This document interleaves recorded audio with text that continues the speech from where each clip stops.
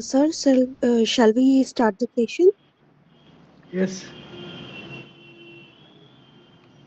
Okay. Amrita, you can start the session. Yes, ma'am. So, good morning, everyone. Welcome to the day two. I'm Amrita, and it's with great pleasure and enthusiasm that I welcome you all participants and guests and organizing team to the 2 days international conference on advancements in artificial intelligence and data science, conducted on 29th March and 30th March, organized by Academy InnovaWorld and powered by Indian Science Technology and Engineering Facilities MAP. At the very outset, I extend my warmest welcome to esteemed dignitaries, Ms. Aishwarya Dhara, founder of InnovaWorld Private Limited, whose visionary and leadership has been instrumental in driving innovation and excellence in research and education. Mr. Pulak Kumar Dhara, Chief Technology Officer and Organizing Chair, and former Assistant Scientist at the Department of Atomic Energy, whose expertise and dedication continue to guide our technological advancements. Dr. Arunava Majumdar, a research advisory, whose invaluable insights and contributions are helping us to navigate the ever evolving landscape of AI in data science. And Mr. Kishan, manager of InnovaWorld Private Limited, whose efforts ensure the seamless executions of our initiatives and events. We are honored to host this prestigious event bringing together researchers, academicians, industry experts, and students from all across the globe to explore the latest advancements in AI and data science. The rapid evolution of AI and data science is reshaping industries, revolutionizing research, and redefining the way we interact with technology. At this conference, we will aim to foster insightful discussions and present groundbreaking research and create a platform for collaborations and drive innovation forward. This conference offers a valuable opportunity for participants to engage in knowledge sharing, gain insights from distinguished speakers, and contribute to growing body of research in AI and data science. We are also delighted to offer exciting perks, including e-certificates for all participants and the Best Paper Innovation Award, an opportunity to get published in Scopus Indus journals. At this esteemed gathering, I would like to introduce our conference keynote speaker, Ms. Suguna. She is a former employee of Amazon as a lead data scientist and currently holding the position as a founder of Shukish Group and other entrepreneurs role. So requesting ma'am to take over the session. Please ma'am. Yeah, sure. Just give me a minute. I'll check my microphones.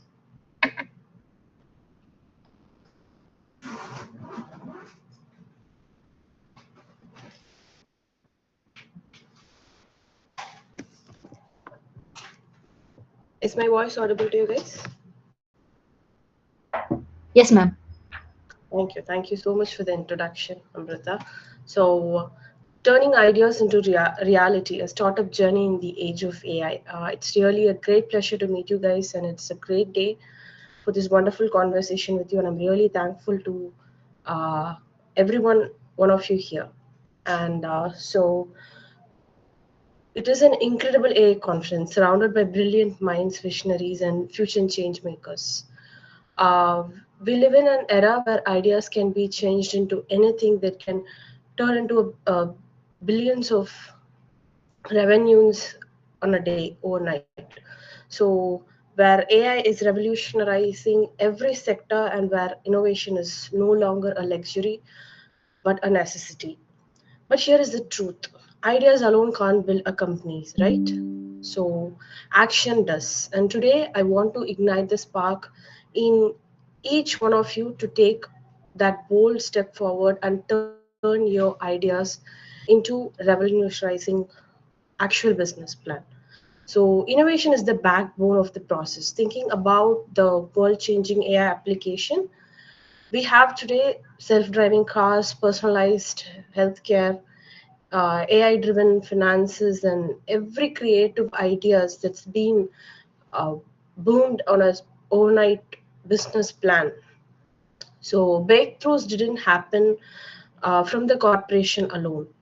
So many were born from startups fueled by passion, resilience, and an unwavering belief in their vision. Many of us sitting here today have ideas, perhaps AI deep driven sustainability or engineering. You have imagined solutions to real world problems, but how would you bridge the gap between is the matter? I would like to talk about how to work out your business plan today. So, the first main concept is going to be validate your ideas. A great idea is just not enough. So, whenever you come up with an idea, you have to ask the question itself, what problem am I solving here? So, it should be a real life problem. Just picking a problem and coming up with a solution that can solve it will create a lot of impact. And the main important thing will be engage with potential customers and test your assumptions, because assumptions come from a single person or a multiple person, but the world is completely different. You have a lot of people there. And refine your solution.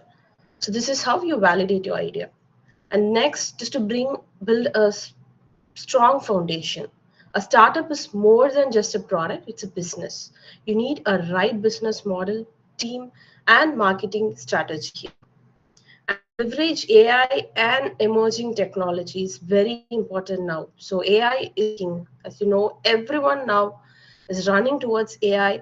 AI is bringing a lot of business.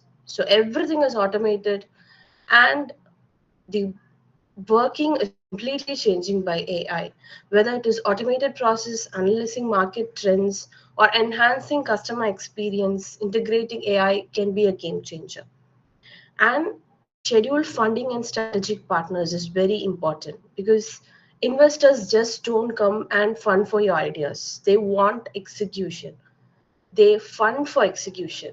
So develop a compelling pitch and align with the right partners to scale your business. That is very important. The most important thing is adopt a growth mindset. So every successful startup faces setbacks. It's not failure that defines you, it's how you adapt, iteration, and push forward. Okay, so now I would like to explain what I am doing here and how Sugish Group can help you success. So, as a chief business officer of Sugish Group, I have witnessed firsthand how to support, or how to give the right support can turn a concept into a high growth startup. So that your any company, that can be a business, tech, engineering, consulting, and we provide solution for all. So how we do is that we give you a end-to-end support for the startup. So from refining your ideas to you can just come up with the idea, we would help you develop the business strategy and build a business out of it. And technology and AI integration is something we are very strong in. So helping you leveraging AI, automation, and emerging technologies to create competitive solution. Marketing across and strategic partners. So you have to have a good network in investment in terms of mentor, which is very important for scaling up your business. So that is something we provide. And scalability and growth strategies as well. Ensure your startup is not just launched, but also prime for sustained access. So that is very important. We believe in empowering dreamers to become doers. And we stand right to help you navigate the challenge, it rewarding path of entrepreneurship. The time is now. The future belongs to you who take action. If you have an idea, don't wait for the perfect moment, because the perfect moment is now. Your idea can be someone's idea as well. So, as this is an AI disrupting industry in every aspect, it is a good opportunity that you show off it, what you have. I invite you to take the first step, connect with us Sugish Group, and let work together to turn your vision into reality. The world does not need more dreamers, it needs doers. With this, I would like to conclude my speech. Thank you for this opportunity, guys.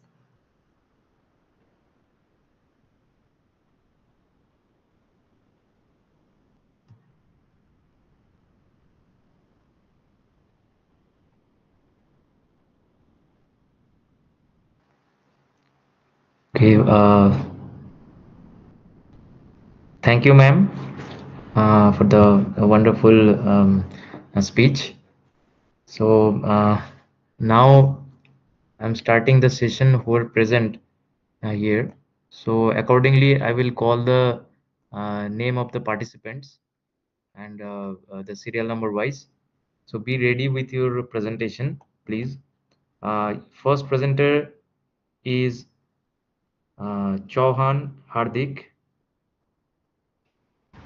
Yes, sir. Yes. Can you please share your screen now? Yes, yes.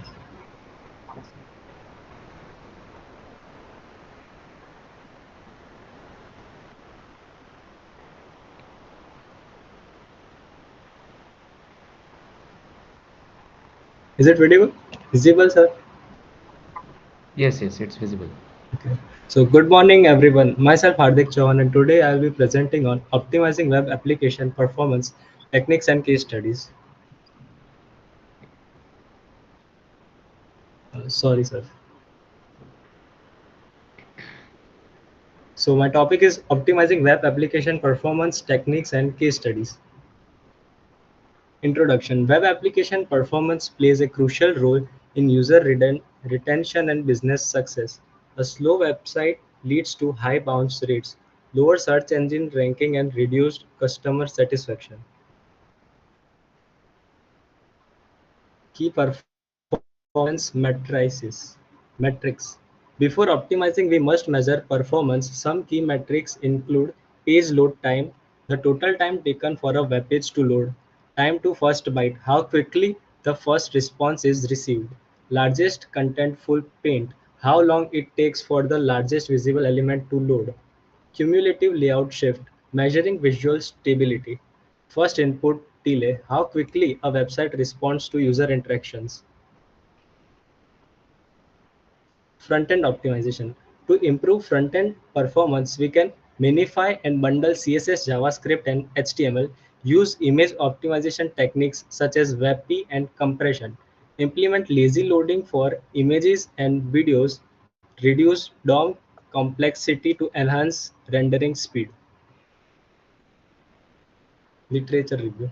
Studies show that slow websites negatively impact conversions and SEO rankings. Performance optimization techniques like minification, caching, and load balancing help improve user experience and business outcomes. Performance testing tools such as Google Lighthouse and New Relic provide insights for continuous improvements. Backend optimization. Backend performance optimization focuses on efficient database queries using indexing and avoiding unnecessary joins, reducing server response time by optimizing application logic, optimizing API calls by reducing redundant requests and implementing pagination, using content delivery network CDNs to distribute static content efficiently, implementing asynchronous processing for background tasks. Caching strategies. Caching reduces redundant processing and speeds up delivery. Key caching strategies include browse caching, which stores static files locally, server-side caching using Redis, CDN caching for geographically distributed content. Code optimization.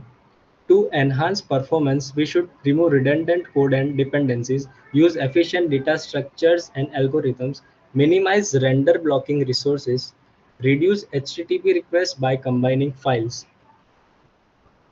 Proposed methodology. Our methodology involves data collection, analyzing web performance using Google Lighthouse, GTmetrix, and New Relic, optimization strategies, implementing front-end, back-end, and network improvements, testing and evaluation, comparing performance before and after optimization, implementation and monitoring, applying iterative optimizations and tracking results. Network optimization. For network improvements, we use image sprites and file combinations to reduce HTTP requests, gzip or broadly compression to minimize transfer size, prefetching and preloading to improve resource loading, HTTP2 and HTTP3 protocols for better request handling. Fast DNS providers like Cloudflare for optimized resolution. Mobile performance optimization. Mobile users require optimized experience. Techniques include responsive design for different screen size, adaptive images to load appropriately for mobile users, accelerated mobile pages for fast loading content, minimizing animations and heavy graphics for low-end devices.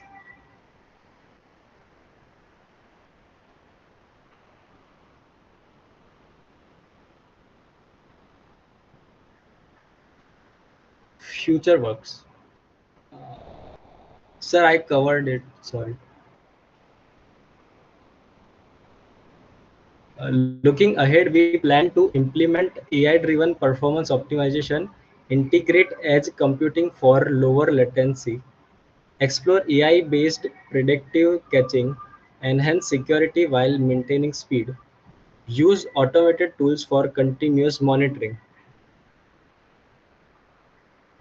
Conclusion. In conclusion, web performance optimization is essential for enhancing user experience, improving SEO rankings, and increasing business revenue. By focusing on front-end, back-end, caching, and network enhancements, developers can create faster, more efficient web applications. Continuous monitoring and adopting new technologies will ensure long-term success. That concludes my presentation. Thank you for your time. Okay, thank you very much, Hardik.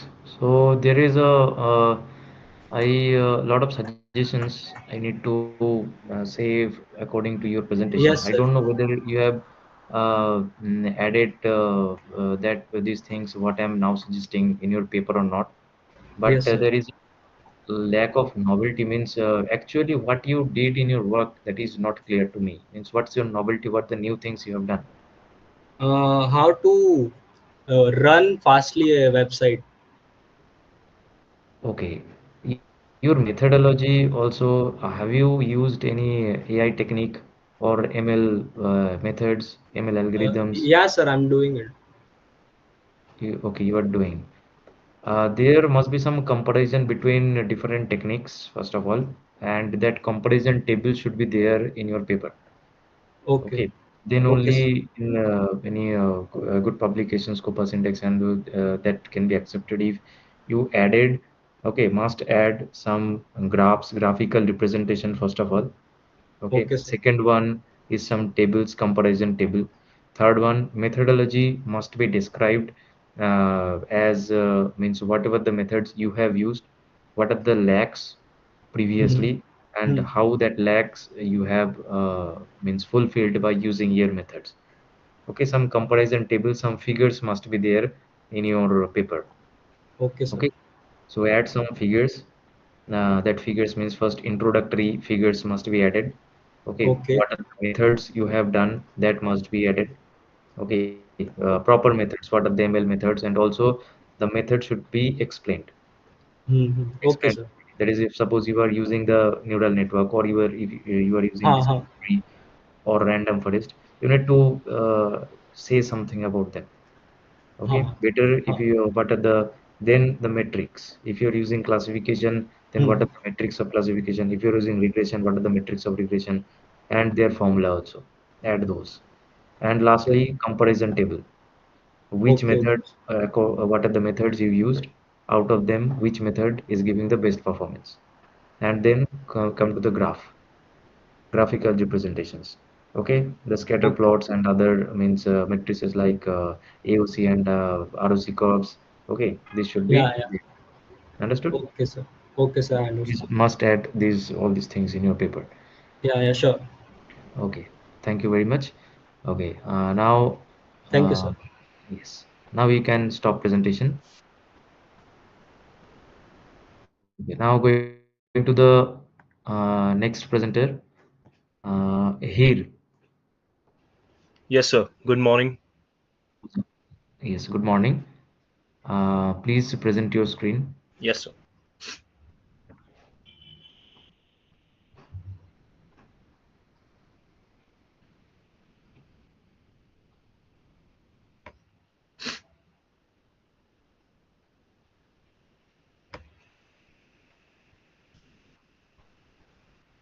Is it visible, sir? Yes, it is visible. Okay, sir.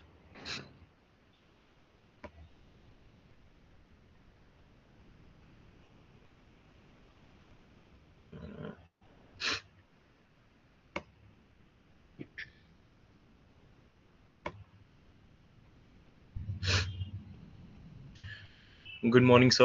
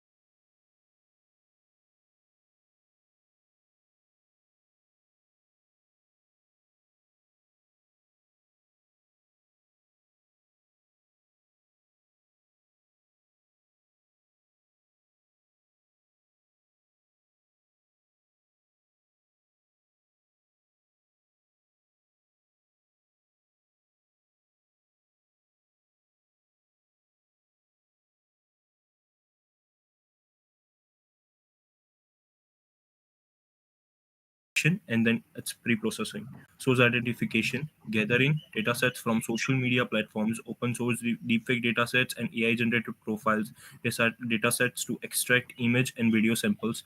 Data pre-processing comprises of collecting data and extracting images and video samples and apply data augmentation techniques to balance real and fake samples for effective analysis.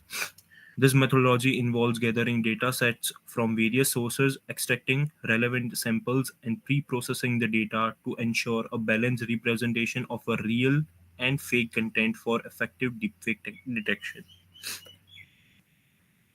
Deepfake detection and feature extractions.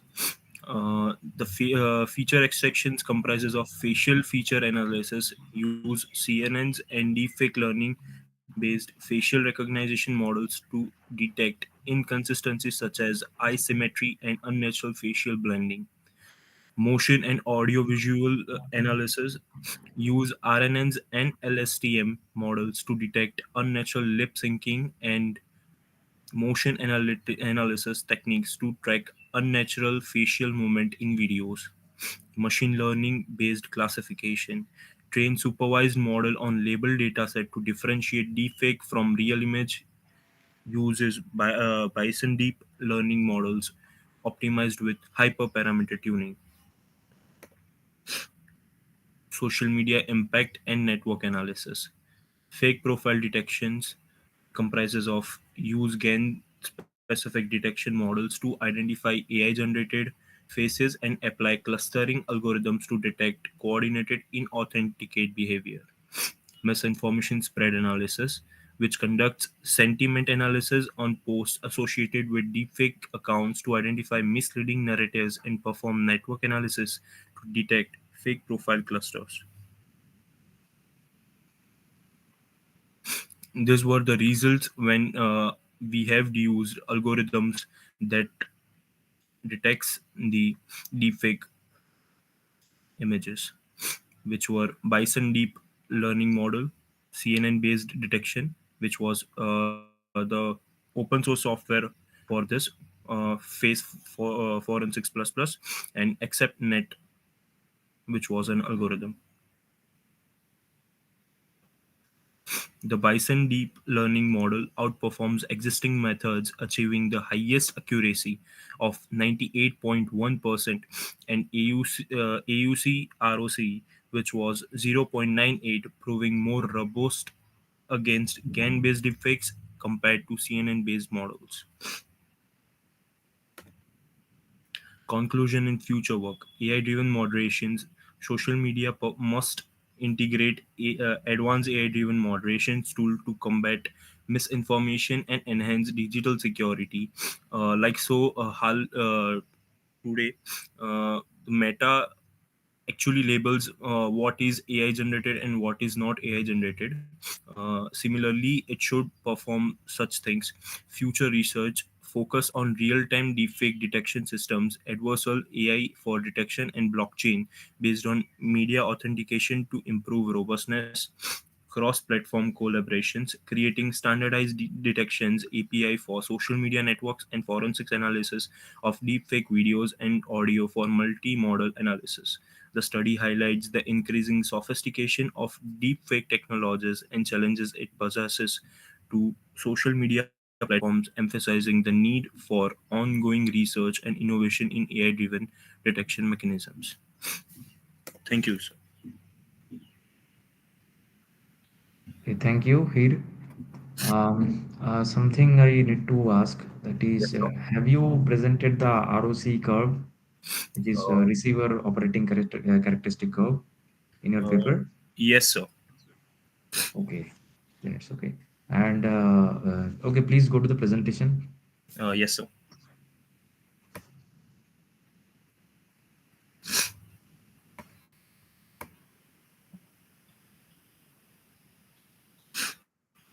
Yes, sir. Okay, and go to that analysis result comparison part. Yes, yes, this one. Mm, wait for sir.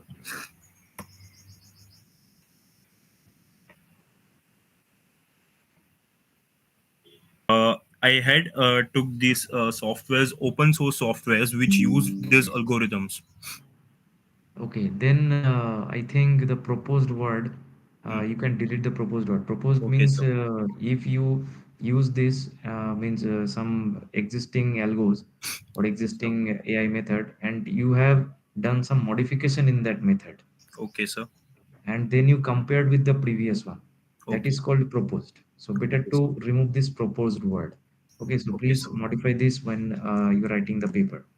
Okay, sir. Okay, and other graphs and other things are okay. So okay, so you have compared one to only three models. Okay, otherwise your presentation, and if you have added all these things and some graphs and other matrices, method should be properly mentioned in the paper also. Okay, Okay, whatever sir. the methods you use. Okay, noted, sir. Okay, otherwise it is okay for me. Okay, now you can uh, means stop the presentation. Thank you, sir. Yes, thank you. Our next presenter is Kedar. Kedar Maheshwari.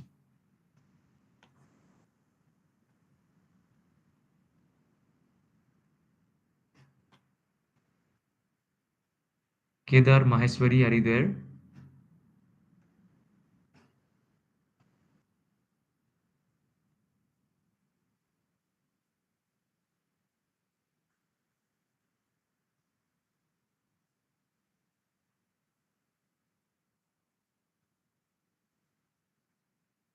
Kedar, are you there? Okay, I think it's not there. Okay, our next presenter is um, Kheuna Mehta. Good morning, sir. Yes, morning. Are you ready for your with your presentation? Yes, sir. Yes, yes. Then you please start your presentation.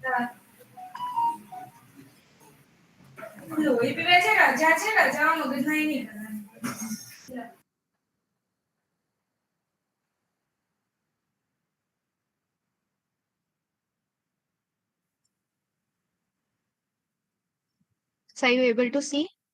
Yes, yes. I can able to see. Please go to the yes title So, question. good morning, everyone. My name is Thevna Mehta, and today I will be going to present my topic, my research paper topic, which is education data mining in STEM and non-STEM subject.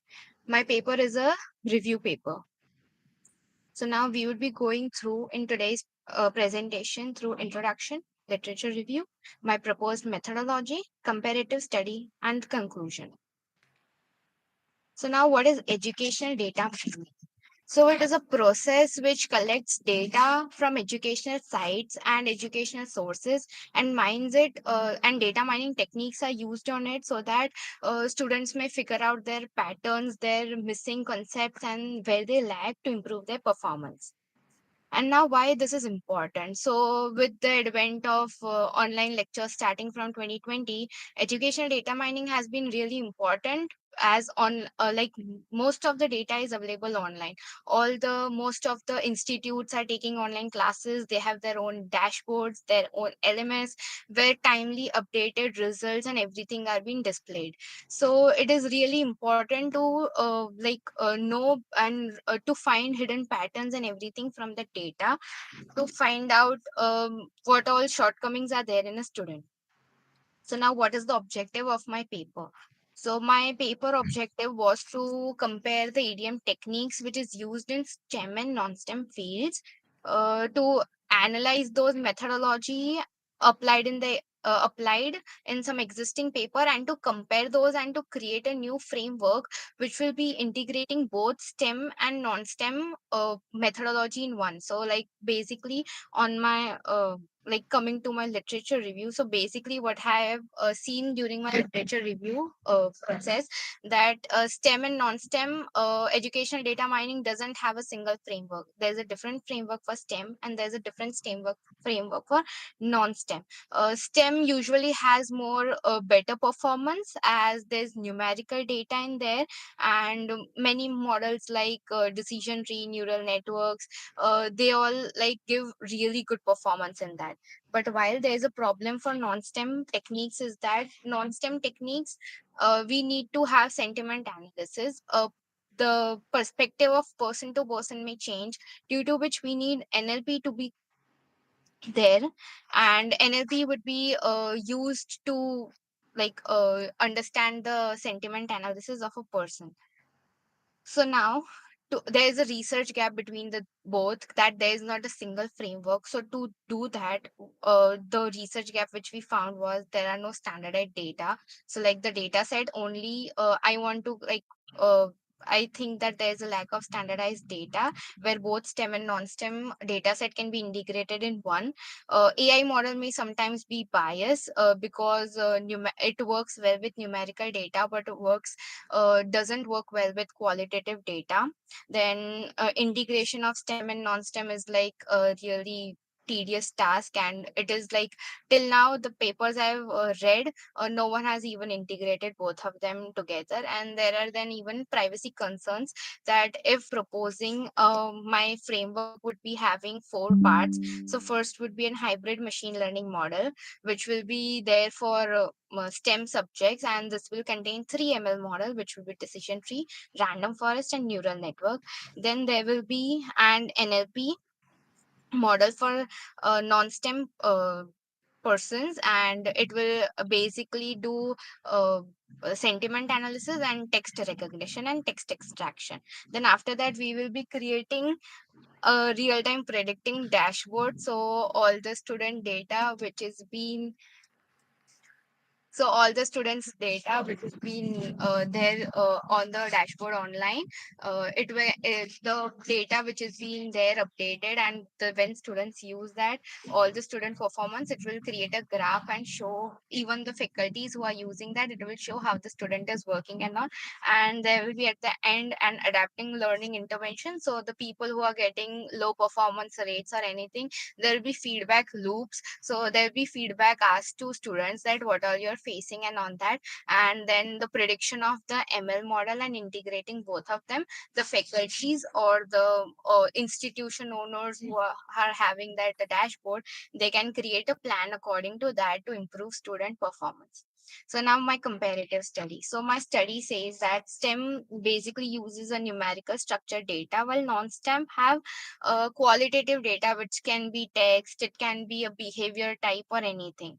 And algorithms in STEM are machine learning. All the machine learning algorithms can be used, in which I have seen the decision tree, then support vector machines, random forest neural network. These gives like a really good percentage in prediction and accuracy. I have even compared those. And in non-STEM, NLP is used for sentiment analysis, and sometimes clustering is even used, but clustering doesn't give that much accuracy in that. And after that, my findings and observation.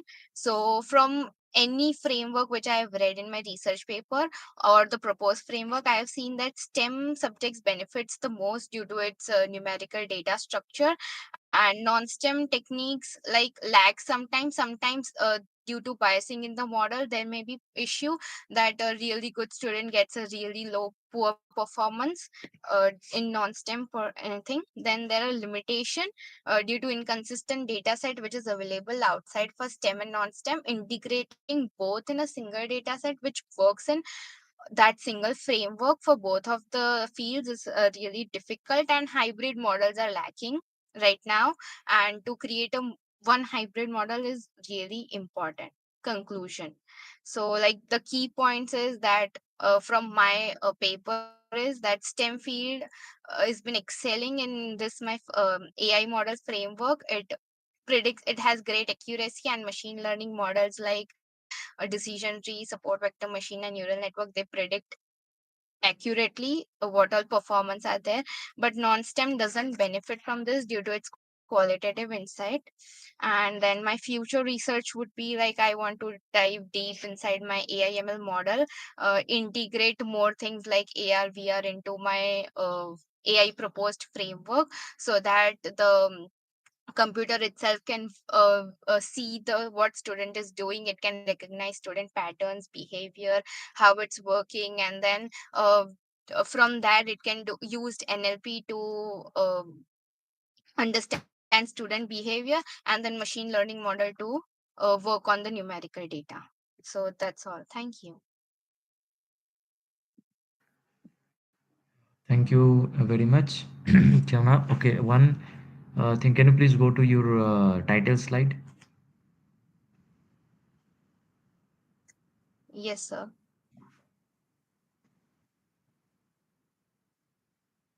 Yes, sir. Educational data mining in STEM and non-STEM. Okay, so you have analyzed STEM and non-STEM subjects data, right? Yeah. Okay, so one thing which I have lack of understanding, that is, after analyzing this STEM and non-STEM data, means what you're actually going to predict, means which subject is best, Student means performance. No, no, not student subjects. performance. Yeah, student performance. How does student work in that particular field and subject, and how it Okay, can from machine learning model, it can get to know that how it can improve itself by knowing its performance rate and all. okay. And your data, you are saying this STEM subjects are having good performance rather than the Yeah, non-STEM, right? non-STEM. Yes. Okay. In your data set, what are the features you have used? Means what are So the it's not features are my there? data set. This is a review paper. So I have compared different papers which have been there available. And in STEM subjects, I have seen basically there are numerical data. So the data generally contains numbers, and it is really easy for machine learning to predict accuracy and predict Okay, okay, performance of the understand. student on those. Okay, so you didn't use the data set to learn model, No, right? Already no. This is my you compared the proposed framework papers. to integrate both Okay, the okay, field in one hybrid machine learning model. understand, understand. And so yes, only means you analyzed different research papers and you reviewed them and compared Yes, that paper results, right? yes. And Okay, then on that basis, I gave my proposed methodology that this could help in future if both of them integrates together in a one model. okay, okay. I understand, understand. Okay. Okay, then in that case, in your paper, when you are going to write Yes. your paper, add your means write your conclusion and the comparison of different papers and your Okay. insights means how Okay. you are going to integrate all of the methods that should be very much strong. Okay, Okay, sir. Hmm. use the already some graphs or some mind map type of thing in your Hmm. paper to Hmm. compare the different studies means which has already Hmm. been worked on means in the papers, and Hmm. you compare the studies means whatever done and how you have concluded that STEM subjects are getting the good results and rather than Hmm. Hmm. non-STEMs, how you So, sir, can I've get this result. integrated graphs in my paper as well Yes, yes, to yes, that show is the main that things. And how STEM benefits more and non-STEM benefits less okay, from it. okay, okay. Then it is okay. Okay, so that part should be very much means strong in your paper. Okay, Yes, sir. okay. Otherwise, your presentation is okay, very nice and presented well. Okay, Thank you, sir. paper should be means that much means a strong write up should be very strong as you're writing a comprehensive review, right? Yes, sir. Okay, thank you very much, Kyona. Now you can stop the presentation. Thank you, sir. Okay, our next participant is Krishna. Krishna? Hello, am I audible, sir? Yes, sir. Yes, Krishna, you are audible. Uh, now, just wait. Yes, you can now start presentation. Okay, sir.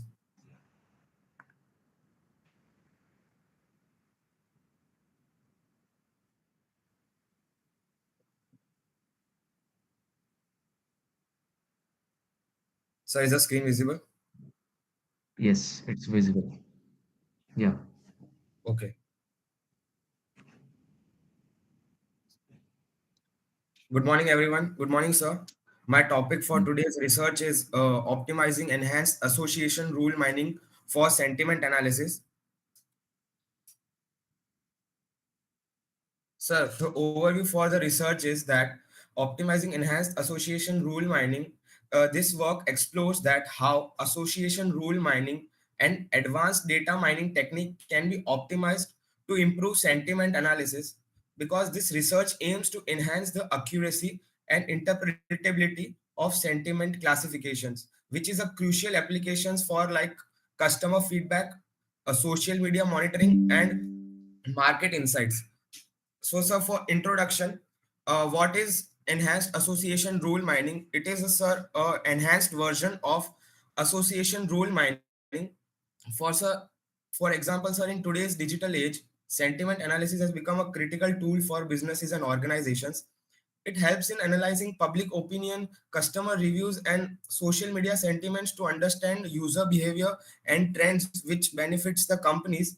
But these models, these classify in sentiment analysis by using naive Bayes and support vector machines, which they struggle for the complex relationship in text data. So for the alternative, we have enhanced association rule mining that can uncover hidden sentiment patterns in large data sets, improving both classification, accuracy, and interpretability. Our goal is to optimize this technique and integrate it into sentiment analysis for a better performance. Now, sir, what is the problem statement that the normal machine learning algorithms like SVM, naive Bayes, or baseline association rule mining, they fail to detect implicit relationship between words. They require large and labeled data sets, which are very expensive to create, and they do not explain why certain sentiment was classified. So for solving these problems, we have analyzed this using an enhanced version of association rule mining. Sir, it was originally developed for market basket analysis, and it can help to solve this issue by identifying relationships between frequently occurring words and sentiment indicators. However, sir, traditional association rule mining needs to be optimized to work effectively for text-based sentiment analysis. That's where our enhanced association rule mining approach comes in. So there were many studies for sentiment analysis, out of which one key study by Hugh and Liu in 2004 used association rule mining to extract product features from customer reviews, demonstrating its usefulness in opinion mining. However, these studies are primarily used traditionally ARM, which is association rule mining techniques, which do not effectively handle large data sets or complex sentiment structures. Sir, now our methodology comes in. So first we collect the data from user, where all the users put their data, i.e. on social media, for example, Twitter, Reddit, etc. Then it is pre-processed, it is cleaned, and by tokenization, removing stop words, stemming, lemmatization, etc. Then we perform uh, its analysis using association rule mining, and we extract important features from that.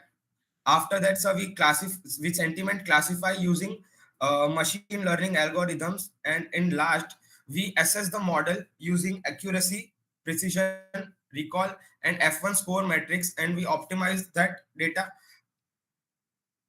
And so after performing all the machine learning algorithms, normal association rule mining, and optimized enhanced association rule mining, we have found that it shows 10% accuracy improvement when we are using enhanced association rule mining over the other sentiment analysis methods. So this is the graph, and this is the comparison of all the methods which we used for sentiment analysis. We can see that the naive Bayes method used is 75% accurate, while the support vector machines is 78% accurate.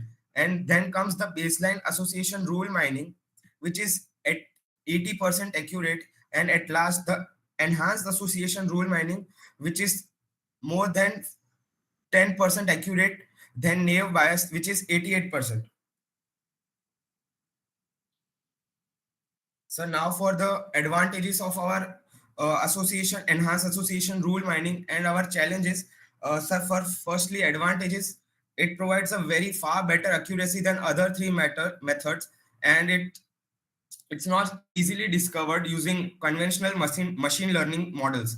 And so the challenges is that the size of the data sets, which are very heterogeneously high, and subsequent studies may include the extension of this method to larger data sets.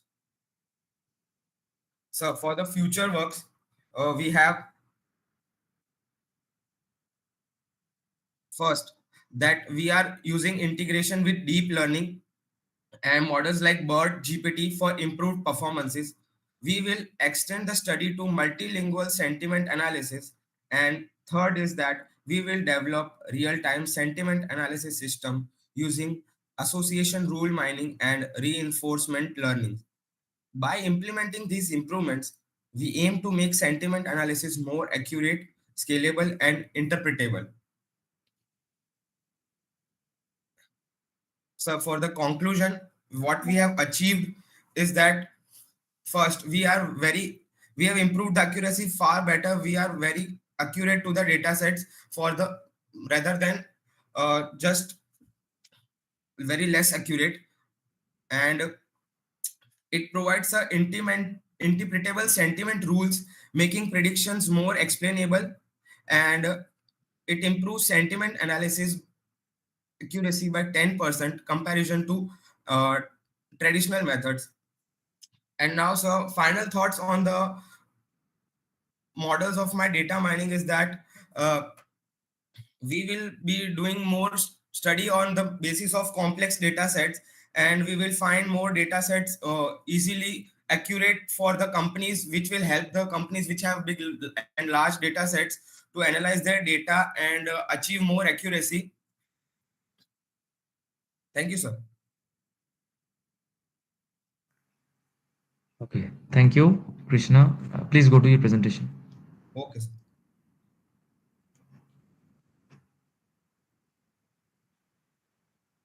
So is it Okay, visible? yes. Sentiment analysis you have done. Okay, where do you find the data set? Can you please, the source of the data set? Can you The please source tell of me? the data set can be customer review data sets. We can get it from many websites like Twitter, Amazon, IMDb, or etc., which where all the users provide data or they comment or they react, which is easily available to users, and it is very frequent to analyze from that because it has many data.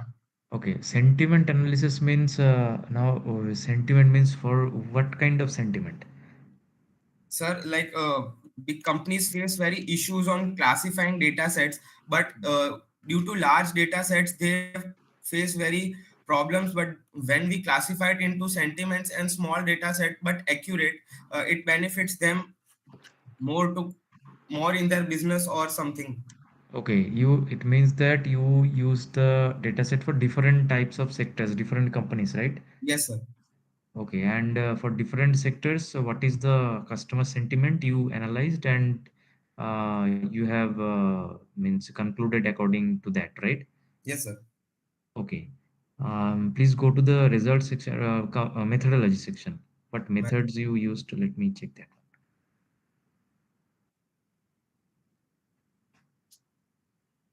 Data collection, marking, sentiment classification, evaluation, and optimization. Okay. Optimization, you use the word optimization. Have you used any methods, or you just means compare the results of the matrices of the means classification, and yes, sir. then you I have have. yes, I this have. one. Yes, sir. This is the. You compared the accuracy level, right? Yes, sir. And then you were saying, okay, basically optimization, it is if you use the word optimization, I have seen many of you have used this word optimization.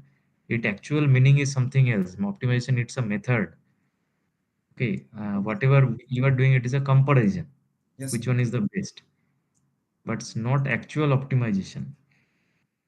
Okay, Okay, sir. so otherwise your paper is okay. And okay, please show the it's your classification model, right? Yes, sir. Navy face is BM.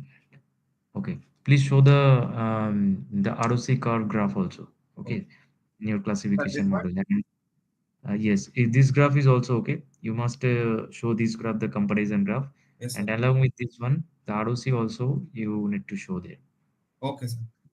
Okay, the curves, that is which one the ROC, the area which one is the smaller, you need to attach that curve graph. Yes, sir. I will attach this. I have not attached it now, but I will Okay. attach it. Okay. And also the methods, that is Navier base, SBM, and baseline arm and enhanced arm. Okay, the methods means the formula behind it Yes, sir. and the algorithm behind it. These things also should be written in your paper. Okay. Okay, sir.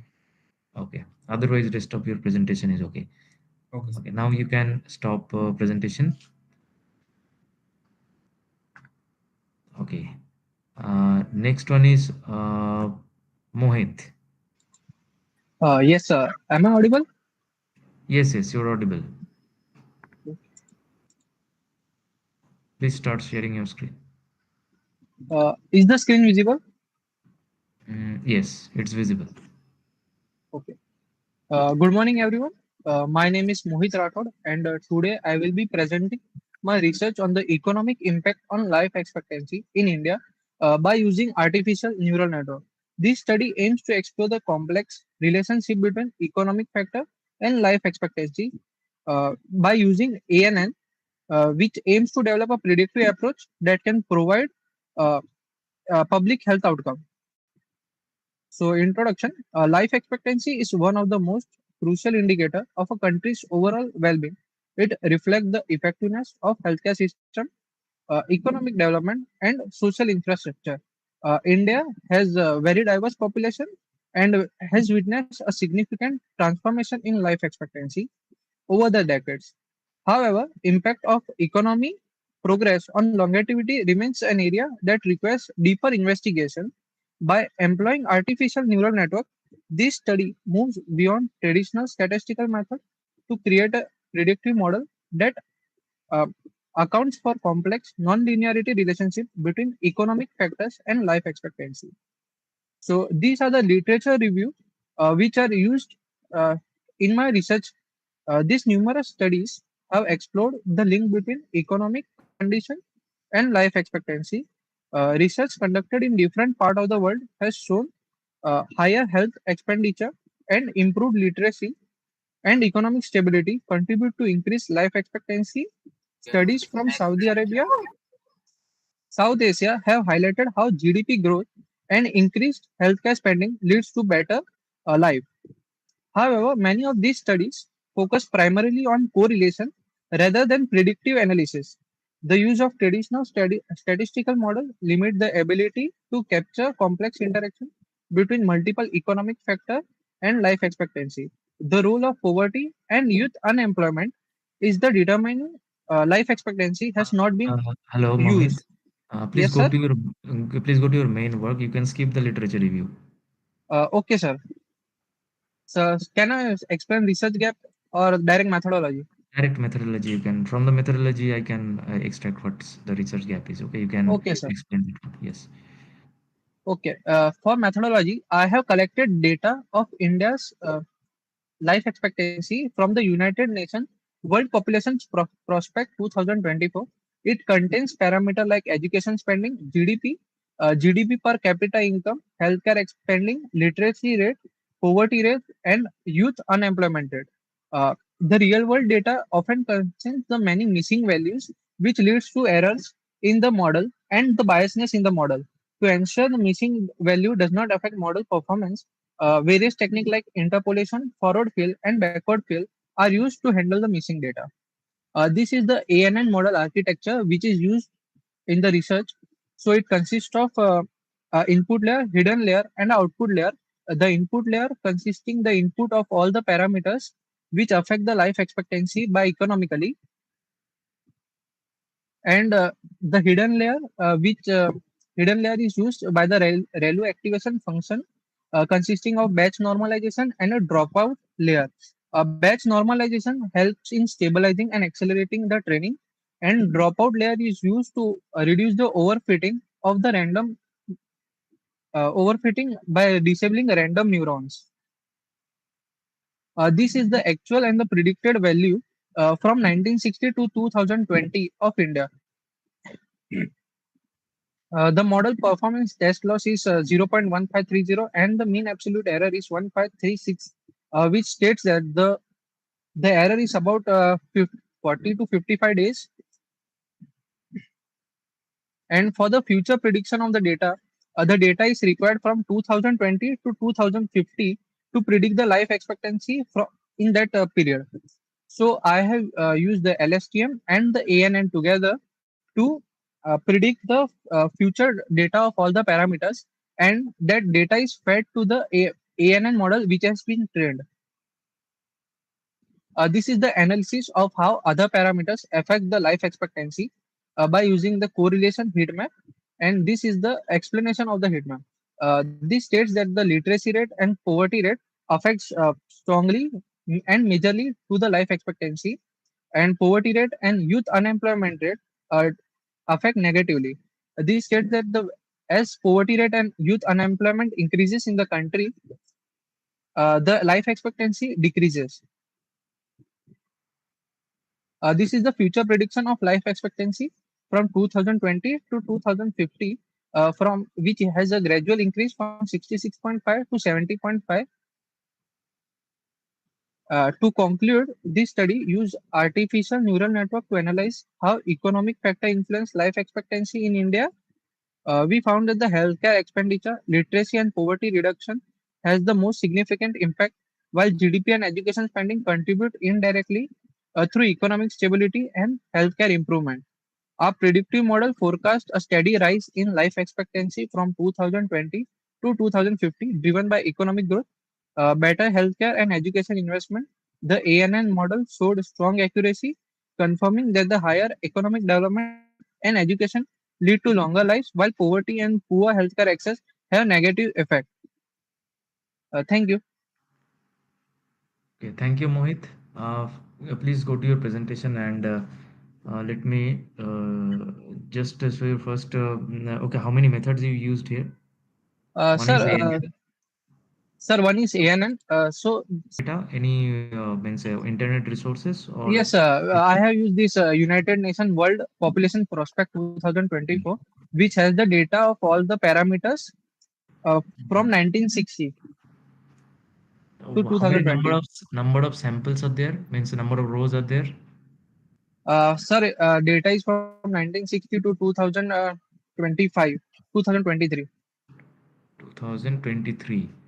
And Yes. each year, how many means sub data are there? Means in each year. Okay, what is the number of rows? If for each and every year, it is only No, sir, single row is there? single. It is a single row only. Okay, It is not a means monthly. It's only a yearly basis. okay, understood. So it means the total sample is low here, not too much high sample, right? Yes, sir, but the data is very hard to collect for that. Okay, understand. Okay, next one is means you have used ANN and Yes. you also said LSTM. Have you used the Yes, LSTM here? sir, LSTM and ANN is used for the future prediction of the parameters which are used. Okay, Like I have used education spending. So the data of education spending from 2020 to 2050 on the basis of only year, which is only a gradual increase. So this data has been calculated using LSTM. okay, for the future prediction, right? Yes, Okay, next one, ANN, you have used ANN here, and I think your data set is continuous, right? yes, sir. Yes, continuous. You have calculated ME and the test loss and everything. Okay, now one suggestion is for my side. Use some other algos also, like you decision tree. Okay, you Yes, sir. used ANN only.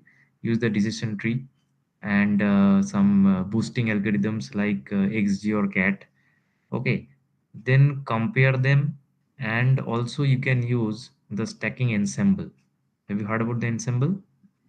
Yes, sir. Ensemble learning. Yes, ensemble. Add Sir, I was this. studying about temporal fusion transformer. Yeah. Okay, so if you do that, you can, I think, a better result you can get by using the ensemble. It will be a good paper if you can do all of these things and then make a good comparison between them. Okay, Yes, sir. a comparison study is missing here. Means if you use several algos because you are using the regression model here, you need to Yes. use different algos here. Okay, it's just a matter of things. Means you just upload your dataset in Python. If you which platform you're using Python? VS Code. Okay, okay, VS Code means in VS Code you're using the Python platform or something else. No, no, Python. Python. Okay, mean just code is available. Okay, if Yes. you use means XGBoost, CatBoost, okay, Ensemble, LR, every code is available there. Just use generate the code and use this and make a comparison result. I think the Ensemble will give you the best result there. Okay, if you use this, you stack all these methods. Okay, Yes, sir. comparison table and the comparison graph. Okay, also Yes. you can use the means scattered data. Okay, means testing versus actual. Okay, the actual result versus predicted result. What you have done here in this case, use it for some other means Model also. yes. Okay, that will be Yes, a sir. helpful for you. Okay, sir. If your presentation is okay, just if you use this, it will not take much time. Okay. Yes. Okay. Thank you very much. Now you can stop presentation. Thank you, sir. Okay.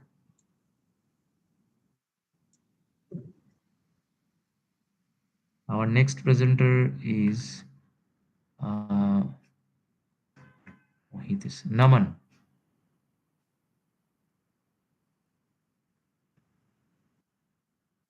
Naman. Hello. Hello, sir. Am I audible? Hello. Yes, you're audible, Naman. Yes, sir. Okay, please start your presentation. Yes, sir.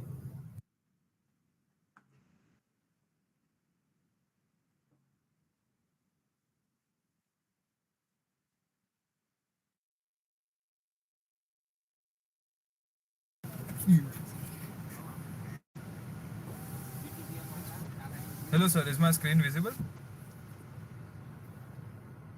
Hello. Your screen is visible, Naman. Yeah. So, sir, can I start? Yes. Yeah. You can start. Good morning, sir. My name is Naman Saraf, and I will be presenting on contribution navigating the challenges of decentralized finance in comparison to centralized finance. The research aims to explore Uh, the research aims to explore the security risk, vulnerabilities, potential, and improvement in two key blockchain financial systems, DeFi and CeFi, decentralized finance and centralized finance. Given in the increasing adoption of blockchain technology, security is a critical concern in both domains. The financial industry is undergoing a major transformation with the rise of blockchain technology. The two key financial systems have emerged: DeFi, which operates on decentralized smart contracts, and DeFi, which follows a traditional and centralized structure. Both systems manage billions of dollars in assets, making them highly attractive to targets for cyber attacks, fraud, and mismanagement. DeFi is often praised for its transparency and decentralization, while CeFi offers regulatory protection and ease of use. What is DeFi? DeFi stands for Decentralized Finance, is a blockchain-based financial system that operates without intermediaries instead of banks or centralized exchanges. DeFi transactions are executed through self-executing smart contracts. This means the users have full control over their assets and can lend, borrow, or trade directly through platforms like Uniswap, Aave, and MakerDAO. DeFi offers great transparency because all transactions are recorded on blockchain. However, this system is not without risk. Technical vulnerabilities in smart contracts can be exploited by hackers. What is CeFi? CeFi stands for Centralized Finance, follows a more traditional financial structure. In CeFi, a company or platform manages users' transactions just like bank or financial institutions. Example, a CeFi platforms include Binance, Coinbase, and Kraken. Users trust this platform and hold their assets, offer security measures, and company with regulations, while CeFi provides customer support and regulatory compliances. Why is security so crucial and critical? Both DeFi and CeFi deal with large sum of money, making security a top priority. DeFi faces security risks such as smart contract vulnerabilities, flash loan attacks, and oracle manipulation. CeFi faces different challenges like centralized finance exchanges, hacks, insider fraud, and regulatory risk. One of the biggest concerns in CeFi is the risk of fund mismanagement by centralized entities, as seen in the case of FTX, where $9 billion in customer funds were lost.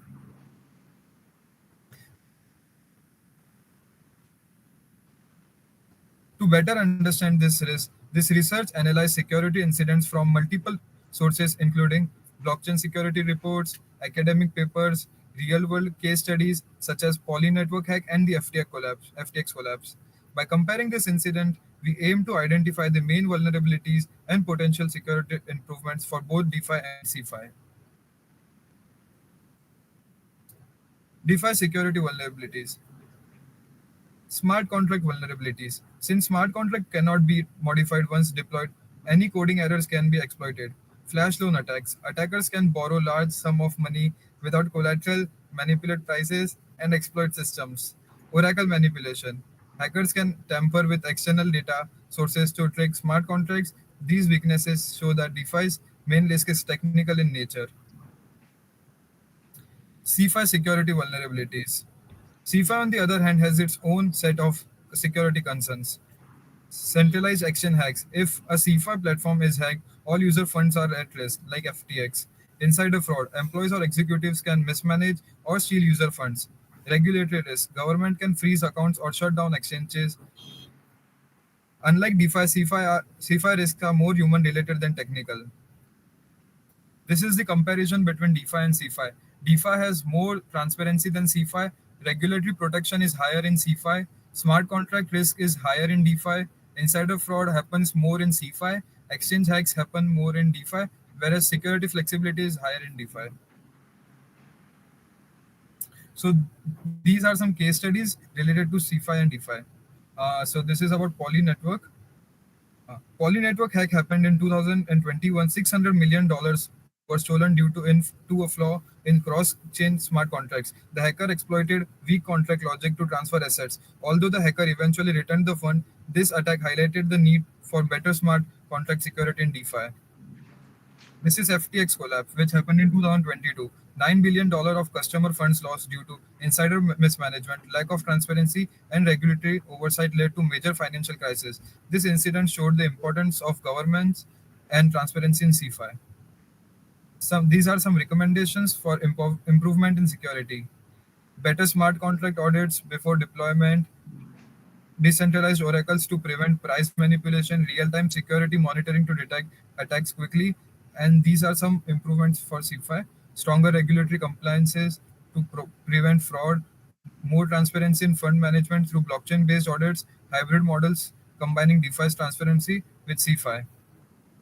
Now, I would like to conclude that DeFi and CeFi have unique advantages and security challenges. DeFi provides transparency but faces technical risk. CeFi offers regulation but is vulnerable to centralized failures. Future research should explore hybrid financial models and AI-driven fraud detection to enhance security. Thank you for your attention. Okay, Naman, I couldn't understand what method you used actually here and what your conclusion is actually. Yes, please go to Yes, sir. your So, methodology part and the comparison part. yes, sir. So, sir, my paper is basically about the comparison between centralized finance and decentralized finance. In CeFi, we include banks, apps like Yes, Binance, yeah, Coinbase. that I understand. But have you used any AI method or ML method here to compare your study, or have you used any data set, proper data set? No, sir. It is basically I have read 5 to 7 papers, and it is a review paper. Okay, okay. It's a review paper. Yes, Okay, sir. then the same thing I need to say that if you are writing a review paper, your means comparison between the different papers and how you have found the loophole, that must be very carefully have to be written in your paper. Okay, please note it down what I am saying. Yes, sir. Yes, first of all, the gaps of the research, whatever the papers, how many papers you have studied for this? 6 papers. 6 papers. Add at least 10 to 15 papers here. Means Okay, sir. you need to read the 15 papers and you need to show in your means paper. Okay, that you have studied more than that, because 6 papers it is very means lacking, that there are too many papers are present in the market and only 6 papers you have studied. How can you conclude that these are the research gaps? That may be a question. Okay, Yes, sir. so please note that you have to add more papers. Okay, have to write the gap point very clearly, add a mind map type of figure or any algo type of means flowchart type of figure. Okay, to to illustrate the research gaps. Okay, means these and these gaps are there, these researchers have done this, and these are the gaps, and these are the gaps are present, and how you can be able to fulfill that gap. This Okay, thing sir. you need to add as a structured way, and write up should also be in a structured way, and also add some particular means method, flowchart type or mind map type of graph there. Okay, this is point number two. Third point is use the comparison one, then the result comparisons.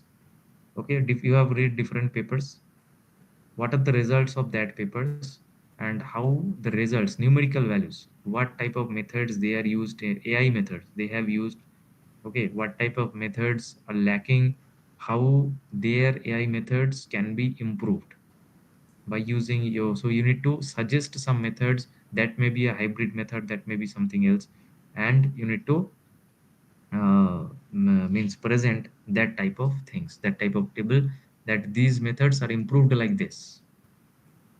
Yes, sir. I You will get add me? in my paper. Yes, yes, you, all these things you need to add in your paper, okay, Yes, sir. otherwise it will be very difficult, okay, to publish. Okay, and fourth thing, add some compare after doing all these things. Okay, now you need to suggest what is your view, your insights, okay, that what is your future research and how these gaps and these results can be modified, and how industry can be get the benefit from your research. After doing all these modifications, how industries can benefit. Understood? Yes, sir. These things must add in your research paper. Yes, sir. I will add them. Okay, okay, and okay, so your part is over. Now you can stop your presentation, Naman. Thank you, sir. Welcome. Okay, Naman. Next one is um,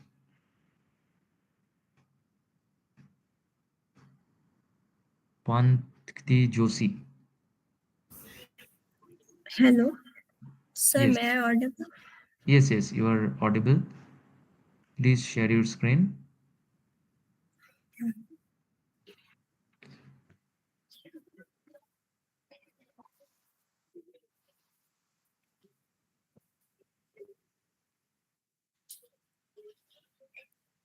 Sir, you can see my screen. Yes, your screen is visible. Okay. Good morning, sir. Today I will tell about my paper.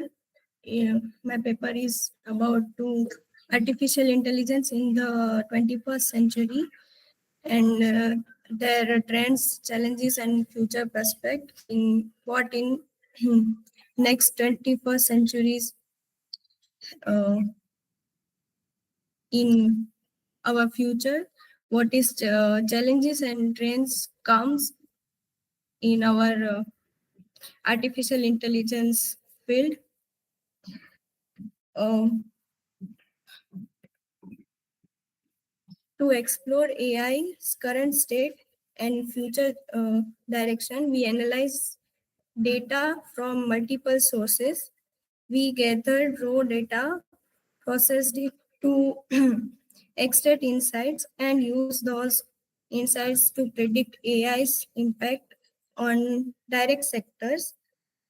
Uh, um, the future of AI, including quantum computing and generative AI, contribution between policymakers, research, and industries. We are. I am using NLP and machine learning, computer vision, and ANN in it. There are some problem statements that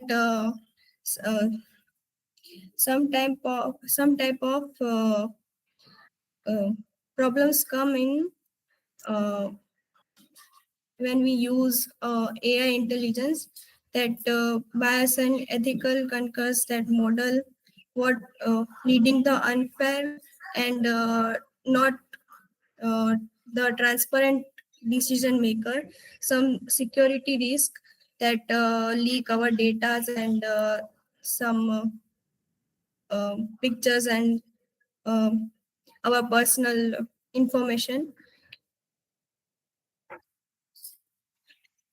There are some methodology that I will work on it. Firstly, I collect data, not actually collect. Then I search about the uh, challenges, what comes in past, and what is come in our future. Then I will analyze the all the thing, and then I put the outcome in my paper. Uh, there is a human collaboration in future innovation that sometimes AI is not working like a human. It will not replace the humans. So it will also want the help of humans. So in healthcare, AI improves diagnosis. In creative fields, it artists and designers all the wants to AI, but uh, AI also want the human. So AI also supports decision making in business and governance while ethical guidelines and ensure fairness, transparency, and also the human need AI to uh, build their new type of innovation and what kind of they want in future changes in all. Okay, Pankti, yes, please Yes. go to your main study, means what you have done, your methods and your results. Yeah, sir, I'm done in methods that I search about what is trends, challenges, and future prospect and challenges solution in for the time uh, with AI that challenges will come in our future and now. So that was a trend about the AI. So AI is normally generate everything that we say AI to do in every uh, field. AI was able to do. Sometime it was real time decision making and smart devices that will connect us with connect with AI. So will work was doing very fast. So in this time, the AI trends are very uh, rapidly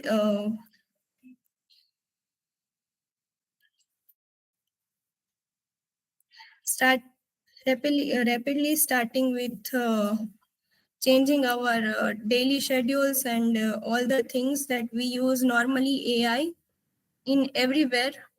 So it is about the trend that we use in our normal life or other that smart and real time with all the things that we use in phone, cars, drones, with our house and everywhere that we can help. We want the help from AI. We can get very easily. Here are some challenges about it. That there are some uh, mis mm, misinformation that we get from the AI that was sometimes it's not true and it is about not trustable information or anything.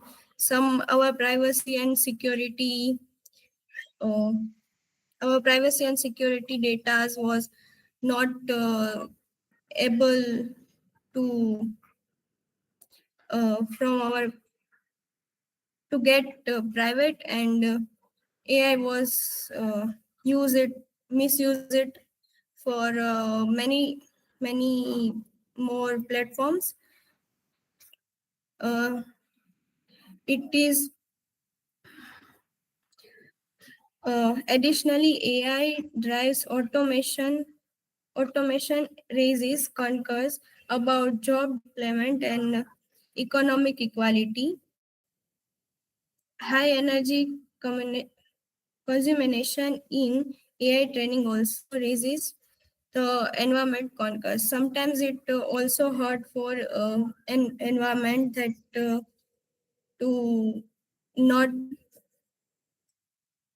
put everywhere the AI that was not good for our health or environment too. There are some chart that I will get from the my research, that how challenges come with the AI advancement and their new researches and new AI development come with the new challenges. So there are some challenges that I will tell before it, uh, and then it was raising with the time, and it is also harm to our uh, self or environment. There are some type of solution I get from the my research, that to accessibility and transparency will help to improve trust in AI. Data security measure that including encryption and security learning are visual workforce, uh, the skills, the reskills program will prepare employees for AI driven challenges. Some global uh, cooperation among governments and industry are also will research about the AI benefits for the society. There are some type of importance for AI that we are want to grow our self and the future and education, whatever field we use the AI, we want to uh, know that what is importance of AI. So it reduce human error and optimize operations error sectors.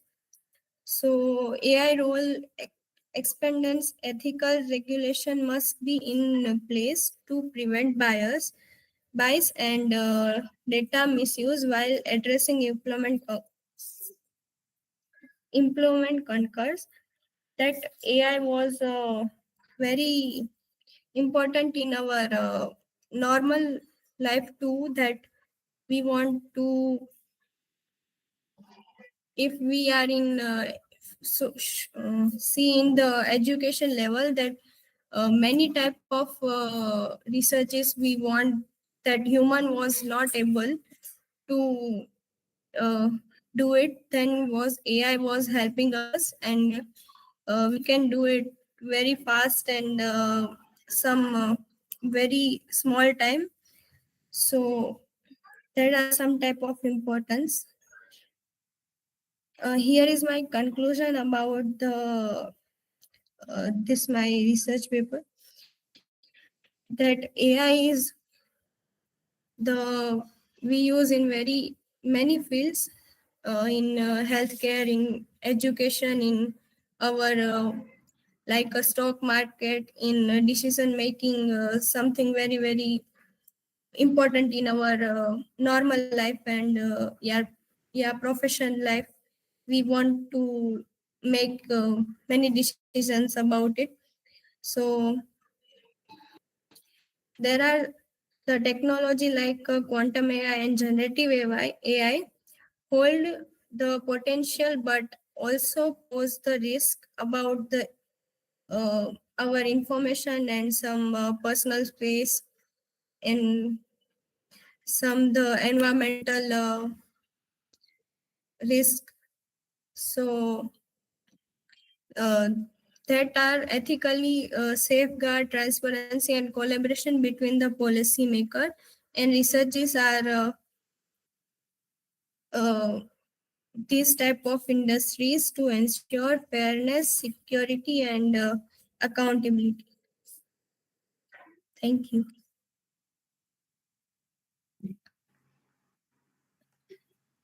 Okay, Pankti, thank you very much Yes. for your presentation. First of all, is it your review paper? No, sir, it is not my review paper. I just do some researches about what kind of trends are now in our field, and kind of challenges we get in the what field we can use the AI, That I and what, understand. Means, have you yeah.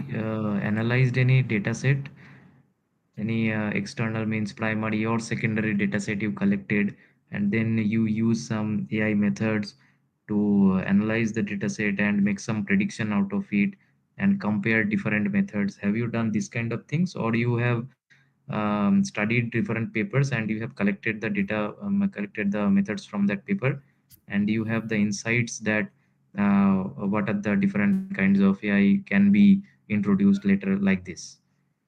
I read many type of papers that Yes. related about my topic, so I can get what kind of methodology they use and what kind of um, they give the information in it, so I can use to find what kind of information Yes, that yes. So I it is can a do. review type of study. Okay, it was, so it means that Yeah. you did not used any data set, right? You did not use any No. data set, yes, and you did not use any methods, or you did not used any proper methodology or proper learning model. You didn't.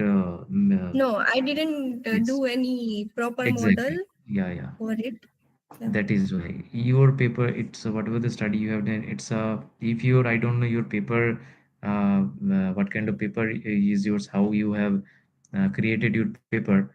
It's a lot of modifications required in your paper. Okay, as I Okay. already told in the previous presentation.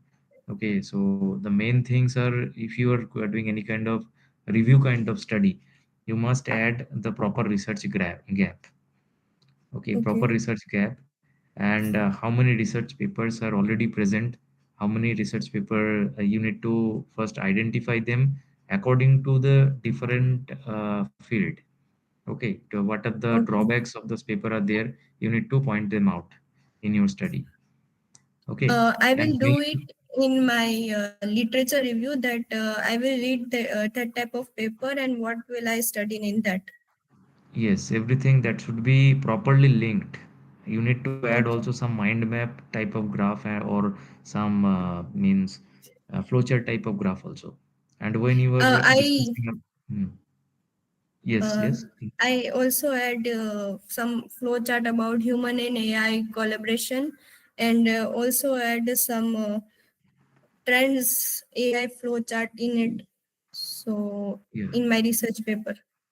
yes, yes. So you have to the gap of the research. You need to identify Okay. that with some figure. Okay, Okay. I will work which is on already it. existing. No, you may or may not means existing methods or existing literature. That may be a different issue. You can means discuss them in your literature review section. But after that, you need to suggest something new.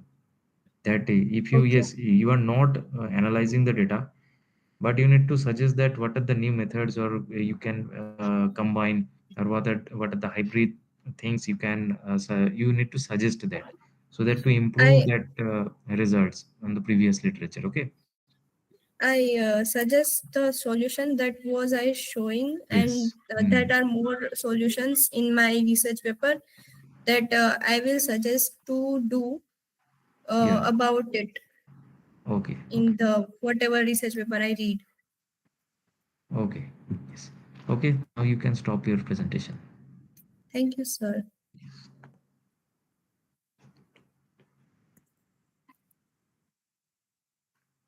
Okay, our next presenter is mm, Parth.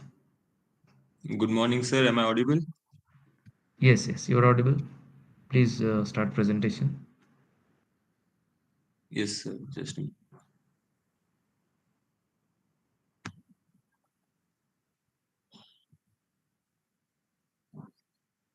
Sir, is the screen visible? Yes, your screen is visible.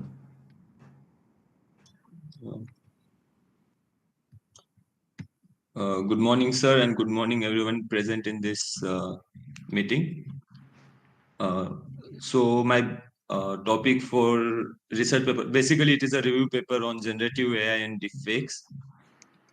So we will go through introduction, then literature review, applications of generative, deepfakes, and methodology to separate out deepfakes and real image, and then the result, and then conclusion.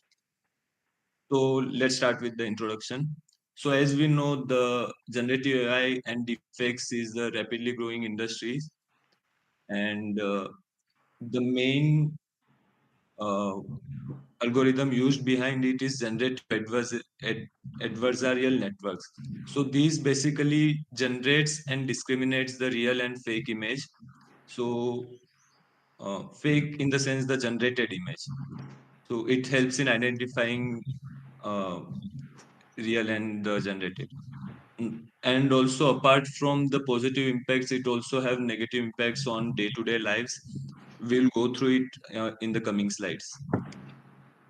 So literature review, there are various techniques to create generative AI. The first one is generative adversarial networks that we previously talked about. It generates synthetic data and discriminates it from the real one. Then we have another technique that is variational and autoencoders. So this basically generates diverse output by sampling the latent space. Then the third technique we have that is transformer based generative models. So this basically captures long range dependency in data, making them highly effective for generating coherent and context aware content. Then the fourth technique is deepfake specific generative models. Deepfake technology heavily relies on generative models that specialize in face synthesis, expression transfer, and voice cloning. So applications of generatives. So generative, apart from its negative impact, it has positive impacts on creative industries, healthcare and biotechnology industries. So in healthcare, the X-rays and the other machineries that are related to image or some new generation, basically, uh, are heavily, dependent on AI generatives. Then the gaming and virtual reality. This is highly growing industry nowadays, and they are basically doing the business from AI generative. Then comes deepfake, the mechanism of deepfake generation. So basically, deepfakes are the videos or images that are produced in uh, real time, and it has potential for deceptive use in live broadcast. So next is the ethical implications of deepfakes. So as we discussed previously, that despite of positive applications, there is potential for harm as well. So deepfakes can be used in spreading misinformation, and it can also happen in political campaigns, which can lead to insecurities and highly maybe violence among the supporters of particular politicians against the another one. And it also leads to financial frauds from voice deepfakes, like the person finds the call is from their relative and that is not from them, and the fraud takes place. So this graph basically represents the uh, rising threats of deepfake technologies over the years. So blue line represents non-consensual content. Red one represents political misinformations. Purple one represents financial fraud. Uh, Green one represents identity theft, and the orange one represents cooperative corporate espionage. So let's start with the methodology, that how can we identify the deep fakes or AI generatives. So after reviewing many research papers, I come up with a conclusion that the most effective technique to identify the deepfake or AI generative is convolutional neural network. Uh, this purpose due to it is used for the purpose because its ability to extract complex features from images, and it uses edge detection and many other techniques that help in distinguish between the real one and the fake image. So basically we start with the data collection, then we select the model and we train it, and then finally we analyze, like we use feature extraction, and then we analyze the texture analysis, lightning and shadow analysis, edge detection, um, which gives high impact on identifying the image, the real one, and uncertainty based detection, that is leverage prediction uncertainty to identify difference between AI generated and natural image. So the result that came up is the like using methodology, there are high chances of identifying the defect, then the public awareness, and then detection method legislations.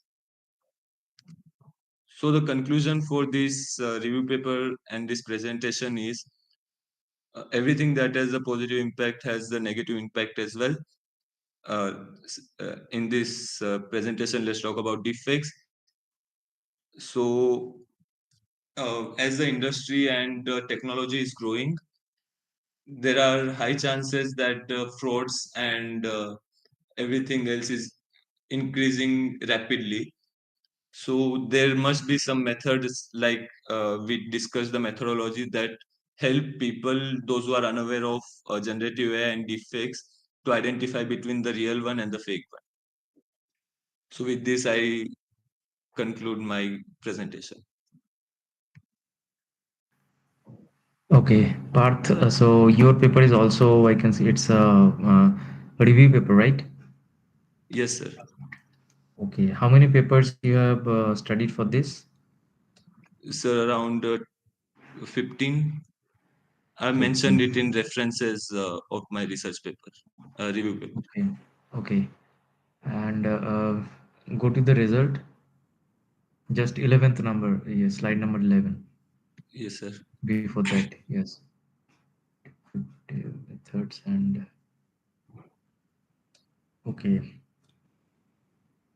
Same thing also I need to say that use some proper figure for gap identification. Okay, so so I means these are the things. Okay, it is progress level. Selection 1 by 10. Defect take detection methods. Have you collected this data from the existing research paper, right? Yes, sir. And you have compared the existing papers. Means Yes, sir. After comparing, I found out that this scale 1 to 10 basically means percentage. percentage. Yes, sir. These data you have written here means you have shown defective and detection methods. Okay, legislation. Okay, these all these things you have collected each and every means method from different papers, or the single graph is available in a single paper. No, sir. Uh, all the research paper does not contain the same data, so Okay. I collected this four names, like they are in different papers, Mm-hmm. and in many papers they are all in one. So I've collected data from like this, and I compared it. Okay. Okay. First of all, same thing I would like to say that add you need to explain this figure comparison figure property. Which paper do you have collected which type of data and how you have compared these four results in terms of your progress level. Okay, Yes, you sir. need to explain this one. Also, some more figures you should add. Okay, some more analysis. You should add different methods. If collect the methods, which paper used which methods to detect the defect. Okay, Okay. type of scene. So So basically, I that have to yes, mention the paper that paper I've and which collected. paper used, what kind of method they have used. Okay, Okay, sir. Sure. and then you compare some methods, compare the methods that this paper use this method, this paper use that method. Okay, after that you use that what are the lacks in that method. Okay, the lackings are already written in those papers also. Limitation of the paper. Okay, you can find the papers Yes, in sir. that papers. Okay, so use those. That is what are the findings. Okay, and then you need to properly capture all those findings and what are the limitations of that paper and how that limitations can be fulfilled. You need to suggest something new. Okay, sir. Okay. I got Okay, it. and all that means drawbacks and everything. You should put a flow chart of that. Okay, this paper has in this kind of the used this method. This paper used this method. Okay, and Yes. how can that methods can be modified, okay, to make a more efficient method. Okay, You sir. can also suggest some combination of method. It may be that you don't use any data set and you don't use any proper means algo, or you are not getting the results, graphs and this, but you need to suggest that this can be done. Okay, sir. I'll make the changes. Okay, okay, then thank you for your presentation. Yes. Thank you so much You for the. can yes, stop presentation now. Thank you. Okay, next Rudra. Yes, sir.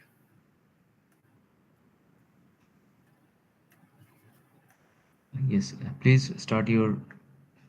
Okay. So, good morning, everyone. My name is Rudra Patel, and today I will be presenting you on enhancing blockchain scalability and security.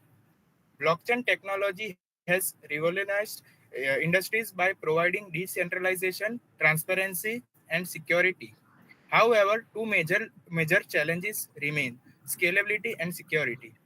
In this presentation, we will explore how Solana's proof of history aims to improve scalability while addressing security concerns in smart contract development. Uh, have you ever experienced slow transaction or high fees while using blockchain networks like Ethereum? This happens because most blockchain struggles with scalability.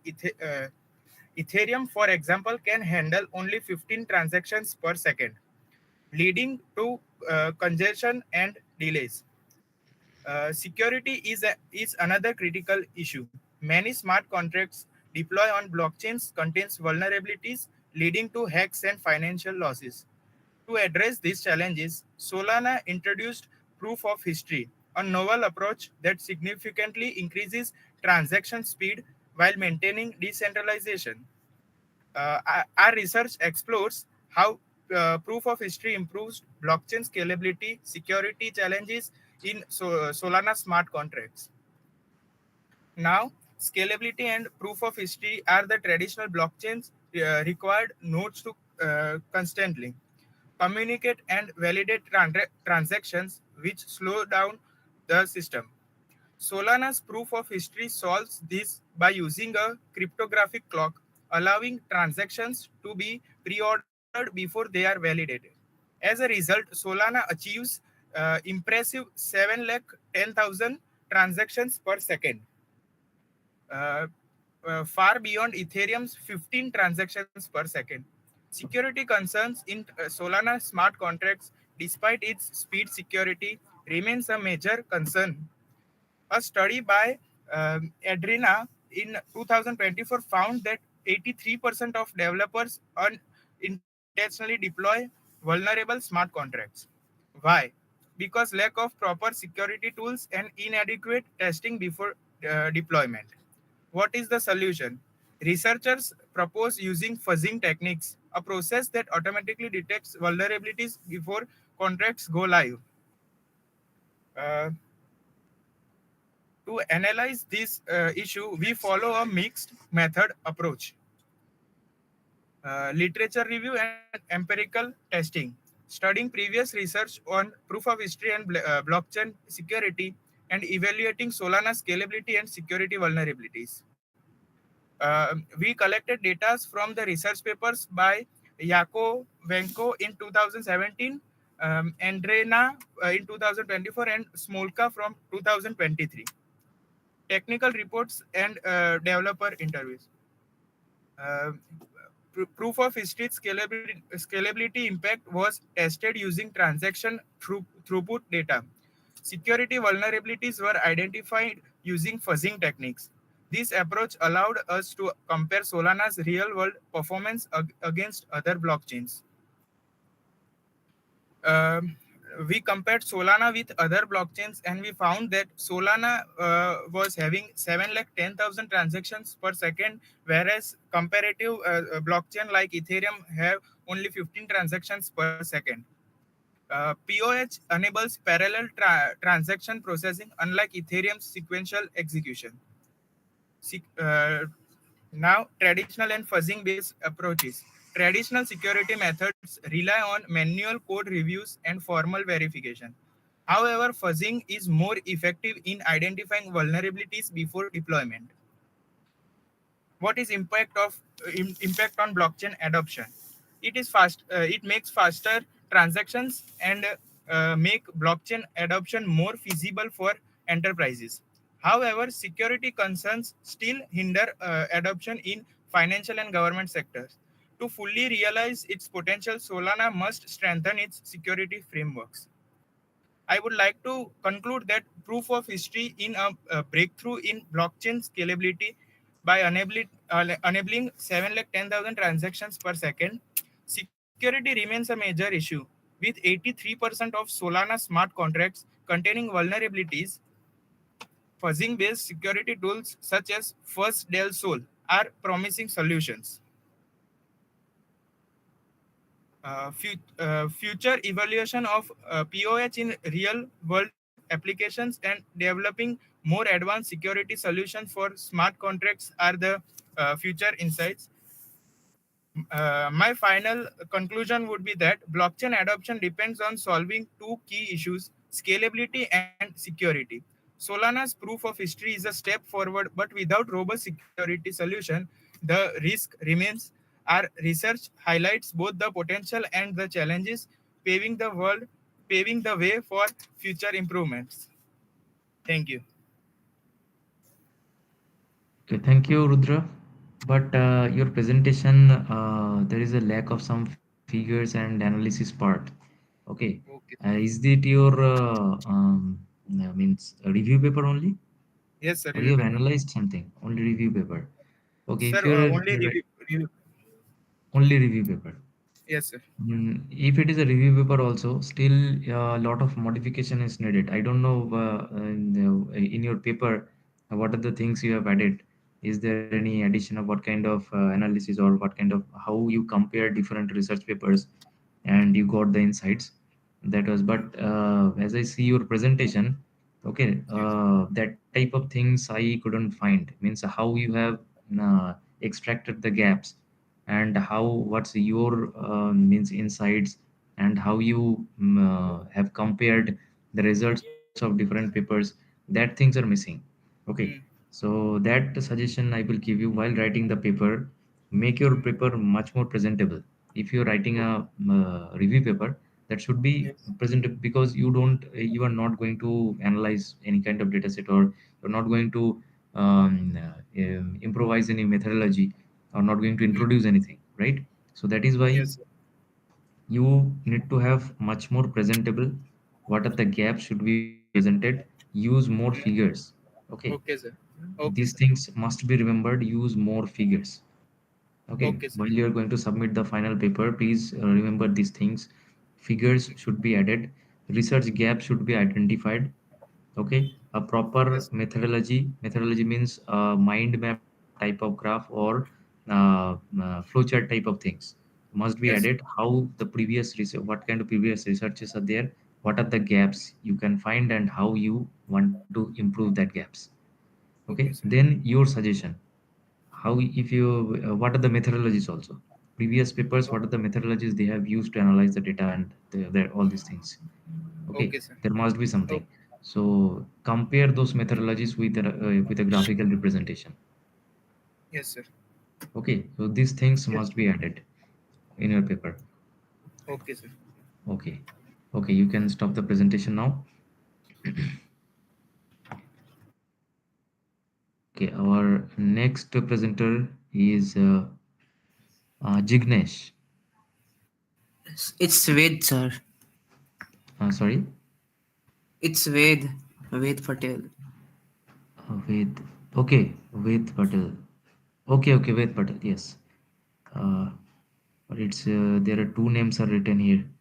Jignesh. It's my father name. Okay, okay, okay. Okay. Okay, I'm sorry. Your name is Ved Patel. Just let me. It is modified now. Okay. So today topic is my mitigating cross-site scripting in modern web application. A serious security flaw in contemporary web application cross-site scripting, which enable hacker to insert and run malicious script in trusted setting. This document focus on the enhance of XSS vulnerabilities and provide a summary of the best practice that can be employed to be lower the risks in modern web application. So understanding the XSS vulnerability. What is XSS and modern web application? The cross-site scripting XSS is a well-known vulnerability in a web application caused by the insertion of a malicious script to a trusted site. This result in server outcomes such as account takeover and data losses. Modern web application. Nowadays, there are web applications available that do more than static content and client-side rendering, increasing the attack surface. XSS mitigation is a fundamental concern for a safe development and practices. So, OWASP top 10 and XSS prevention, constant threat, key mitigation, and countermeasures. Cross-site scripting seems to constantly make the OWASP top 10 list, mainly because the applications are becoming violent and a common threat to application security. A key mitigation, a content security policy, CSP, out encoding and input validation are major XSS mitigation. These countermeasures include the automated vulnerability detection technology and process. Static and dynamic analysis for XSS. The importance of analysis, integration into software lifecycle, and defense in the path. This paper studied the factor responsibility for cross-site scripting, attack, and evaluates the effectiveness of a static and dynamic analysis in locating them. The author emphasized the importance of integrating this technique into the software lifecycle so that excessive attack can be detected and patched at the earliest possible stage.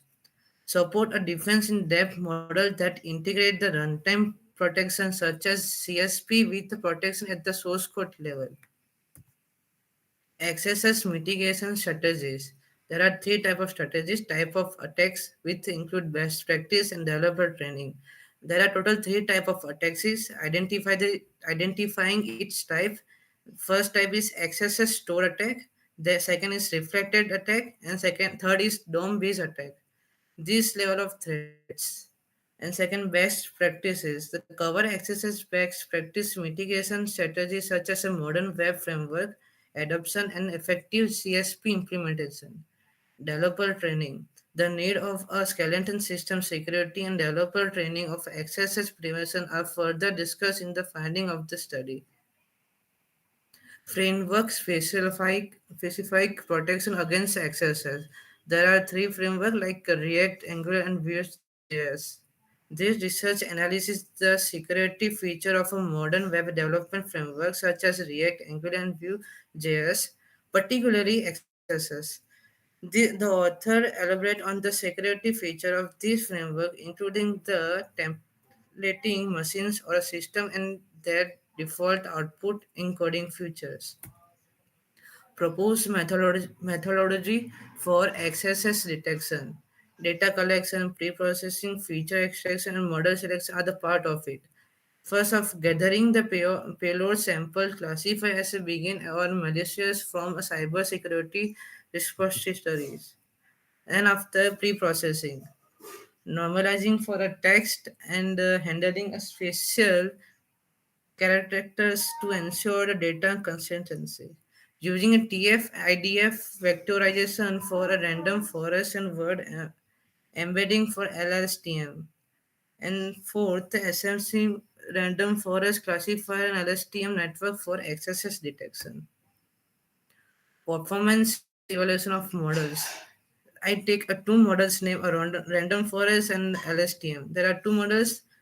The random forest model achieve an accuracy of 99.75%, while the LSTM model show an accuracy of 98.92%. Both models demonstrate excellent detection capabilities with a random forest exhibiting slightly better real-time performance and LSTM providing a robust detection against obfuscated payload. Each take a training time about 35.2 seconds for a random forest and 285.4 seconds for LSTM. Conclusion future improvement, effective detection, hybrid approach, and future enhancement. This study effectively created and assessed two machine learning models LSTM and random forest to detect XSS attack. Our finding highlights the necessity of a hybrid security approach combining traditional ML and deep learning to counteract evolving web application threat. Future improvements include the adversarial training, transformer model, BERT and GPT, and adaptive learning and strategy for the real-time cybersecurity application. And thank you. Okay, thank you very much, Ved. And okay, please go to your result section. Yes, random forest and LSTM. Okay, you have used only these two, right? Random forest and LSTM. Yes, sir. Okay.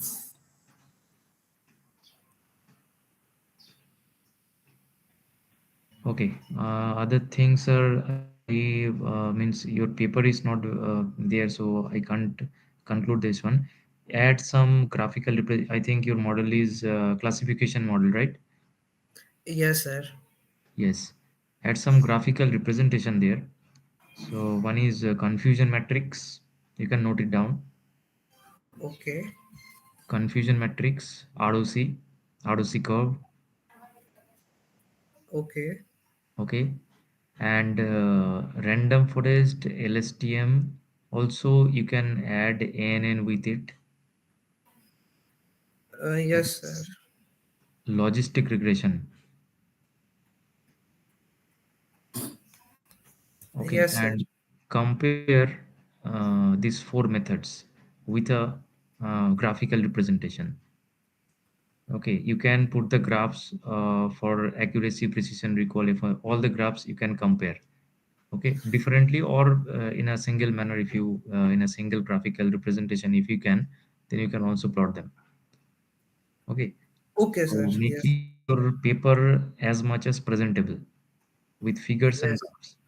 Also, next point, now whatever the methods you're using, random forest LSTM, and whatever I suggested, LS, sorry, logistic regression LR and ANN. Okay, use the methods also. Means describe the methods. Okay, means what Okay, is sir. not too much, but a little bit means what ANN is, how it works. Okay, how many layers are there, activation function like this. What is random forest? What is this? And also this metrics: accuracy, precision, recall, F1 score, training time. There is some formula of it. Use this formula for each and every metrics. Okay, in your paper. Yes, sir. Yes, sir. Okay, that's all. Otherwise, your presentation is okay. Okay. Okay, so thank you, Ved. Now you can stop presentation. Our next presenter is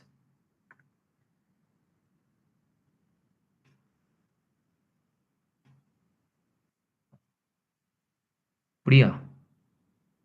Yes, good morning, sir. Hello. Presentation. Yes, sir.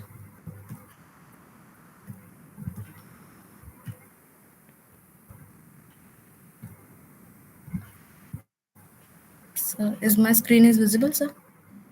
Yes, your screen is visible. Okay. So my topic is drowsiness detection, a real-time approach using the computer vision. As the study says that over a number of crashes and the accidents are occur in India and globally due to the drowsiness. It's become a major cause for the road accident leading to thousands of injury each year. And fatigue impairs the driver's reaction time, attention, and the decision Here, making. your screen is, I mean, screen is visible, but presentation is not visible. Wait, sir. Please share the entire screen.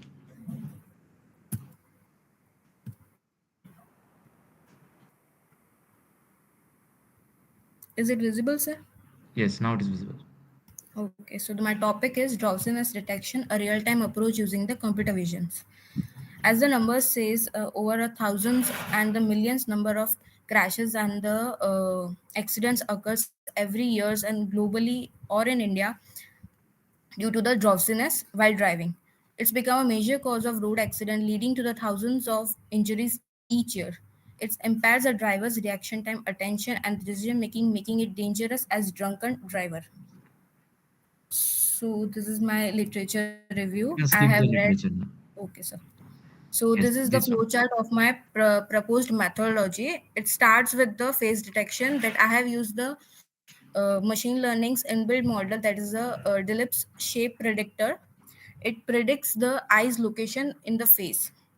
And after the locating eyes, it calculate the EAR ratio, that is the eye aspect ratio. It's basically the length between the two lids of the eyes. And I have set the threshold frequency threshold value of ER, that is a 0.25. I have tested this threshold to 8 to 9 peoples and then set this threshold that is 0.25. And if the ER ratio of the person or a driver is below the threshold that is a 0.25, it will alert a driver and it's play a alert sound. And if not, it continue with the locating the eyes and loop will be going on. So this is the methodology that I have explained before, that it start with the detecting the driver face and identify the eye location for further analysis, and it calculate the ER ratio which I have predefined to the 0.25. So if the ER falls below the predefined threshold, drowsiness is detected. A drowsiness alert is triggered, following by a playing an alert sound that I have downloaded from the source. If a ER remains above the threshold, no alert is triggered. So this is the result. First is a drowsy state. As you can see in the images that ER ratio is below the threshold value, that is a 0.07. So our system will detect that and play an alert sound. And this is a result, that is awake state. As you can see in the image, it is 0.29 as above the threshold value, that is 0.29. So it doesn't trigger a uh, drowsiness, and it doesn't play an alert sound, and it loop back to the locating the eye. And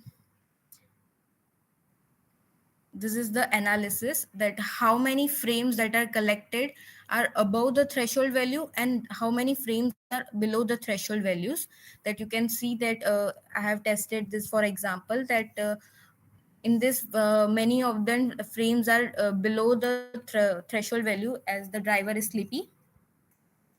So for that, I have concluded this effectively implements the real-time driver drowsiness detection system based on the eye aspect ratio method and the Dilips fixed predictor. Facial landmarks are correctly detected by the system, which also calculates the ER ratio and giving the warning, which it falls below the threshold as the ER fluctuate in the graph shown.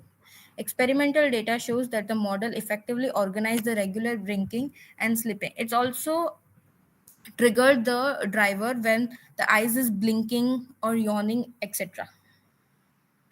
So that's it. Thank you. Yes. Thank you very much. It seems that your paper it looks very interesting. Can you please explain that which method you used to detect this one? Means what kind of AI method or ML method you used So here? not an AI method. It's just using a small part of ML. That is, I use a Yes. pre-built model of for face detection. Okay. That is a Dilip's face predictor, and it's purely based on this computer vision. After that, Okay. yes, sir.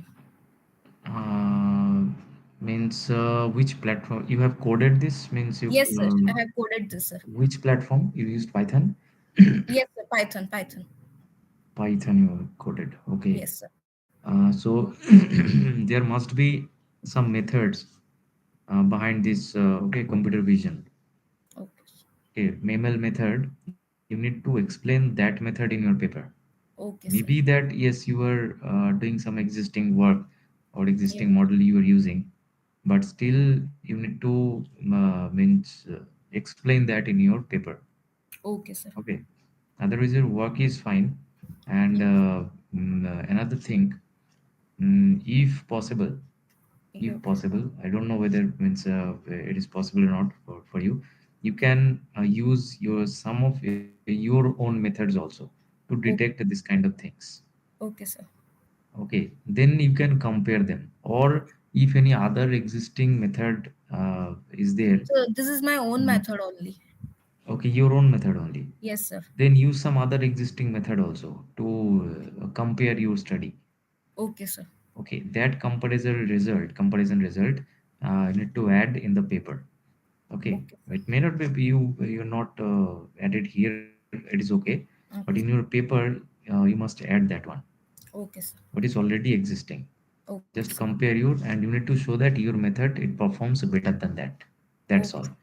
Okay, sir. Okay, this is first point. Second point is add some graphical representations. You already have added one.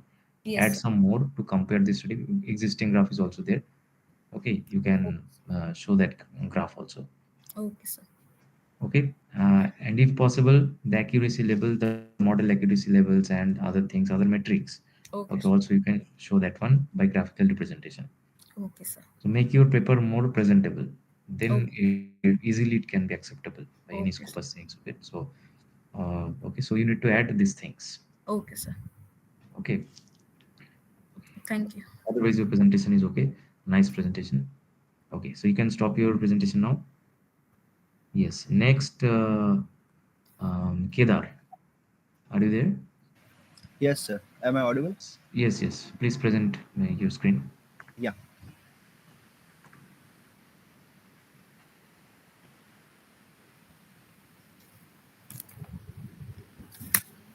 Am I visible? Yes, yes. It's visible. Yeah. So, good afternoon. I am Kedar Maheshwari from Karnataka University, and it's an honor to address you today at this prestigious international conference. Uh, my research paper is non-technical and consists of literature review and a suggested pathway for SMEs, that is small and medium-sized enterprise, to gain competitive advantage. As my title says, the competitive advantage of real-time business intelligence for small and medium enterprise, a topic that bridges cutting-edge AI technologies with the practical needs of SMEs in today's dynamic market. Let's dive deep. Let me begin with the essence of my research. Small and medium enterprise are the backbone of economic growth and innovation globally. Yet, they face fierce competition due to limited resources and market volatility. My study explores how real-time business intelligence can empower SMEs by delivering immediate insights, enhancing decision-making, and boosting operational efficiencies. I will walk you through the advantages, the challenges, and actionable strategies for sustainable BI adoption, all rooted in transformative potential of AI-driven analytics. SMEs are remarkable drivers of innovation, but they often operate under tight constraints, be it financial, technological, or human resources. In this context, real-time business intelligence emerges as a game changer. Unlike traditional BIs, which processes data in patches and delivers delayed insights, real-time BI leverages AI and enhance analytics to provide process and analyze data instantly. This capability allows SMEs to make faster, smarter decisions and maintain a competitive edge. However, adoption isn't without hurdles. Let's ground this in the literature review. Traditional BI, while valuable, relies on batch processing, meaning insights often arrive too late to act upon. Real-time BI, on the other hand, processes data as it's generated, enabling proactive decision-making, a critical advantage in fast-paced market. Studies highlights that several benefits for SMEs: improved customer insights through real-time behavior analysis, optimized supply chains via instant inventory tracking, and enhanced financial planning with up to the minute risk assessment. These capabilities are powered by AI algorithms and machine learning models that detect patterns and predict trends in real time, making BI not just a tool but a strategic asset. Now, let's explore the specific advantages in detail. First, agility and responses. SMEs can quickly adapt to market shifts. Think of a retailer adjusting prices based on real-time demand signals. Second, better decision making. With data-driven insights, SMEs can improve budgeting, forecasting, and customer relationship management. Imagine a small business using real-time sales data to personalize offers instantly. Third, operational efficiency. Streamlined workflows and automated reporting saves time and resources, while improved team collaboration ensures alignment. Finally, proactive risk management. Real-time fraud detection and predictive analytics, both AI-driven, help SMEs stay ahead of threats and capitalize on emerging trends. These advantages collectively position SMEs to punch above their weight in competitive markets. But it's not all smooth. Implementing real-time business intelligence comes with significant challenges. The high cost of infrastructure and software can strain SMEs' budgets. Data management complexities arise from integrating disparate systems and ensuring data quality in real time. There's also a lack of technical expertise. Many SMEs struggle to find or train staff skills in BI tools and AI analytics. Lastly, organizational resistance to change is a hurdle. Employees may fear automation will displace jobs, and leadership might hesitate to invest without guaranteed return. Adoption trends, however, offer hope. Cloud-based BI solutions and user-friendly automated tools are making BI more accessible than ever. So, how can SMEs overcome these barriers? My research proposes practical solutions. On the cost front, cloud-based BI tools like Power BI, Tableau, or Google Data Studios offer affordable, scalable options, while open source platform further reduces expenses. For the expertise gap, training and capacity buildings are key. Online courses, mentorship programs, and cross-function BI teams can upskill employees and foster collaboration. These steps democratize BI, making it feasible even for resource-constrained SMEs. Next, tackling data and culture. For data management and integration, SMEs should implement data warehouse and governance policies to centralize with standardized data, paired with automated cleaning tools to maintain quality. To build a data-driven culture, leadership must champion BI adoption, encouraging employees to embrace data decision. Continuous evolution and refinement of BI strategies ensures long-term success. Together, these solutions create a roadmap for SMEs to harness real-time business effectively. In conclusion, real-time BI powered by AI and data analytics is a transformative force for SMEs. It enables them to compete in dynamic market by delivering agility, efficiency, and actionable insights. Yes, challenges like cost and expertise gap exist, but they are surmountable with cost-effective tools, trainings, and a cultural shift towards data-driven decision making. AI adoption isn't a one-time fix; it's an ongoing journey of adoption and improvement. SMEs that embrace this journey will unlock sustainable growth and a competitive edge in the digital landscape. Thank you for your attention. I'll be delighted to take your questions. Okay, Kedar, you have done a research review paper, right? Yeah, it's Okay, non-technical paper. non-technical. Yeah, Okay, then one thing I must suggest here something. yeah, First of all, you need to properly address all the research gaps in your paper. okay, Okay. Second one, the methods which are used in the previous papers, that is the papers what you have studied, that yeah, must be addressed. Okay, how the gaps are fulfilled, the gaps can be fulfilled. Okay, which are means the problem statement which are considered in previous papers. Okay, so how that problem statements means has a gap or some types of lackings are there, you need to address that one. okay, Okay, so in terms of problem statement, okay, gapping on the problem statement, gapping on the methodology used, what are the methods they have used, and okay, how can you improve that methods in your study. Means you are not going to show the method or not going to analyze the data, but you need to present in such a way that you have some proper way of solving that one. okay. Okay, that way you must present that one. Since your paper is, as I have told this one on every presenter, if your paper is a review paper, please make your paper as presentable as possible.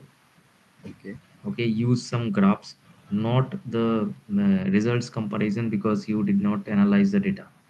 Okay, but for the results of the previous data sets which are already available, Okay. which are used in the papers. So you use those data sets and compare between them, and then you suggest. Actually, I Yes. have used graphs and all that in my paper. Okay, okay. If you are Yeah, using all these things in your paper, yeah, that is okay. yeah. Okay, and suggest some means combined methods or some hybrid type of methods what you want. You feel that if yes, your suggested method may be better than the previous one, then suggest that one in your paper also. Okay, Got it? So these things must be added in your paper. Okay, okay, and that's all. okay. Okay, so thank you, Kedar. Now you can stop presentation. Yeah, thank you. Okay, our next participant,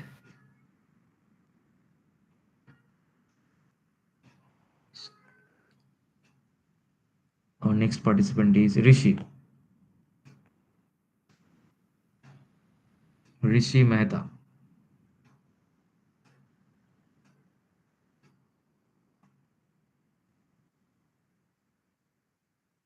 Rishi Mehta.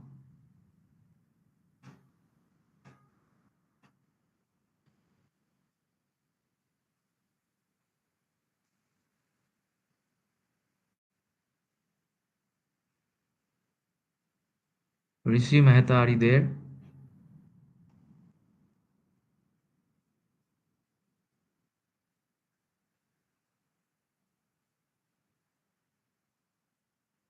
Okay, I think Rishi is not there. Okay, next presenter, Saket. Saket Shah, are you there?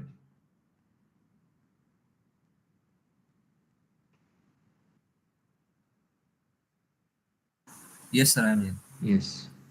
Are you ready with your presentation? Yeah, sir. Yes, please present yourself then. Sir, is my screen visible? Yes, your screen is visible. Yes, sir. So good afternoon, sir. Myself, Sakir Shah. And basically, I have made a review paper on the topic advancements in autonomous vehicle technologies by using computer vision and blockchain applications.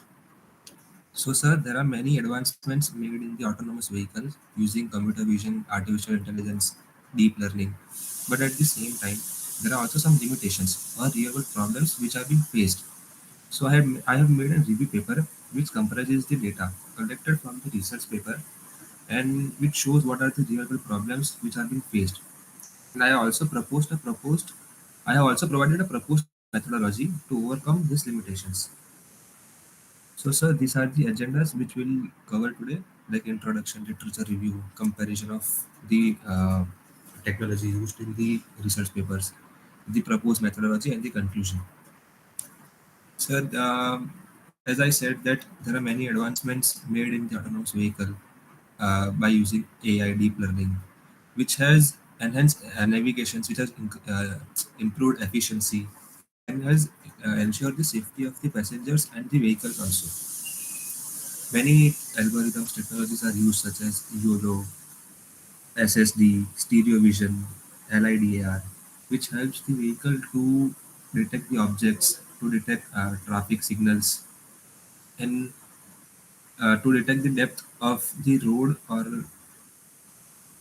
the distance between the object and the vehicle to avoid collision. So these are the technologies which are being used recently, such as ADAS, Advanced Driver Assistance Systems, which helps in traffic recognitions. Stereo vision navigations is used to detect the depth. The camera is used to detect the obstacles uh, or the person who is coming in front of the vehicle to prevent collision. And nowadays, blockchain is also used in parking management to ensure efficient parking transactions. So this is the literature review. I had read 5 to 6 research paper in which there are various technologies used such as YOLO V3, stereo vision, ADAS, blockchain, and these are the advantages such as the YOLO stereo vision had provided high accuracy with error rate of just 0.01. Um, the mono monocular camera system is cost effective as compared to LIDAR, which is currently used. So we can use the monocular camera system to provide promising results. The blockchain has provided 94% accuracy in detecting parking space occupancy, but there are some limitations such as it struggles to perform in bad weather. It struggles to detect objects at night. Blockchain requires a hybrid model for better efficiency as it consumes high computing power. So this is the comparison. I had made the comparison based on the 4 papers. Uh, uh, I had used the information present in that paper, such as the accuracy, the technology used, the areas which upon which the research paper is based, the limitations such as nighttime performance, hardware constraints, scalability issues, and these are my findings. Such as in first paper, it detects traffic lights, but it struggles in low light. In second paper, it is limited by hardware performance. In third paper, it the ADA system shows unpredictable data, and in fourth, blockchain is used to for parking management, but it requires further improvement for scalability. So this is the methodology which I have proposed. In this, first we'll identify the challenges such as inconsistent ADAS performance, issues with depth estimation, slow decision making. Then after that, we'll collect the data based on the real world problems. We'll collect road condition data from rural, urban, or highway regions. We'll consider weather conditions and road layouts. Then we'll make a hybrid vision system, such as we'll use deep learning algorithms such as YOLO V3, faster RCNN for real-time object detection. We'll use stereo visions, which improve depth perceptions at lower cost. We'll combine data from radar cameras and sensors for enhanced accuracy. Um, we can use blockchain-based ADAS standardization. Like we can use smart contracts for standardized ADAS functionality, which which is used for real-time vehicle-to-vehicle communications for proactive hazard warnings.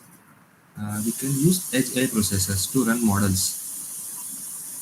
Um, Edge AI processes data locally, which makes it faster without depending upon cloud. and without using internet. So it can be used, and then we can finally test this methods on the vehicles, uh, and in real world and under various conditions such as at night, in bad weather conditions. So this is the points which I just explained right just now. And sir, this is the conclusion, right? We can use blockchain based data management, like we can provide the data, then we can encrypt the data, then we can uh, keep the data in blockchain network, then we can verify the data, and then we can do B2B and cloud communication. So, sir, the conclusion is blockchain technology is can be used for can be used for parking management system. Blockchain ensures tamper-proof and transparent data storage, which is crucial for autonomous vehicle decision making. Um, by developing hybrid blockchain model, can balance decentralization, scalability, and it can ensure the easy transactions, and it has the potential to revolutionize data security, to make decisions correctly, and to automate the autonomous vehicles. So thank you, sir. This is the presentation Thank you for the which I have made. presentation. Yes. Uh, your presentation is okay, and what I have seen your presentation. Okay, if you added all these things in your paper, then I think Yes, that I should have added be flow charts, diagrams in the okay. my Okay. paper. Okay. Okay. Okay. Then it is okay because as it is your review paper, same thing I have told everybody. Okay, must be presentable Yes, sir. your paper. Okay. Okay. Okay. So okay, then we'll look into in the final paper. Okay, as if any Okay. modification required, then I will okay move Sure, sir. to you again. Okay. Yes, sir. Okay. So thank you. Now you can Thank you, sir. stop presentation. Yes, thank you.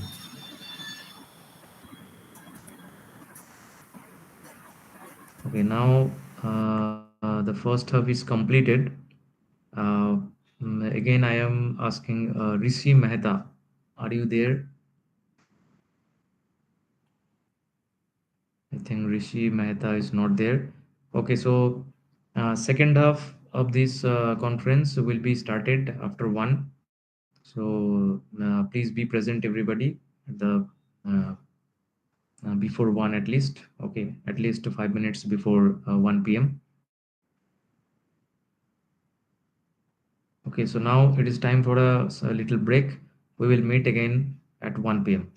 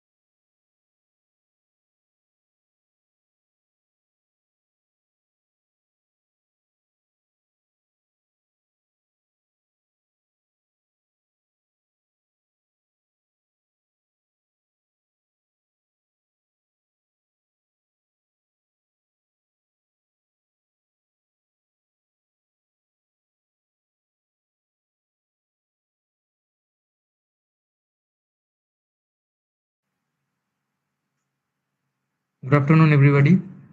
We'll be starting the session just within 5 minutes. I'm uh, waiting to join more candidates.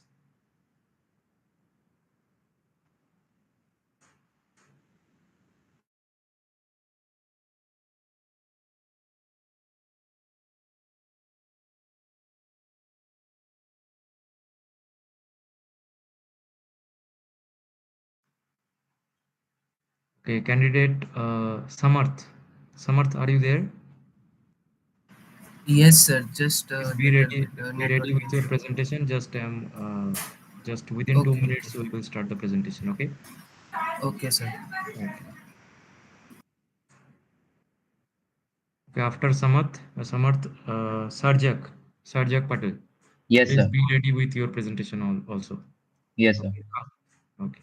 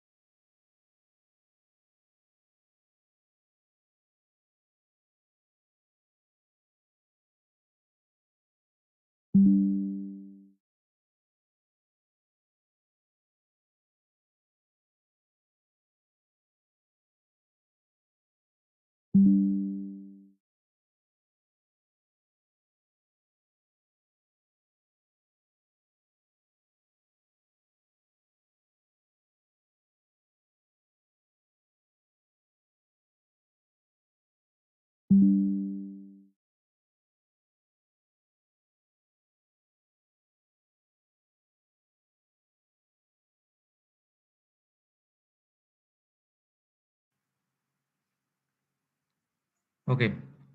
Good afternoon, everyone. Let's start the session now. Our candidate is Samarth. Yes, Samarth, sir. please start your presentation now. Okay, sir.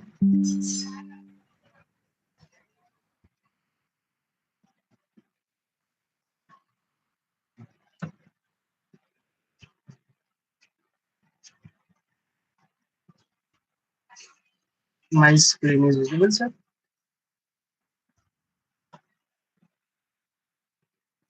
Hello. Your screen is visible, Samarth. Okay, sir. So, good afternoon, everyone. My This is my review paper about benchmarking post-quantum cryptography methods, a comprehensive study. Okay. In this part, we are conducting introduction, literature review, proposed methodology, comprehensive study, and conclusion. In nowadays, research are going on to building countries building their own quantum computers to improvising many fields. So, building quantum computers make our current encryption methods vulnerable. Quantum computers can easily break our current encryption methods. For that, researchers are going to research on post-quantum cryptographic methods. These methods can able to counter-attack the quantum computers attack by defending our data sets and all by our data, because post-quantum cryptography methods able to tackle the quantum computer attacks. Okay, in this, by I am comparing three methods: one lattice based, code based, and hash based approach. I am comparing these three methods because these three are currently available in the post-quantum cryptography. Uh, in the literature review part, I study eight papers in different based on different methods. These methods are application on the different of like blockchain, IoT, and all the things. And uh, their algorithms are based on the post-quantum cryptography, while existing encryption methods are easily You can skip the vulnerable to literature the now. quantum attacks. Okay. In Yes. the my methodology, I compare these three methods: lattice based, code based, and hash based. These three methods are part of the post-quantum cryptography. I compared this method based on their application, based on their key size, which methods are more effective to for the most of the system part. These three methods, like you see in the slide, that post-quantum cryptography is the key. These three methods are key generation methods. They generate keys for the encryption, security assessment, and practical implementation of these methods, hardware, software integration part, and all. Uh, I study all the papers and data on the research paper and find that the lattice based method is more accurate and more sufficient to work with all like blockchain, IoT, and all the fields. Uh, the three methods compare I compared these three methods based on their application like key size, which time, and all the things. This is my they what type of pattern and trends they are creating, their strength and weaknesses, gaps. This is my comprehensive study about it. And the research offers a well-rounded understanding benchmarking post-quantum cryptography. This is currently this field is growing, so there are not more research. The more methods are available for it.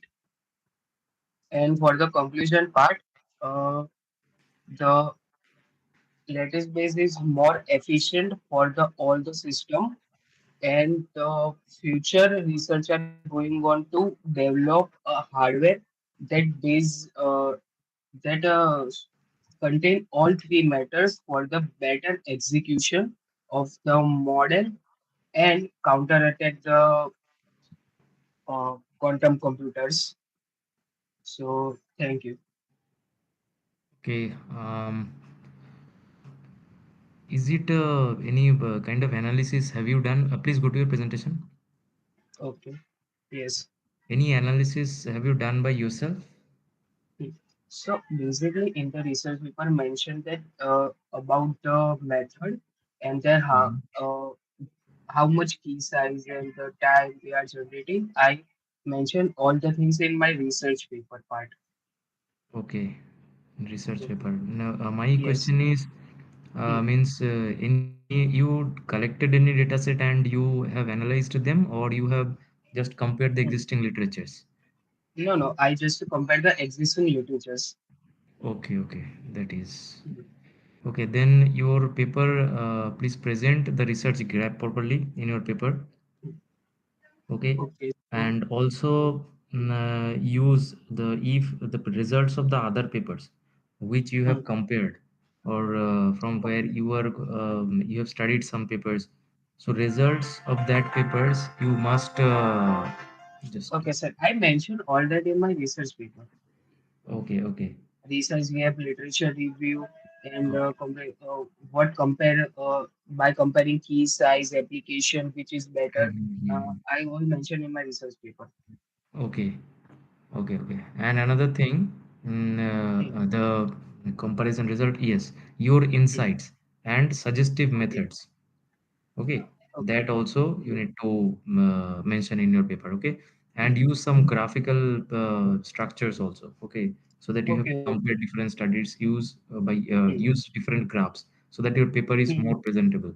As you have Okay, sir. using the review paper, the paper Hmm. should be very much presentable. Okay. Okay. Okay, that's all. Now you can stop the presentation. Hmm. Thank you, sir. Okay, go for the next one. Our next candidate is Sarjak. Yes, sir. I am audible? Yes, yes, you're audible.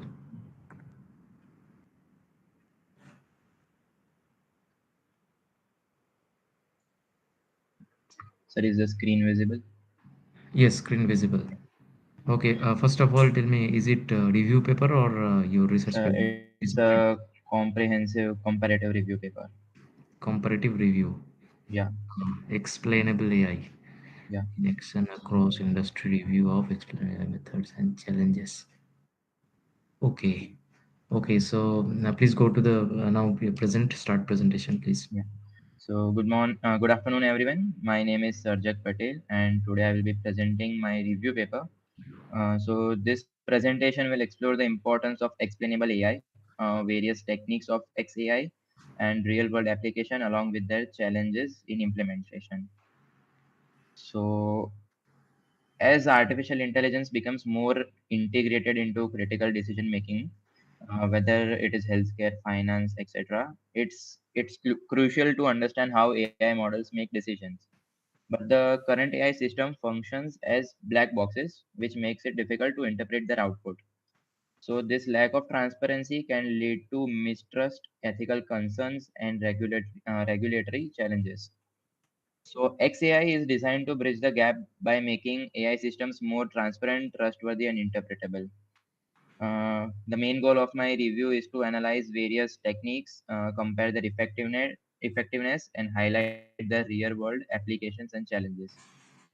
So XAI methods can be categorized into two major types: intrinsic and post hoc methods. Intrinsic methods include inheritedly interpretable models like decision trees, rule-based models, which allows the users to trace the prediction easily. However, the post hoc methods are used to interpret complex models like deep learning networks. Post hoc methods like SHAP, LIME, and GradCams, which I have studied in this paper. Each of these techniques has advantages and limitations, which we'll analyze further.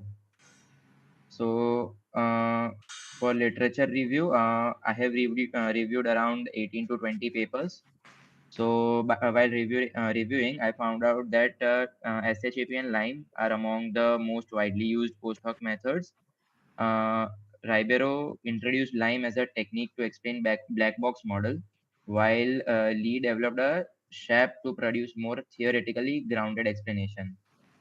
GradCam's effectiveness in computer vision's applications such as medical imaging diagnostics.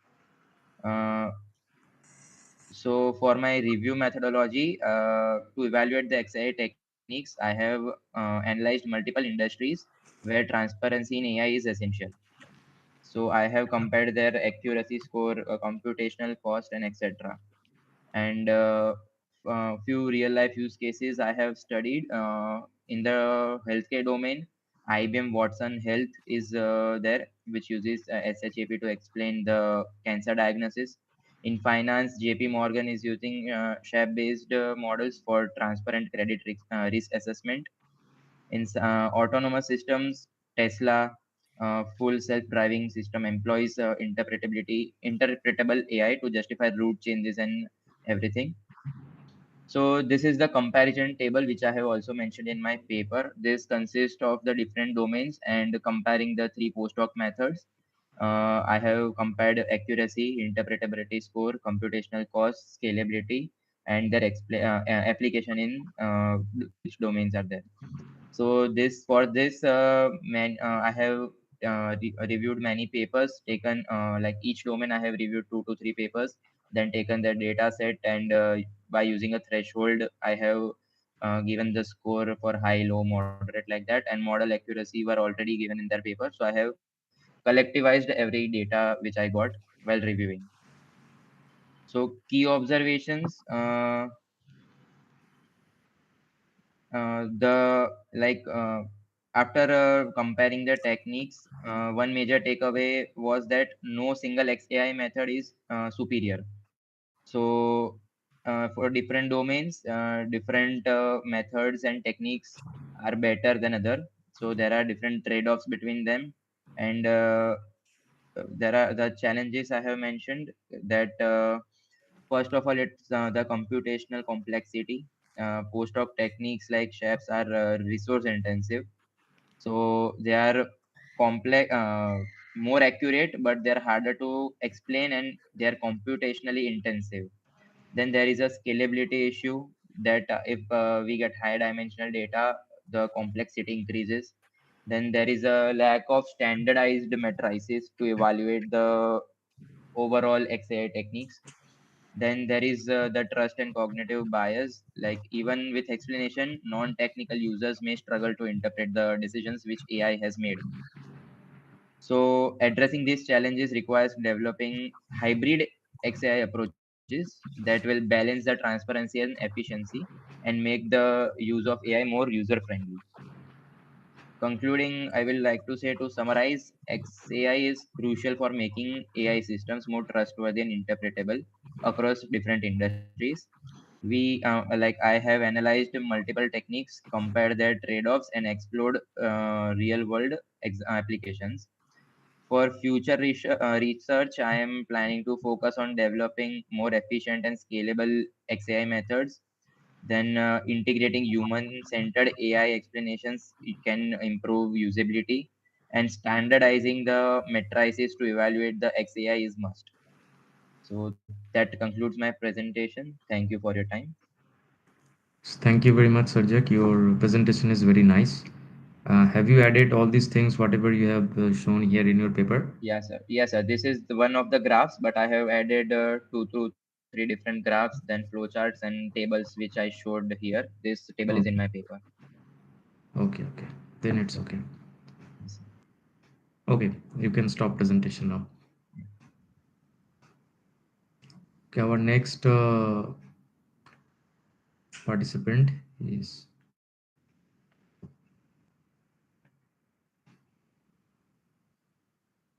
Neelkant. Are you there? Savalia Neelkant. Sir, sorry to interrupt. Uh, Yes, yes, myself Rishi Mehta. yes. Okay, Sir, Rishi Mehta. Oh, yes, yes, yes. sir. Sir, right now Okay. I'm traveling to my hometown due to some emergency. I left today morning only. Is it possible to give it in the second half, sir? Yes, yes, it is possible. Just wait for some time. Okay, I will give reschedule your presentation. Okay, Yes, sir. Sir, I'll be reaching my hometown around 3:30. Is it possible I can give you it at 4? 4. Yes, sir, Mm, 4 p.m. it's now 1. Okay, you can. Okay, Okay. sir. I'll do it, sir. Yeah, are you able to present now? Sir, right now in the train, that's why the network is not Okay, okay, stable. okay. Understand. Okay. Okay, sir. Thank you, sir. Okay. Hello, Now, yes, yes. Hello. good afternoon, sir. Yes. I'm Good Nilkant. afternoon. Yes. Is Yes. my Your screen screen is visible? visible. Screen visible. Please start your presentation. Okay, sir. So, about my research review paper,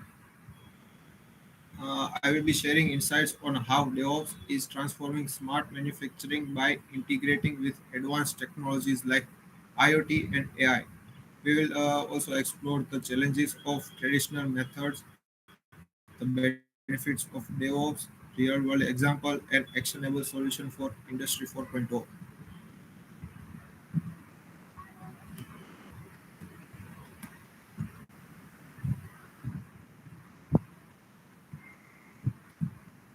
Sir, is my screen visible? Yes, your screen is completely visible. But It is not changing. It's changing also. Okay, sir. So about the second slide, what is Industry 4.0? Industry 4.0 is like the fourth industrial revolution. It's all about transforming factories into smart, data-driven ecosystem using technologies like IoT, AI, and big data, in which the machines and systems are connected and talk to each other. Processes are driven by real-time data, improving efficiency and adaptability.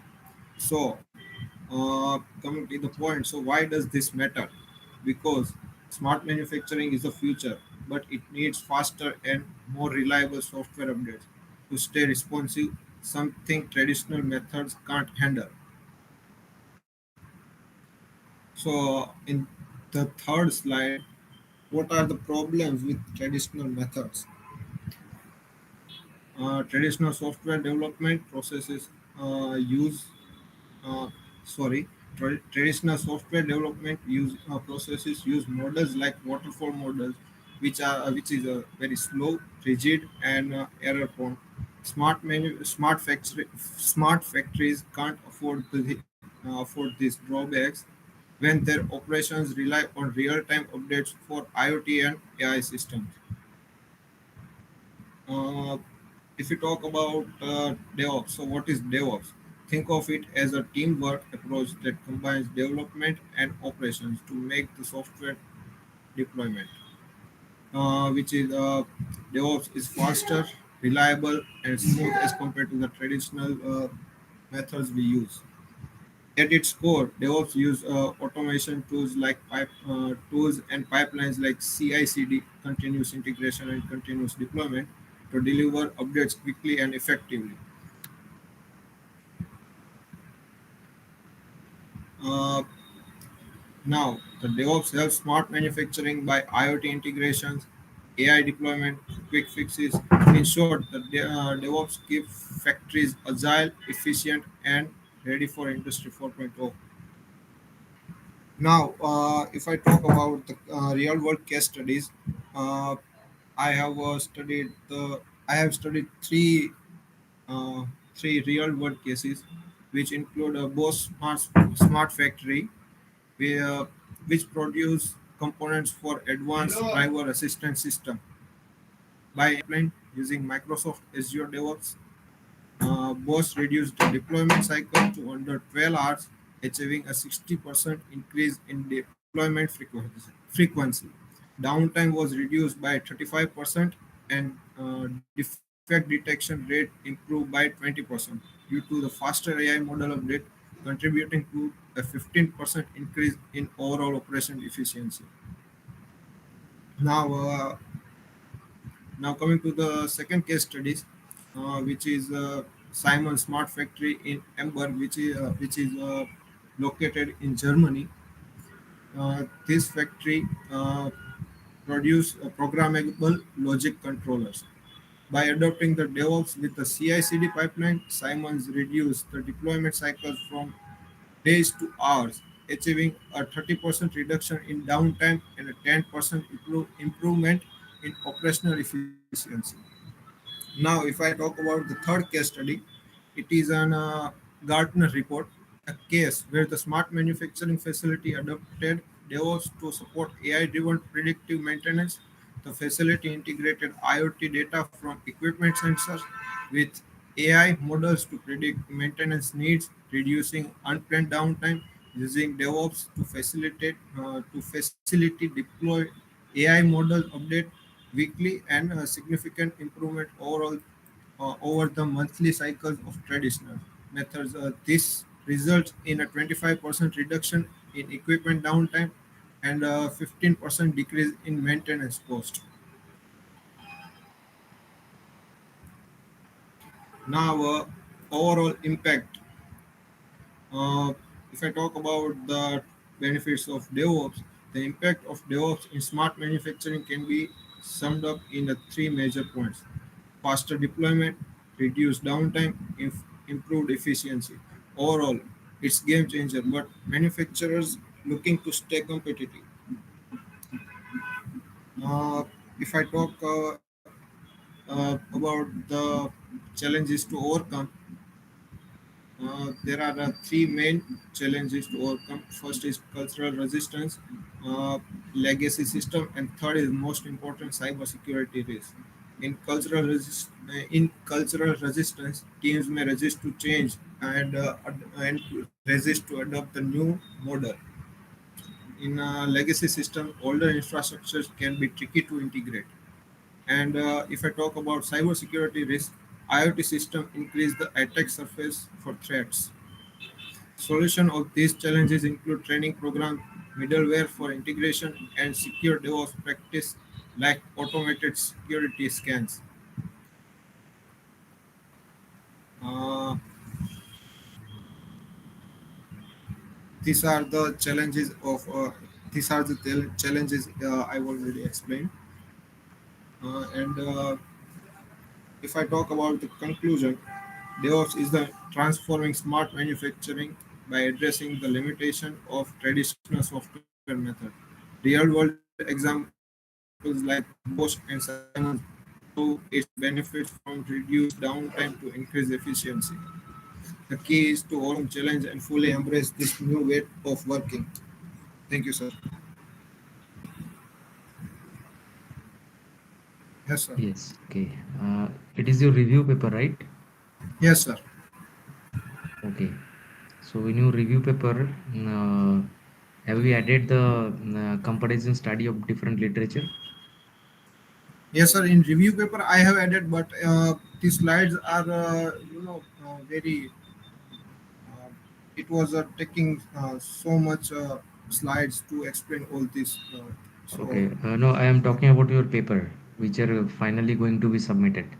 Okay. So yes, sir. that paper, in your paper, all this comparison study and the research gap of the previous literature, are they added?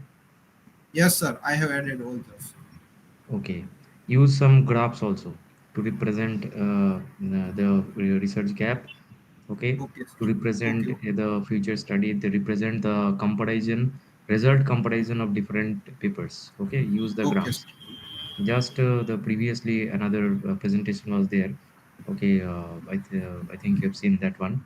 Okay. Yes. A table was there. Different papers are written and they are comparison numerical values. Okay, Yes, what sir. is the Yes. accuracy of different papers? So that kind of Okay. table is needed.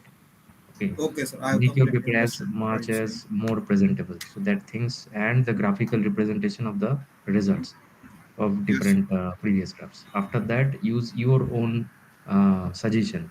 Means how that methods can be improved and what is how you can suggest what kind of methodology so that the results can further be improved. Okay, Okay, sir. that thing also should be added in your paper. Okay. Yes, sir. Okay. Okay, thank you very much. Now you can stop presentation. Okay, sir. Thank you, sir. Okay. Okay, our next presenter,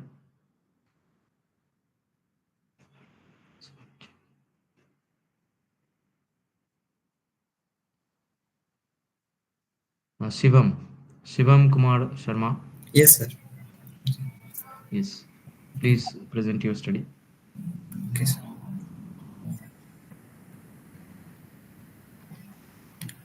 Is it visible, sir? Yes, it's visible. Okay.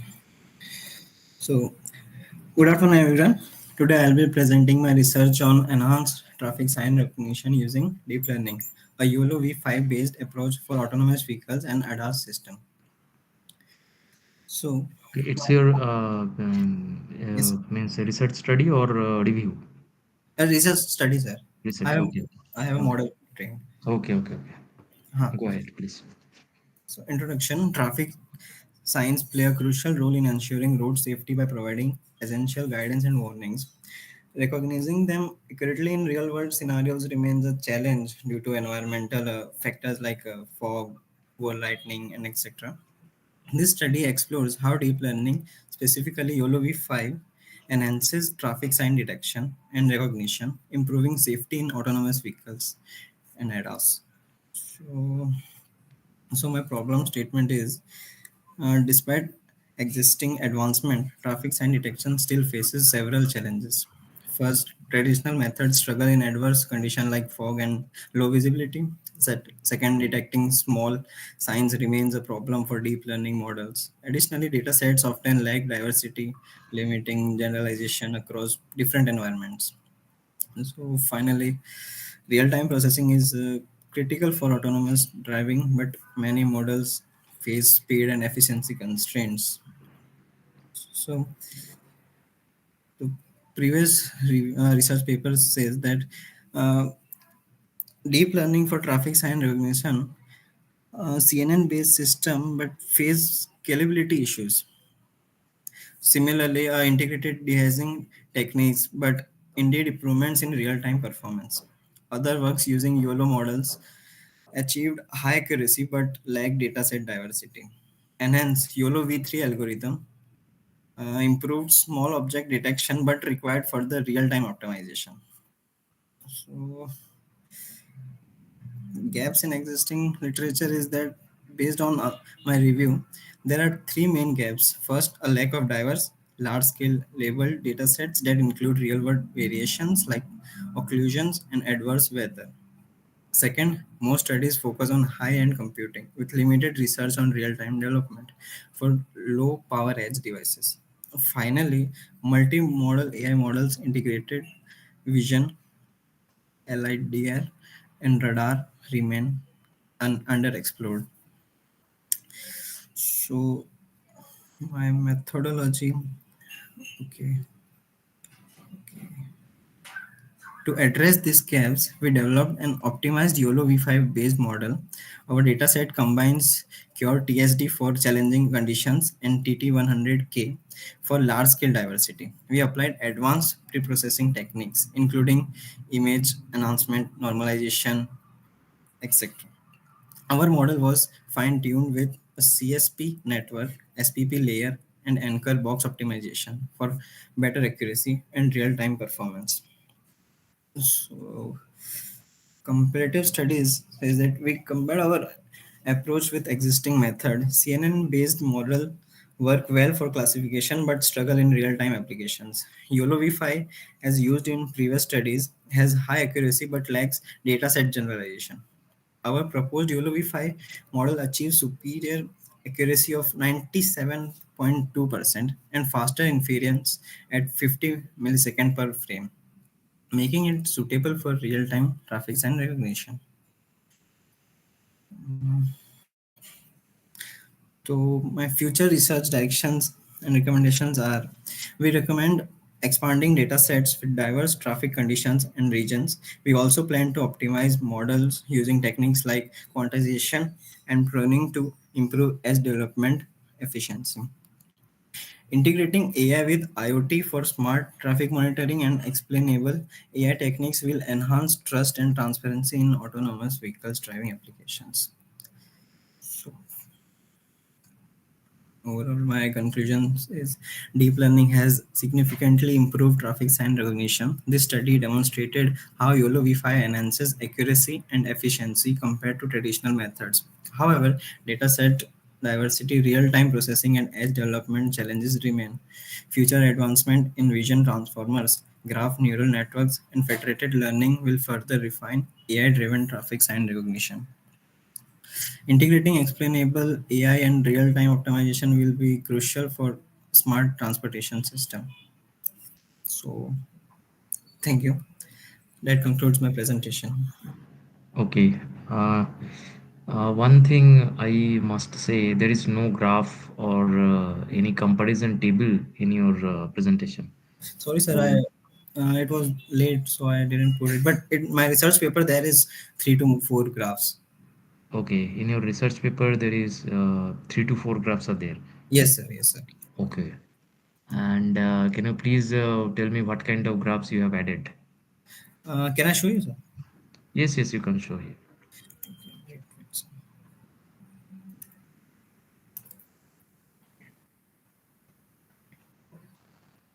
You used explainable AI, Yes, sir. XAI. What's this? Okay. Okay, training and validation accuracy. And then And this then confusion matrix. confusion matrix. Okay. Okay. And it's a converge. Okay. Hmm. Any other? Next. Sir, it is my research paper. Can you slide? Yeah. It's I don't know where it's gone, but it was. okay. Any table is there? Any comparison table have you added? No, sir, not until now. But I have seen Okay, everybody. okay. This one, this accuracy table. Please show that accuracy table. Yeah. This one. Huh. Yes, this is very important. This study alternative yes. Yes. This one is very crucial. You have added this one, comparative analysis of the models. Yes. Okay, I understand. Okay.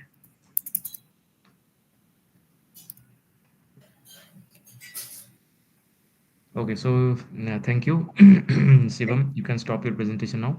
Thank you.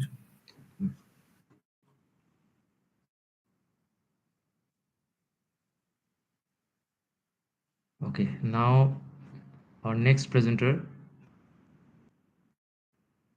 Shubham.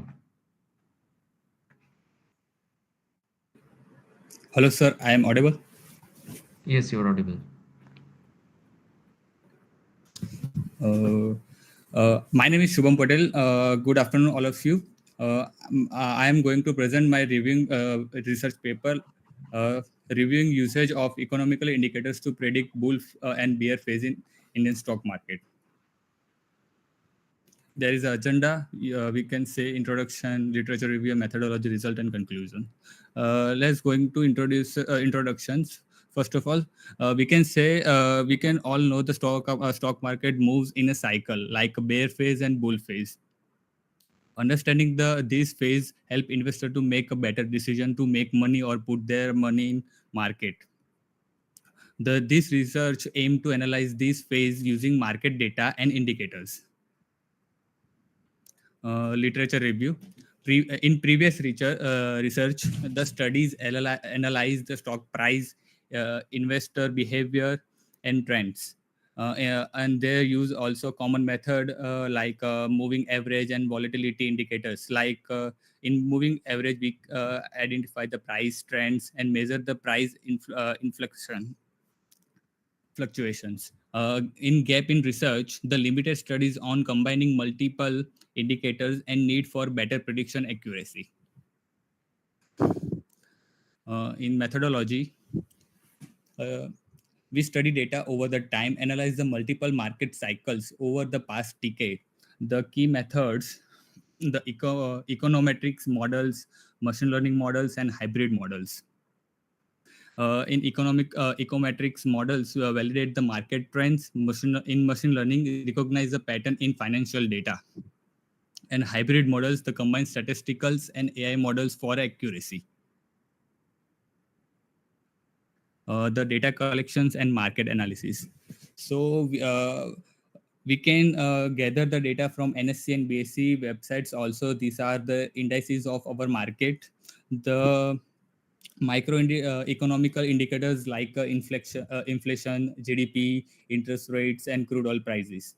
The sentimental analysis by investor confidence and foreign investments. Global market data like USD, INR exchange rates. And we use the techniques like these are the models where Sarimax and Garch models. In where we can track the relationship between indicators in Sarimax capture the market trends and Garch model measure the market volatility. There are also machine learning models like random forest, LSTM. In random forest, we find the patterns in economic factors. LSTM is basically long short-term memory, captured forecast of stock price trends. Hybrid models and forecasting. Implementation approaches. The data processing, in data processing, we handle the missing value and scale the data in model training. VAR and Sarimax used for statistical trends and LSTM for sequential learning. model combination uses weighted averaging for better accuracy. Forecast validation tested with the real market data, scenario testing like COVID-19 and 2008 recession. Basically, these are the example of stock market crashes. The performance measure using RMSE, the root mean square error, mean absolute percentage error, and R square accuracy. This is a comparison for bull phases. We separate the traditional and model phases, like 1991 to 1994, which are called the traditional, and 1983 to 2023 2003 to 2008 is a modern method. We compare the all of the key points, drivers, or also behavior of investor, risk factors, economical indicators, as well as the bear phases. Going going to result in stock market, indicators help predict market trends.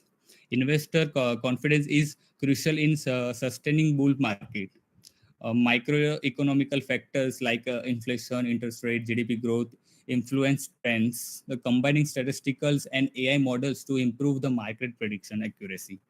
As well as we can see the comparison table of all the models we studies, like Erima, VAR, Sarimax, Random Forest, STML, LSTM.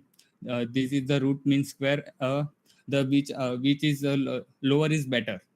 So we can say we can find the accuracy of all of these models, and we can suggest two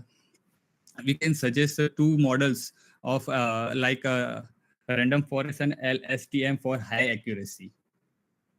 In conclusion, economical indicators, investor sentiments, and global trends influence the market phases. AI statistical models help predict the market trends effectively, and factor like inflations, interest rate, and FII inflow are key predictions. Future research is integrating deep learning with the real-time sentimental analysis. Thank you. Okay. So it's your review paper, as I Yes, sir. see. Yes. So how many papers have you studied for that, and how many papers have you included in In your between 10 to 15, sir. 10 to 15? Make it 15 at least. Okay, at least 15. Okay, sir. Okay, and other things, the methodology comparison and the results comparison are okay. Okay, try to include as many graphs as possible. These comparison studies as a tabular form you have shown in your this presentation. So include this one in your paper, and as well as include graphical representations.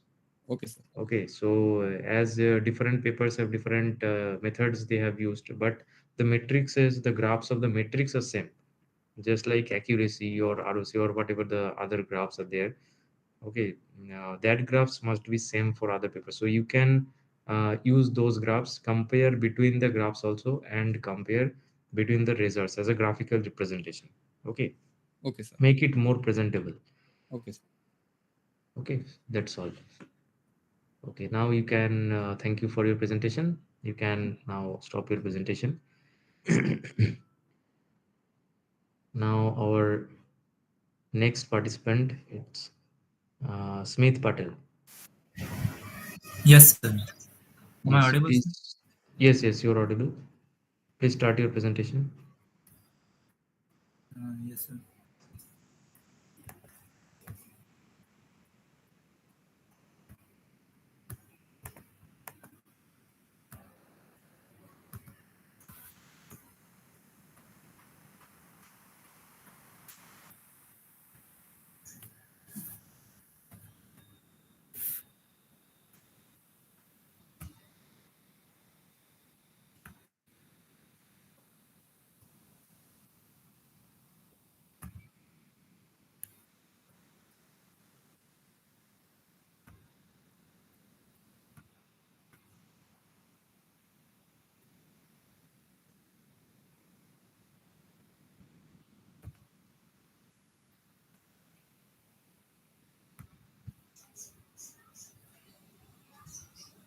So can you give me 2 minutes? Sure, sure.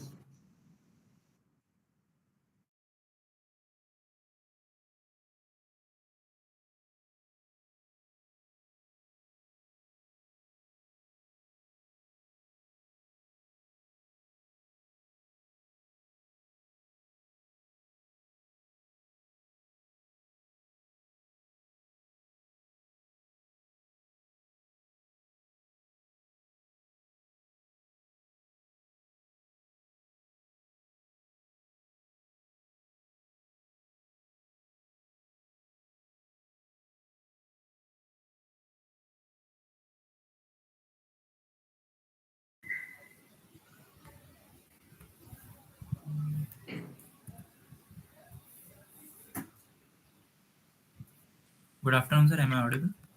Yes, yes, you're audible. Is my screen visible, sir? Yes, screen is also visible. Okay, sir. My topic of presentation is application of virtual reality technology in the development of game industry. So let us learn what is virtual reality. Virtual reality, also known as VR, is a technology that creates an immersive computer-generated environment, allowing users to interact with and experience a simulated world as if they were physically present. Users wear VR headsets that track head movements and adjust, making the experience feel real. VR technology relies on several key components to create an immersive experience, such as hardware component like head-mounted display (HMD), motion controllers, tracking sensors, and haptic feedback. Core VR technologies such as real-time rendering, spatial audio, AI and ML, and haptic feedback. The process of VR function is very simple. Users wear a VR headset, head and movement are tracked, interaction with virtual objects using controllers, gestures, or eye tracking. Realistic feedback is provided through sound or motion. This provides smooth and engaging experience. AI and game engine optimize the environment. So, literature review. Uh, this research on VR gaming studies VR's abilities to enhance immersion and player interaction. There are game design principles such as perception, navigation, and interaction. There are comparative studies like VR and traditional game show that helps understand that VR is way more ahead than a traditional gaming consoles. There are VR also has some setbacks, but You can skip the literature review. okay. Yes. There are various key techniques in VR game development, such as immersive interaction, motion traction, gesture recognition, and eye tracking. There are many more like spatial audio, haptic feedback, real-time rendering that makes the VR so much easy to use. Methodology. First of all, we have to collect the data like user feedback, reviews, or industry reports. Then, game analysis. What should we do like interaction, navigation, and immersion in EVR games? Empirical evaluation. Analyzing what user needs, what are priced and policy issues. First of all, data collection. Surveying VR gamers and development to understand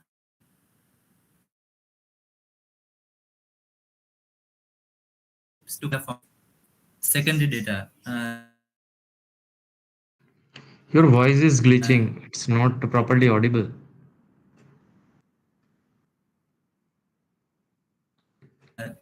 That's why. It's not audible, Smith. Audible now, sir? Yes, now it's audible.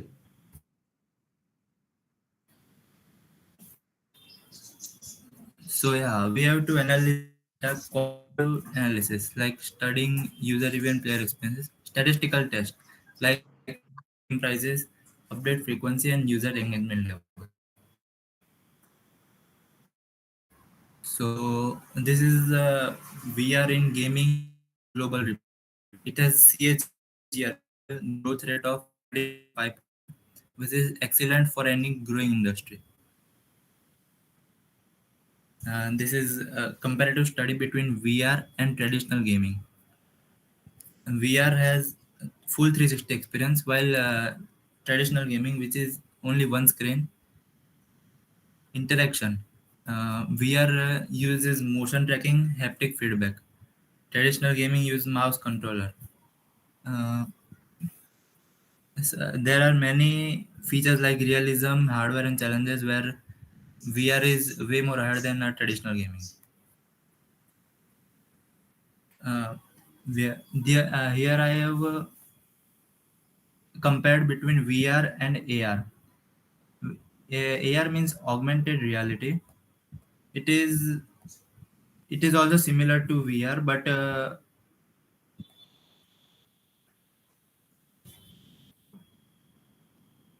hello. Sir, am I audible? Yes, you're audible.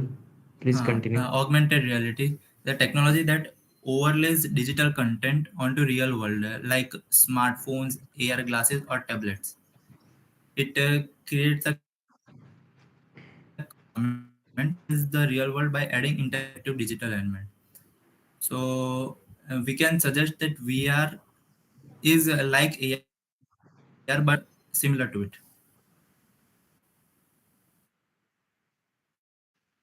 Future here I have suggested enhanced hardware, lighter headsets, and improved resolution. AI-driven VR, adaptive gameplay, smart NPCs, and personalized experience. AR and VR integration. We have to uh, we can enhance the experience by uh, blending AR and VR so that the user experience is enhanced. Cloud-based VR. It reduces the cost of deploying the VR games.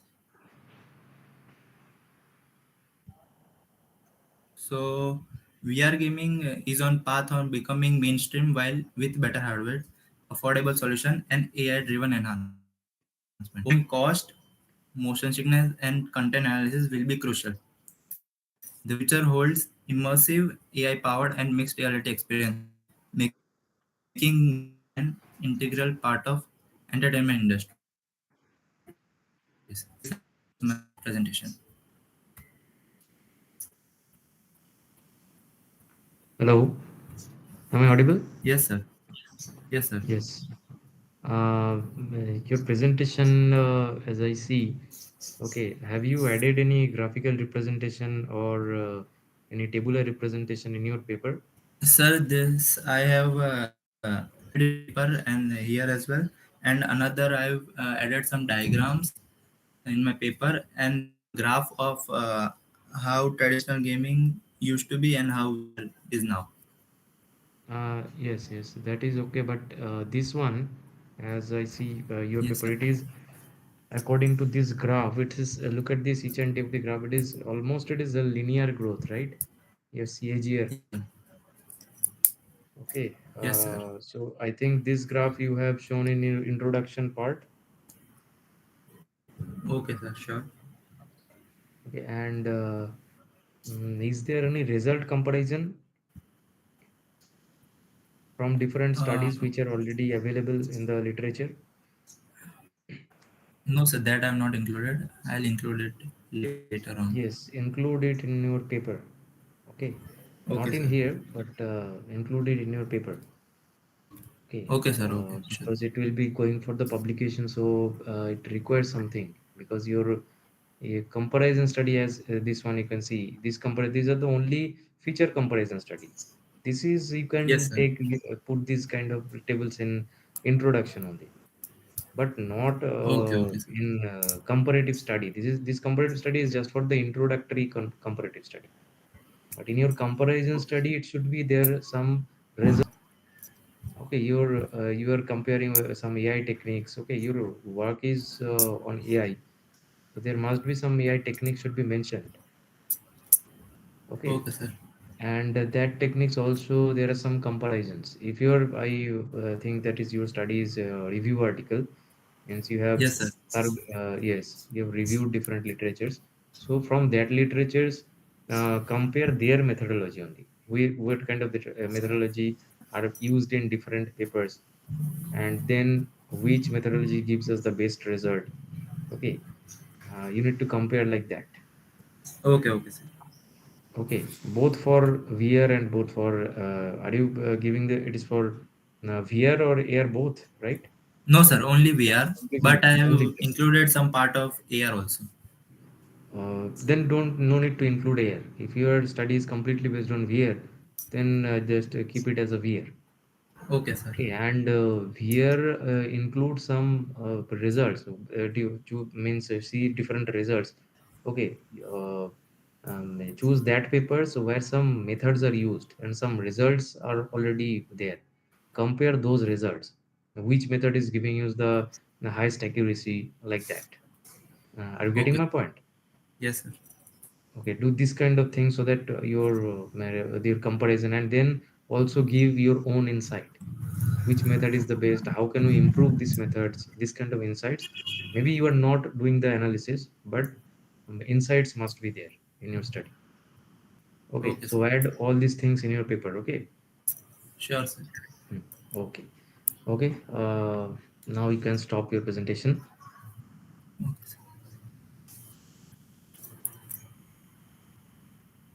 Okay. Next one, Tirth. Yes, sir. Yes, Tirth, please start presentation. Sure, sir.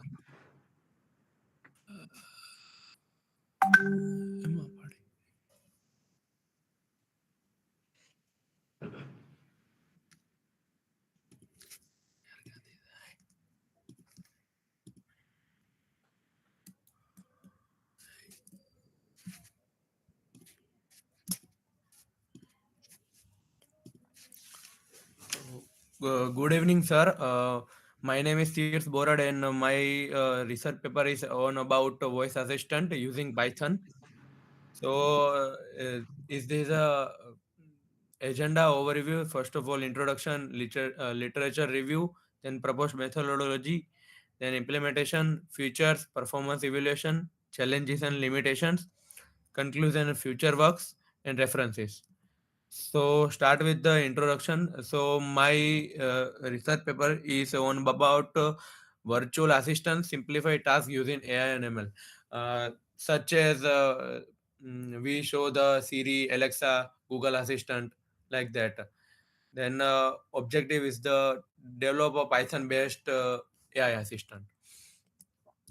So my problem statement is uh, the customizable and cost-effective assistant, which we are using the Siri and Google Assistant is kind of expensive because the device is so expensive. That's why.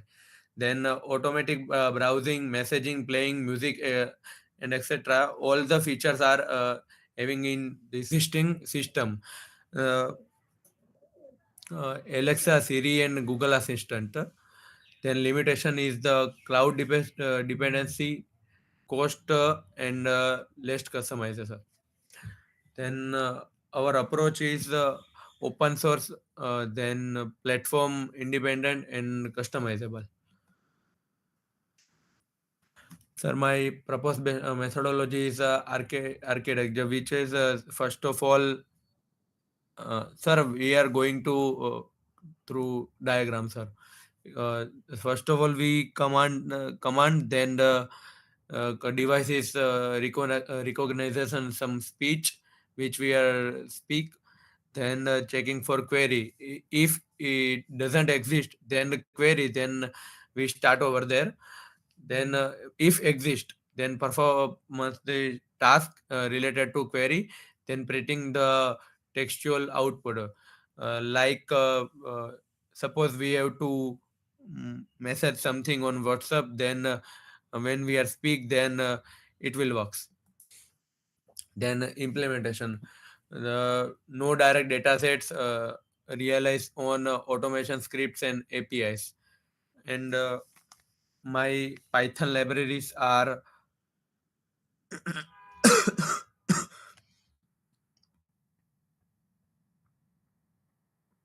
speech recognition, PYTTSX, 3, Wikipedia, then date and time, music playback, sending WhatsApp messages, which I talk about. Then mathematical calculation and task automation is also there. Then performance evaluation, speech recognize accuracy is 85 to 90% in quiet environment. Response time in 1 to 3 seconds based on task complexity. User feedback is improved efficiency in daily task. Uh, so we talk about challenges and limitation. Background noise effects, speech recognition, limited NLP understanding for complex query. Then API dependency impacts performance. Then the conclusion and future work is a develop an AI powder virtual assistant with Python. Then future work is multi-language support, deep learning integration, and IoT expansion. These are my references which I uh, read, and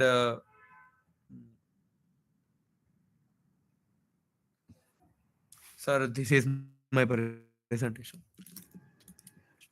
Okay. Uh, Please go to your result section. Sir, sir, I forgot it. Sorry, sir. Means you didn't include in the means means presentation. Yes, sir. Sorry, sir. Because the slide is, I don't. Okay, no, so means this study it's not means survey of literature, right? It's only means not review. You have analyzed something, some data sets, right? Sir, I did a project like this. Means I did project on this project. I did the project in voice assistant using Python, sir. Then I hello. Yes.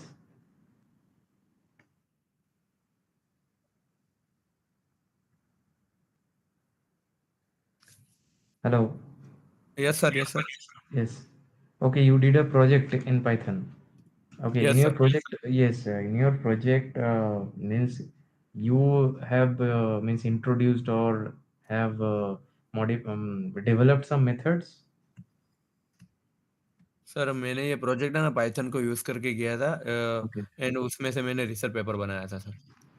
हाँ, जो project जो जिसके ऊपर आपका project है वो तो मुझे वो हो गया। मैं ये पूछ रहा हूँ कि ये जो प्रोजेक्ट है आपका, क्या हाँ आपने सर। मतलब आपने कोई डेटा सेट यूज़ किया है उसमें या फिर मेथड डेवलप किया? या हाँ फिर सर, जो कुछ डेटा सेट भी यूज़ किए थे सर मैंने, और हाँ, और सर पाइथन की सारी जो लाइब्रेरीज मैंने आपका इस प्रेजेंटेशन में है। हाँ, that is okay for Python libraries. हाँ, डेटा सेट आपने यूज़ किया है ना? ये जो यस सर। हाँ, अब जो पाइथन लाइब्रेरीज़ यूज़ की है आपने, तो उस पाइथन लाइब्रेरीज़ के अंदर कुछ ना कुछ फंक्शंस तो आपने यूज़ किए होंगे। हाँ सर। अब वो जो फंक्शंस है वो तो कोई एक मेथोडोलॉजी को मतलब रिप्रेजेंट कर रहे हैं ना, कोई मेथड्स या समथिंग जो उस yes sir. Yes sir. Function के अंदर रिटन है। तो वो यस सर। मेथड्स का नाम मैं पूछ रहा हूँ, क्या मेथड्स आपने यूज़ किए? कुछ सर एआई ये एमएल वगैरह कुछ एमएल का मेथड क्या यूज़ किया आपने?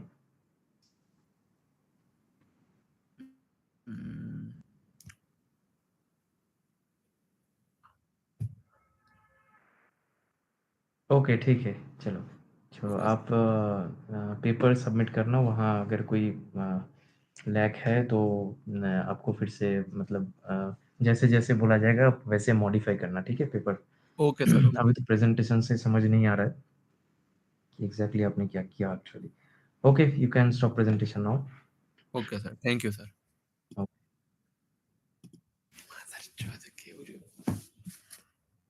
Okay, our next presenter, Umika. Yes, sir, I'm presenting. Yes.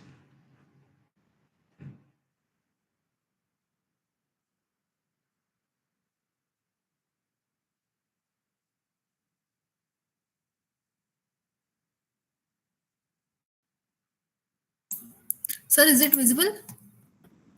Yes, it's Hello. visible. Yes, it's visible. So, good afternoon, everyone. Myself, Umika Patel. I'm here to present my research project on comparative study of smart insurance recommendation that leverages machine learning for cross-domain platforms. So, my project includes introduction, objective, research gaps, methodology, models I've used, future implementation, and conclusion.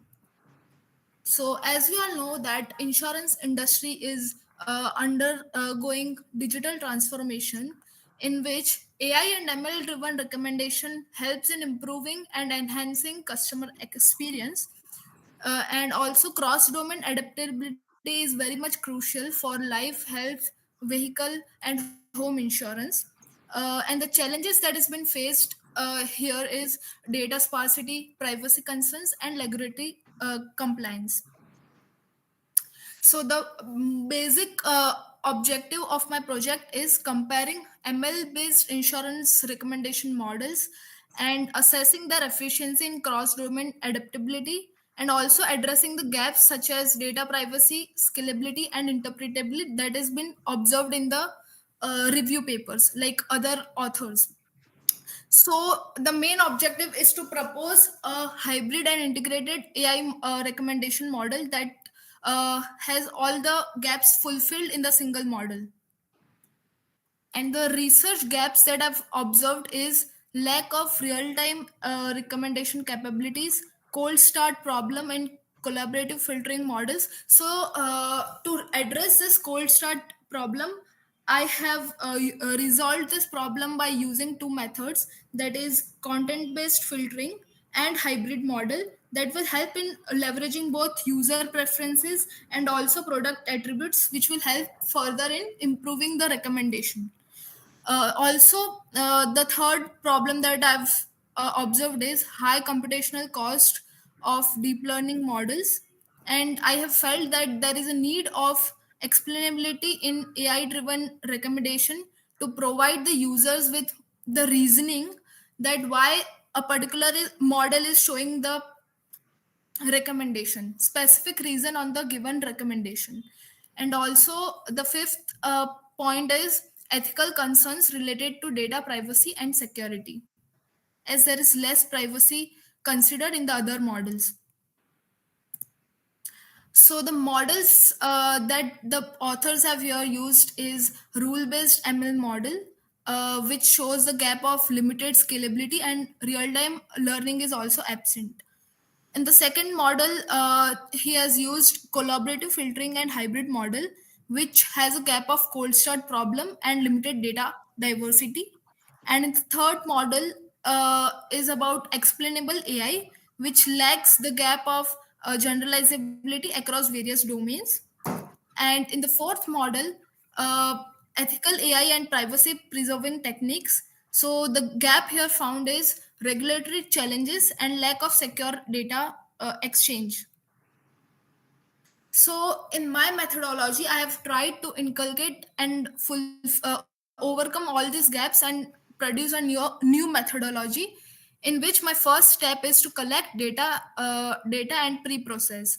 So to train and evaluate this model, we will collect the data from multiple sources like publicly available insurance data sets that are available on Kaggle, also some government regulatory bodies like IRDAI, and we can also take the data from insurance companies having their permission. Uh, Further, we can also utilize web scraping techniques to gather the data for user preferences.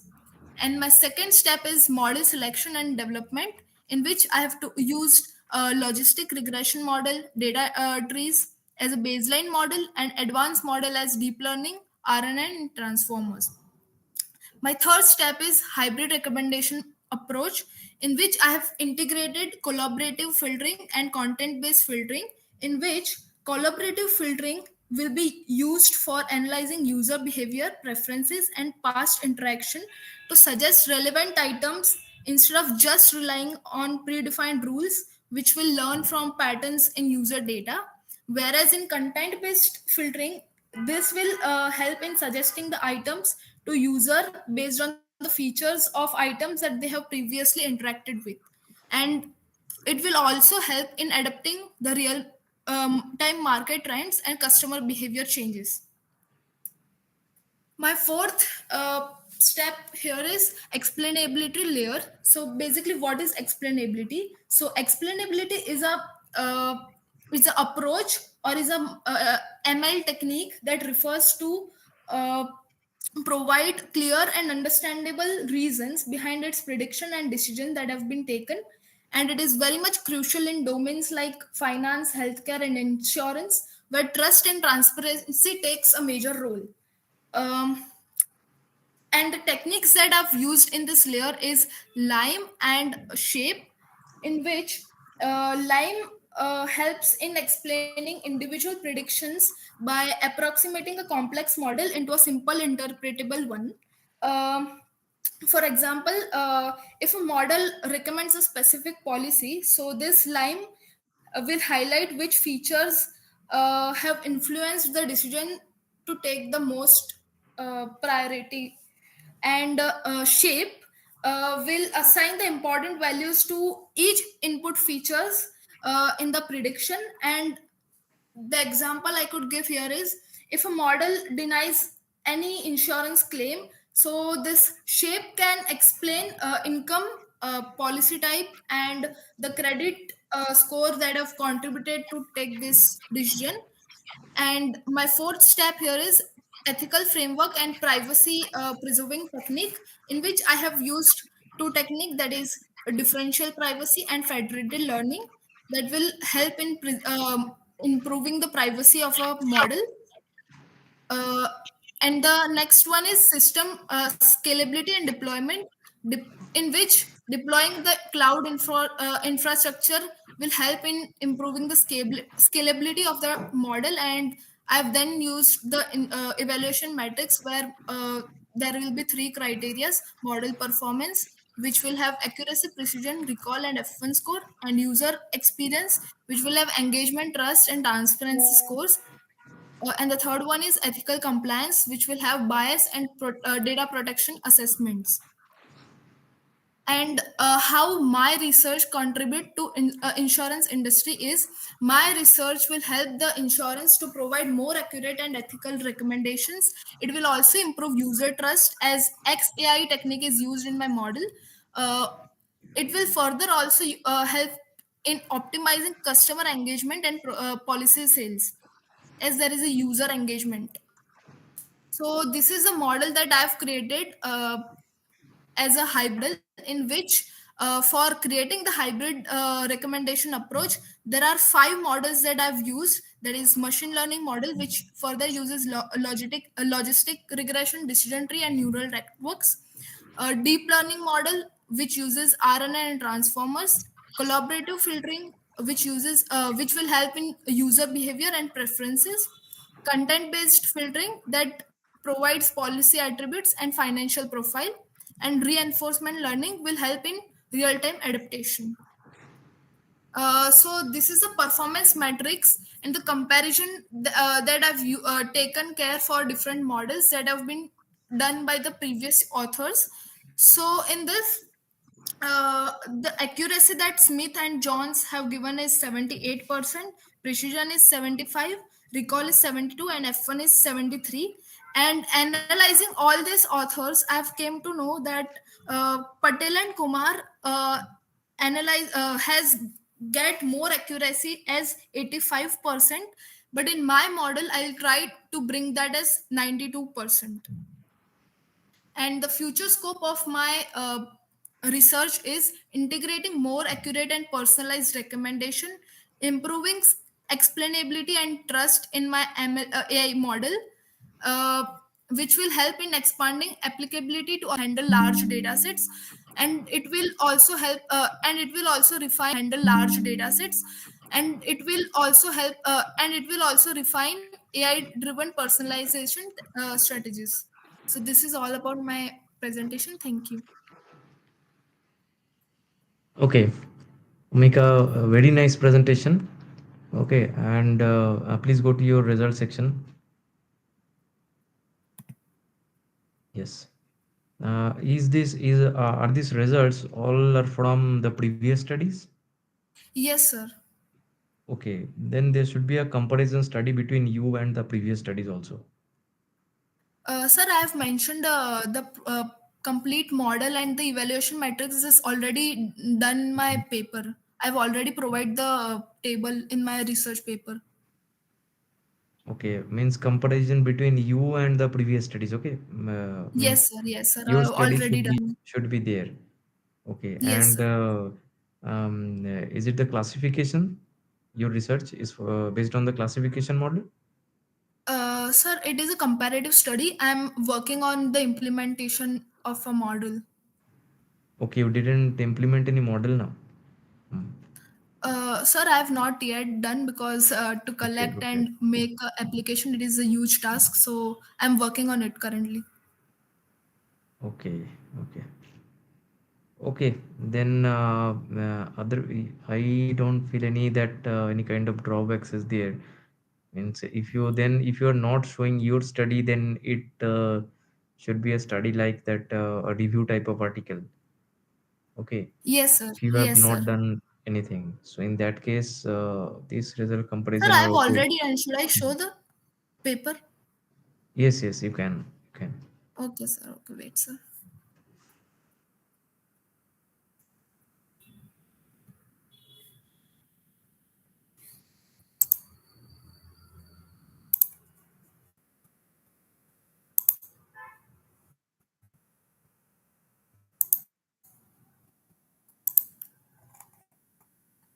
Sir, is it visible?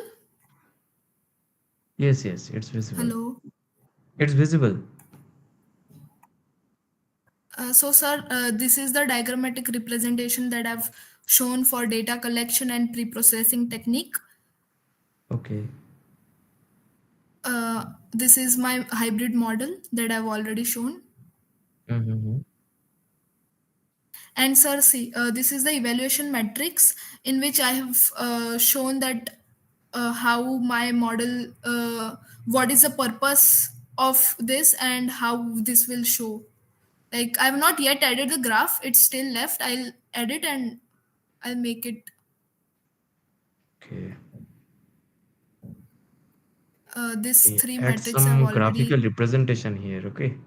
Yes, Your sir. study. I'll do So that. these are okay. These tables are okay. Adds also graph for the methodology graph. Okay. Explain the methods also. Yes. Whatever the methods are in this paper, and this kind of graph also added in your paper. Okay. Yes, sir. Yeah, sure. Otherwise, other tasks are okay here. Okay. Any after submitting the paper, if any kind of any other things are needed, then it will be updated to you. Okay. Okay, sir. Thank you. Okay. Okay. Thank you very much. Our next presenter. Um, Hello. yes, yes. Yes, sir. Am I Vasant audible, sir? Sharma. Yes, yes, yes. Yes, Vasant. You can start your presentation now.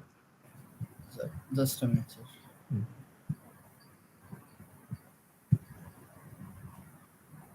Sir, is my screen visible?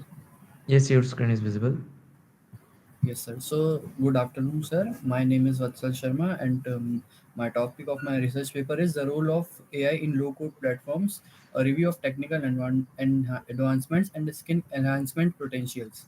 Sir, starting with as in the software industry, as we know that growing that software industries are going very rapidly, and companies are constantly looking for faster and more efficient ways to develop applications. However, there is a shortage of skilled developers, which makes it challenges for business to keep up. So to address this issue, low code development platforms have emerged. These platforms allow users to build applications with minimal coding using drag and drop functionalities. So starting with introduction.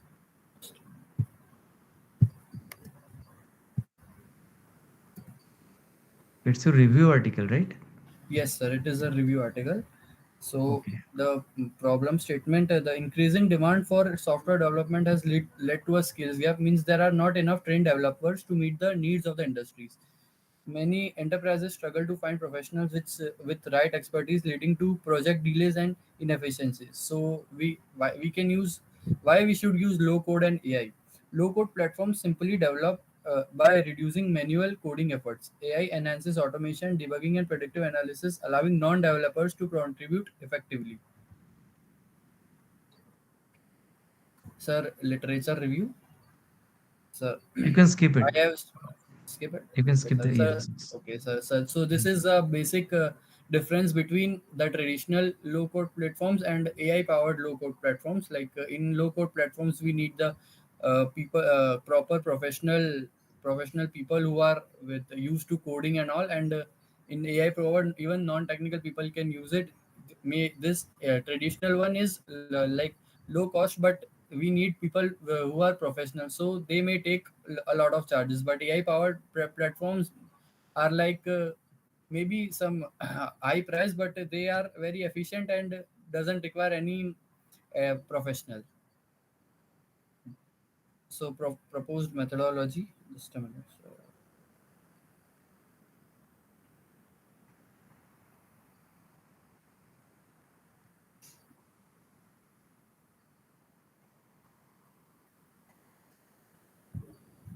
sir, in proposed methodology, sir, I have read like various different papers and analyzed them all, and discovered that how why is low code platforms and no code platforms useful in today's world, and how are they effective towards the industry, technical industry, and how can they help to various people who are like lacking in coding and everything. So this is the comparison between low code and no code platforms. Like low code platforms require minimal coding, but no code platform just require the prompt, and we can generate various applications and all.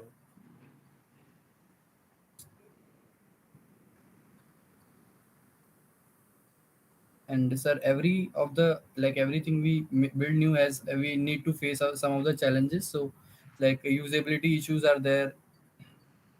Users with no prior coding knowledge may find it difficult to understand complex workflows, scalability limitations, security compliance and risk, data privacy concern, and regulatory challenges can arise when use AI-driven low-code platforms. Integration complexity, like they may feel difficult to integrate all the things. So we can address all these things using AI, and like if the challenges different here I have provided the different challenges and their solutions, like debugging and maintenance, AI solution, automated code analysis, and self-healing applications. If the scalability is a challenge, predictive load balancing for efficient prominence, security, AI solution, AI based threat detection and compliance monitoring. If integration is the challenge, the AI driven API mapping for seamless connections we can use.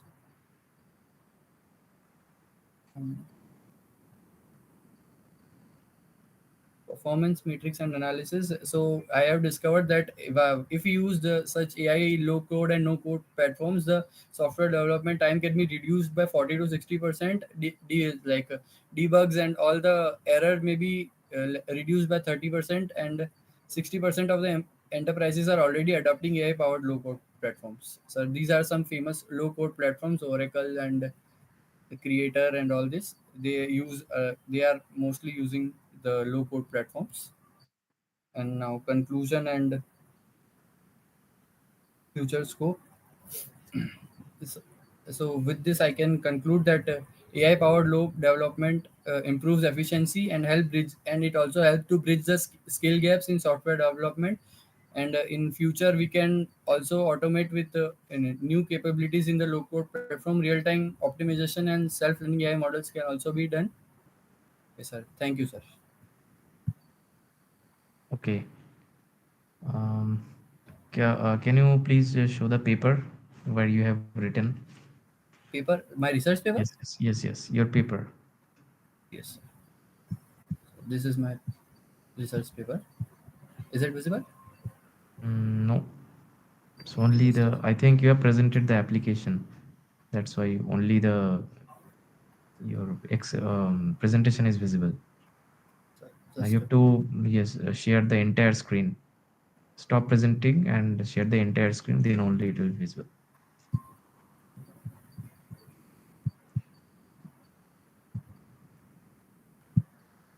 so is it visible now? Yes, it's visible now. So this is my paper. Yes.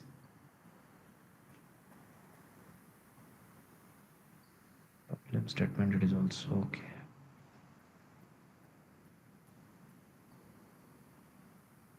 Okay, it's a review paper, right? Yes, sir. Yes, sir. Okay. Make a just go upside in your literature review type where you have written. Yes, this one is background. Don't you have any literature review? No, sir. Literature review I haven't added in the paper. Okay. Since your paper is review paper, add some literature review here. Okay. Okay, sir. Okay. And where you mention the research gap also. What kind of gap you is there, and how you can fulfill the gap. Okay, sir. Okay, and these studies, and these are the things are okay. And after that, in methodology part also mention that which paper used which methodology. Okay, sir. Okay, and also compare some results of previous analysis, Okay, sir. so that you can share that yes, this method is better than the other one, like that. Okay. Okay, sir. Okay, you can now stop the presentation. Thank you, sir.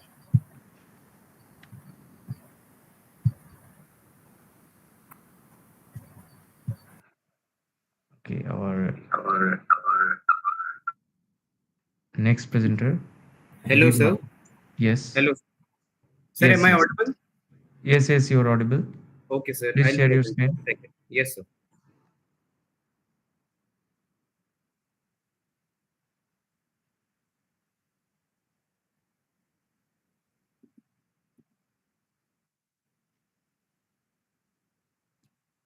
Sir, is the screen visible? Yes, screen visible. Okay, sir. Good afternoon, sir. Uh, Today, our topic is ML based student focus classification, and it is a data driven approach to the new teaching strategies that we're going to discuss. In short, when students are sitting in a class and a faculty is teaching them, the faculty can only analyze them on the basis of their behavior, right? They can only see if the student is being attentive or not, but there can be more than one factor to this thing. The student might be ill, or the student might not be getting it. So we have analyzed multiple factors like these in our study that shows that which factor can impact the student's behavior.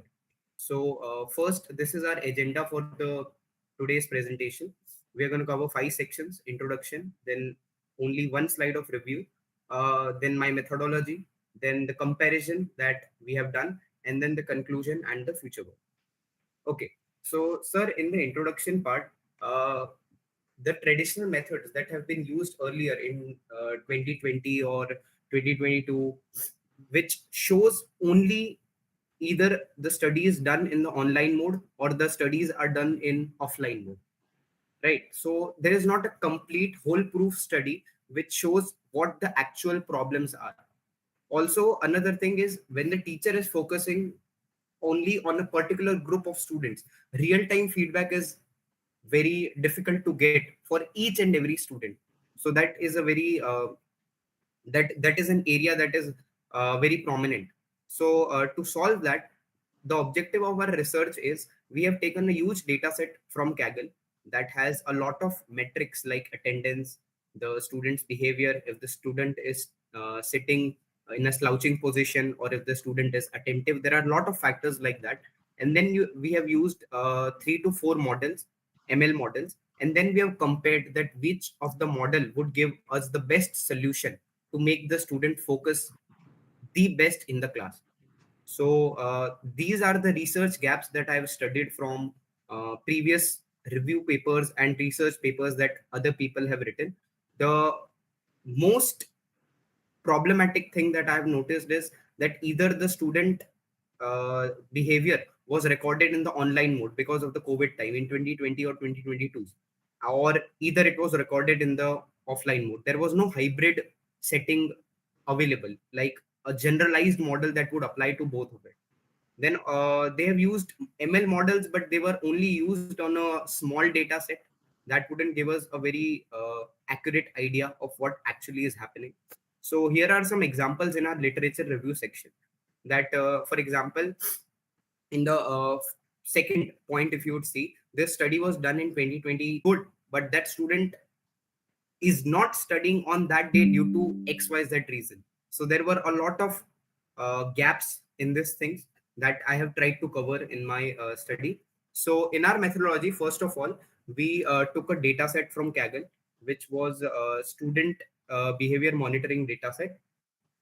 And there were a lot of features used. For example, attention span, test scores, participation levels, the features that were not used earlier. But this time we also included heart rate, breathing rate, patterns, postures. Then if the student is getting distracted by a particular thing, like noise levels, or if something construction is going on, and a lot of factors like that. So, sir, after that, initially we only decided that we are going to use three models: logistic regression, support vector machine, and random forest. But I'll later on tell you why we had to add a fourth model, which is the gradient boosting model. So let's move further in the next slide. So we split our data set into 80-20 ratio, where 80% of the data set was used for training the models constantly, rigorously through multiple epochs. And then the rest of the 20% was used in testing it. So what we notice is not a useful criteria. In the data set, there was a criteria if the student is present or not. So that was not a very useful criteria and understanding if the student is actually performing well or not. The student might be a topper, might be very good in studies, but he is not attending the class. So that might be a factor. Also, the recall value was high. As you can see, there was 100 for logistic regression, 86.5 for SVM, and 86.5 for random forest. That means the data set is very imbalanced. The recall value is good, but the accuracy and precision is not that good. So we fixed these problems, and then these are our final readings, as you can see. We also added one more model, which is the gradient boosting model, because I searched it on the net that this would perform better than random forest. And as you can see, it scored 89.1% accuracy and precision in predicting the students' behavior, the students' focus in the classroom. And that's why these are the summary of the key findings, that XGBoost is the best. Then random forest was also effective, but not that much. And as expected, SVM and logistic regression were there just for comparison, and they underperformed. Now, sir, as we can see, what we observed from this thing, that attention span and participation level, those were the focus, those were the key focus of this whole research, because those are the most important things. And as we discussed earlier, that also other factors like noises, physiological data, and test scores were also considered, as compared to the other studies that have been done that have ignored a couple of indicators from these pointers. And the last part of our studies are, that is the conclusion and the future scope. So we can conclude that using this model, if we want to implement it actually in a class, we can do that. We can try to note all these readings, all these data from the students of our class, and then if we run it through these models like either XGBoost or random forest, it would give us an actual very precise problem that needs to be solved. This student is facing this problem, this student is facing this problem, this student is getting distracted easily, like that. And based on that, we can create and give them some adaptive teaching strategies, like uh, this group of student who gets distracted very easily can sit in a very quieter time. For example, they can have the early morning classes where the disturbance is at the least. Then the students who have problem getting their focus, retention issues, they can get small breaks in between. We can customize it according to the student's problem, and I think that would help them eventually at the end. And real time model development can also be done in the future, but that is uh, after lot of years. I mean, not in the near future. It would take time, but it can be done. So thank you, sir. That's all from my side. Okay, thank you. Nice presentation, first of all. Thank you, sir. And all these things, every comparison and all the graphs are already presented in your paper. Yes, sir. I've included all these findings as well, and I've also Okay, okay. included 6 to 8 graphs in Okay. different visualization formats like heat maps or confusion matrix that would help Mhm. summarize what our study is about. Okay, okay. Another thing I would like to suggest here, Sure, sir. you have used means many methods here. If you means use ensemble, stacking ensemble by using whatever the methods you used here, Okay, sir. XGBoost and SVM and other methods also you have used. Hmm. Just use a stacking ensemble by combining all these methods. Okay, and Sure, sir. let's see what I'll your give it a result. try. Sorry. I'll give it a try, sir. Definitely. Okay, okay. I think that will give you much more better result than this one. XGBoost is giving you the best. Maybe Ensemble that may give you much better result also. Okay. Sure, sir. You can just in your Python that already available. Ensemble means library is available. You can just use that one and you use it. It will not take much time. Okay. Definitely, sir. I'll Okay. use it. Okay. Nice presentation. You can stop the presentation now. Thank you, sir. Thank you, sir.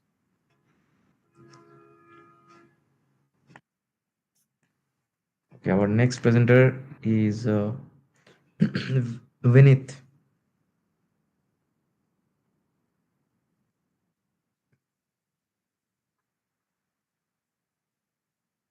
Vinith, are you there?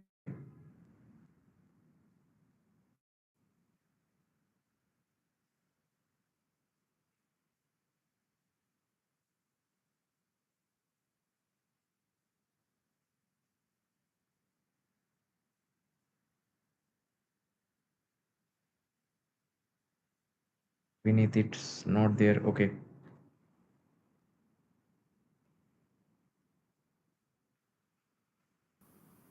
Yes, yes, screen is completely visible.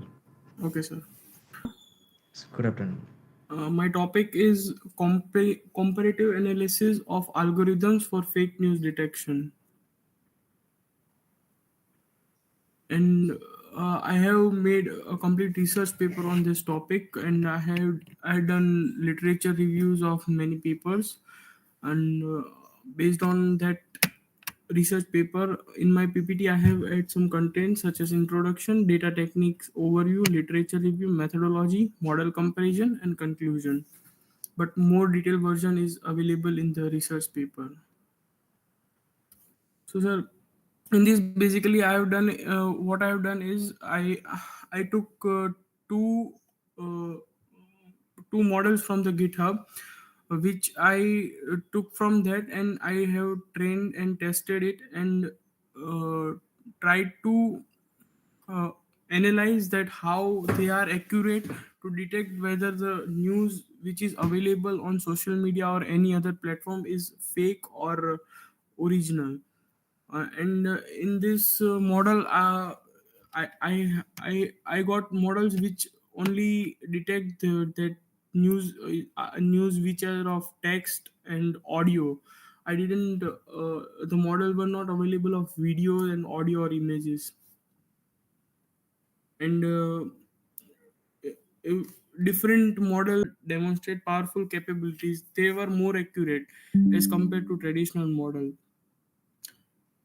And So this is the literature review which I had done from many more than 5 or 6 I took, sir, and through that I got to initial methods from where I can start my research on this fake news detection topic, and I got some idea of advanced method that I can take care of, such as which are more accurate than traditional methods such as super vector machine and logistic regression.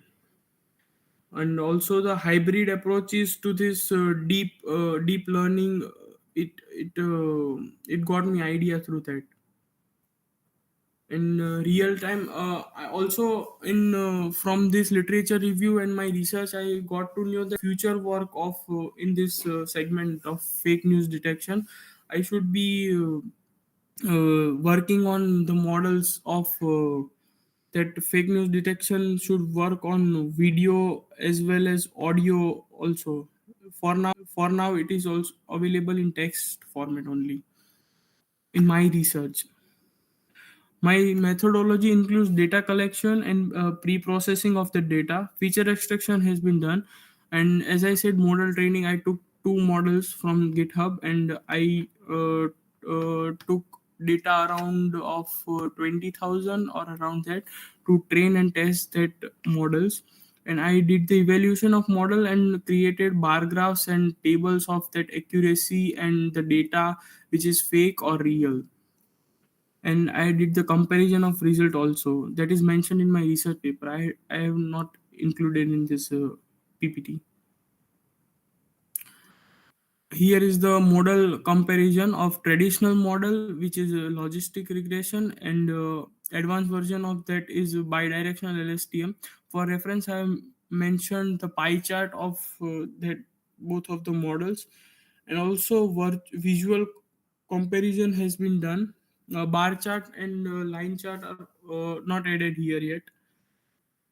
And conclusion, sir, as I told, in that as per the traditional model, the bidirectional LSTM and that are more accurate. But for video and audio, we have to further research in this segment.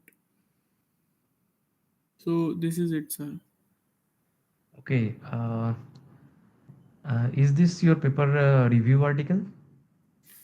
No, sir. It is analysis on model that are available, but I took my data from, Okay. for example, from Kaggle and Kaggle. you. Huh? You have, yes, collected from Kaggle. For the audio and visuals, because the news regarding anything now occurs first in this format, audio or Okay, video. okay, okay. Okay. So this is the ROC, right? What in conclusion, whatever the ROC you have given. Yes, sir. Okay. So your ROC, it's getting, it's not a proper graph it is showing. Means ROC means as the area. Okay, you can see the area. Yes, sir. Okay, the blue curve, it is the area. It is not that much enough accuracy I can see here. Okay, sir. Okay, if the area is larger, then you can see that yes, ROC means it is giving you the larger area means the it is giving one, right? Yeah, it is giving only One. one. So one is perfectly one and one is not that much. It is very Not low. that accurate, yes, sir. Okay, so that is why it is looks very odd. Yes, sir. Both model have to be Hmm. on that capable of that itself. Yeah, yeah. So try to use some other models also and Yes, sir. compare this ROC, okay, accordingly. Okay, sir. Okay. You need to have means something means you can see this is not it doesn't look that much odd because the paper is actually going to means for the publication purpose. Yes, Okay, sir. something means um, interesting results should be shown by you. I have some results, but as you said that I have only used two models, so I have to Mhm. just include much more models for Yes, the yes, you analysis. can include them, Yes, and also compare your study with other graphs also. Okay, not okay, sir. only in this one. No, sir. In this PPT, I only added this, but in my research Okay, you have paper, added in the paper. Yes, sir. Okay, then it's okay. Yes, sir. Okay, you can stop presenting now. Okay, sir. Thank you for the presentation. Thank you, Yes, sir. sir. Next candidate, Vishwa Patil. Yes, sir. Yes. Please start your presentation.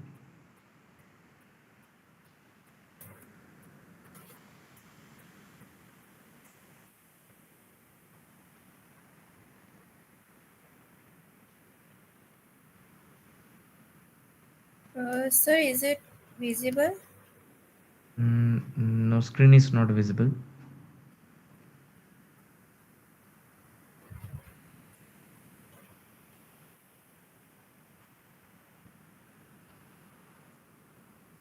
Inclusion and references. Uh, so, recently, with rapidly evolving cybersecurity and cyber attacks, the traditional methods of cybersecurity are not enough. Therefore, we have to use AI and ML models to keep up with the cyber threats. There are some of the algorithms of ML and generative AI in cybersecurity are mentioned here. Like supervised learning can be used for classification and regression of cyber threats, and unsupervised learning can be used to find patterns among the threats. Reinforcement learning can be used for adaptive systems, and we can also use GANs and LLMs uh, for detecting threats and automation. This is a comparative study, comparative table between generative AI and machine learning algorithms used for cybersecurity purposes. So mainly the ML algorithms are used for making predictions and decisions regarding the cyber threats and how to solve them, whereas generative AI is used to generate data for training purposes. uh, uh, AI can also be used. AI can be said to be a double-edged sword. It can be used to defend a system as well as to generate attacks of generate cyber attacks. So AI can be used for phishing and deepfake technology. AI also is used for uh, AI is also used for uh, multiple for designing multiple attacks, and AI can also be used to make polymorphic malwares that keeps changing their structures in order to avoid detection. We so to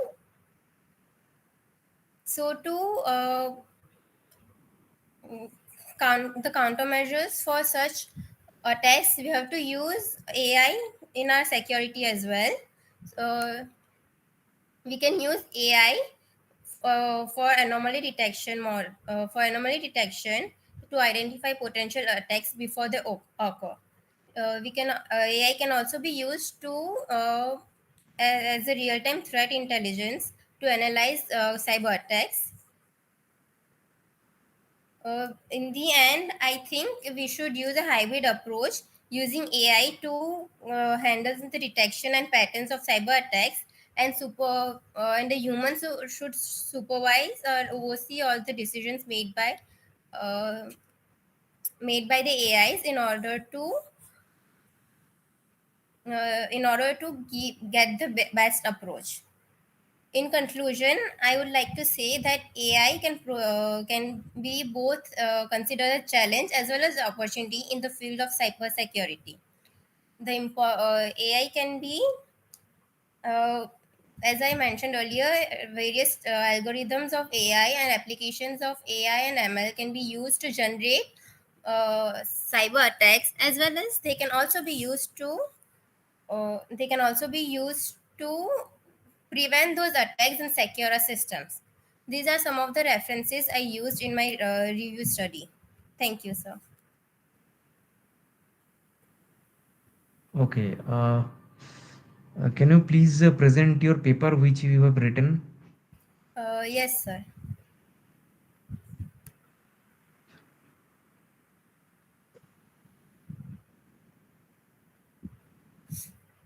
Okay.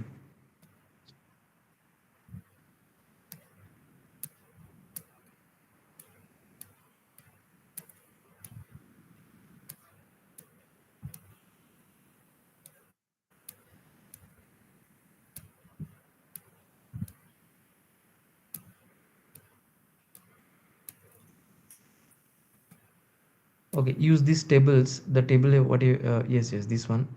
Okay, is it a screenshot or you have made this table in Word? Sir, I made a table in another application, took a screenshot and added here.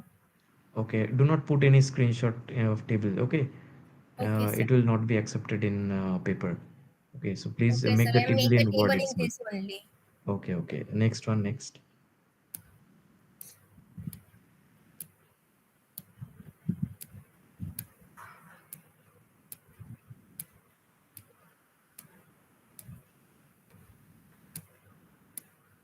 Okay, use some graphical representation of the results.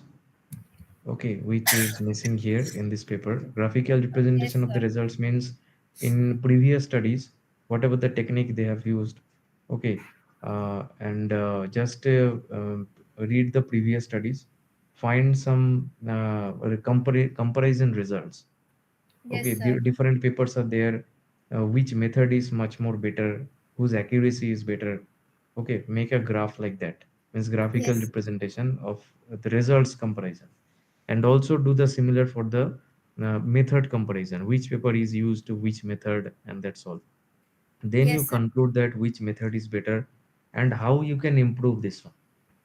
That should be added. Yes, Okay. sir. I'll add all this. Okay. Thank you, sir. And make it more presentable. Okay, make the graphical representations as much as possible. Graphical means results type of graph. Okay. Yes, sir. Okay, thank you for the presentation. You Thank you, sir. can, yes, stop the presentation now. Okay.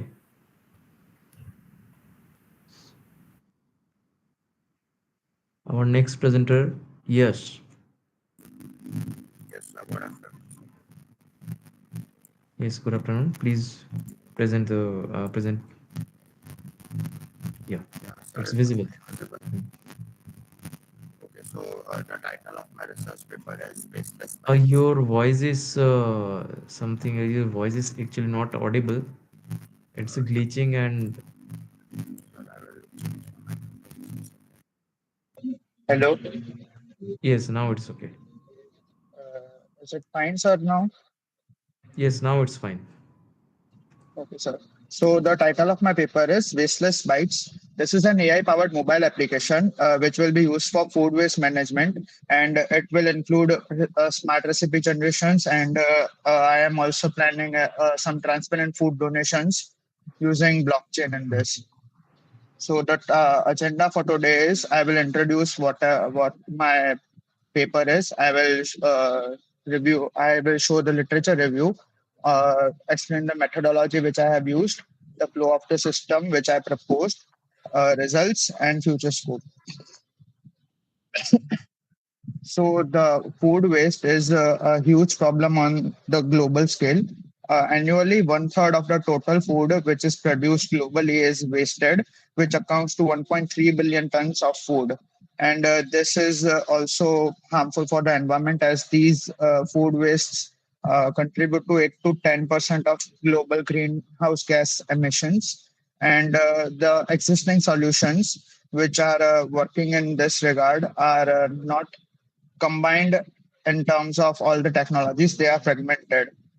For that, I have done a literature review where I have found that there are some systems which have web and mobile apps, and they are using, they are enabling users to track their inventory and give them expiration alerts that this food is expiring, you should use this. And some other systems are using IoT to track the food freshness and the quality of the food and tell them that this food. You can skip this part. Okay, sir. For Yes, proposed this one. methodology, Yeah. I have worked with React Native to make a mobile app, and I have used Node plus Express.js as my backend, and I have connected it with MongoDB Atlas to store the data for food inventory and donation records as of now. And the system which I proposed has a role-based architecture. It will give different roles for different stakeholders. Like for household users, it will be beneficial for managing inventory and reducing food waste in that regard, that this food is available in your inventory and you should use this before the expiration. And for restaurant owners, they can list the surplus food in the NGO part, where the NGOs will connect with the restaurants and get the food to distribute to the needy, and the volunteers will be helping the NGOs in distributing the food. For a recipe generation, I am using ANN, and I have taken a data set from Kaggle, which is a recipe NLG data set. It is an extended data set of recipes 1M plus data set. The records in that data set are around 22 lakh 31,000.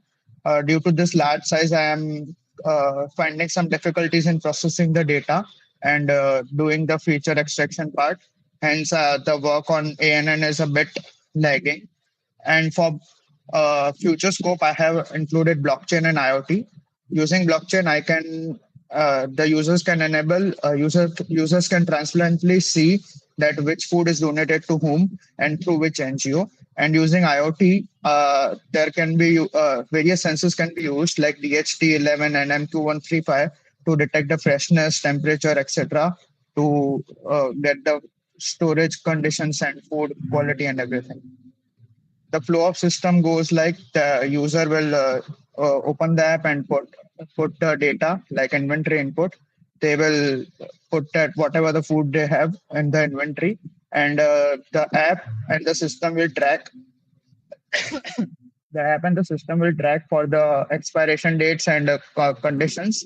And if the food is nearing the expiration, the users will receive a push notification and alerts that they should use this food somewhere, and they will get an option for recipe suggestions. And if they want to use that suggestions, they can use the suggestions. And still, if the food is not utilized fully, they can list that in the donations page, and NGOs will further connect the excess food to the needy. And if in this overall process the users use proper sustainable practices, they will be rewarded in form of coupons and discounts with some partnered NGOs and some partnered companies, which will enable them to which will push them to use more sustainable practices, like a reward system. And for results, I have created a front end application as of now and connected it with my backend. And it can show whatever the inventories and whatever the expiration dates and all are. I am currently working on the ANN part of the system, and I will integrate it too. For future scope, I will be integrating IoT sensors and blockchain, and this system will help in globally reducing the food waste. For conclusion, Wasteless Bites provides a comprehensive food waste solution, and it has a potential to reduce the waste and promote sustainability. Thank you, sir.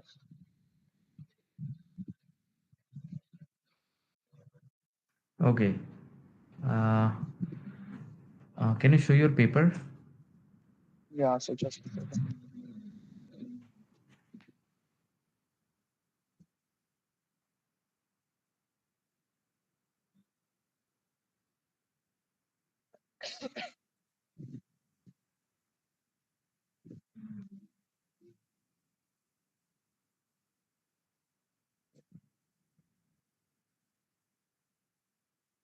I have included the diagram of the proposed systems which already exist, and I have included a tabular format in which I have compared all the systems right here. These are the systems which are currently there and what all things they are using. and this is regarding what I will be using in my system architecture and how will the flow go for the system. Okay. And this is my technical stack. These are some of the implementation steps regarding my backend. Okay. Okay. And these are some screenshots of the front end developed till now. Okay. So you've Yeah, developed the and front end only. I have developed the front end and the back end part. And Backend part for also. the backend part, I haven't hosted it yet. It's still in the checking phase, like testing phase. I haven't hosted the backend yet. Okay. Okay. I think if anything needed, any graphical representation or something is needed, can you insert anything like that? Sir, can you please elaborate like what I can add in Elaborate this? like that. I think basically your paper is totally application based. Okay. Yes, And sir. you have, yes, any methodology comparison.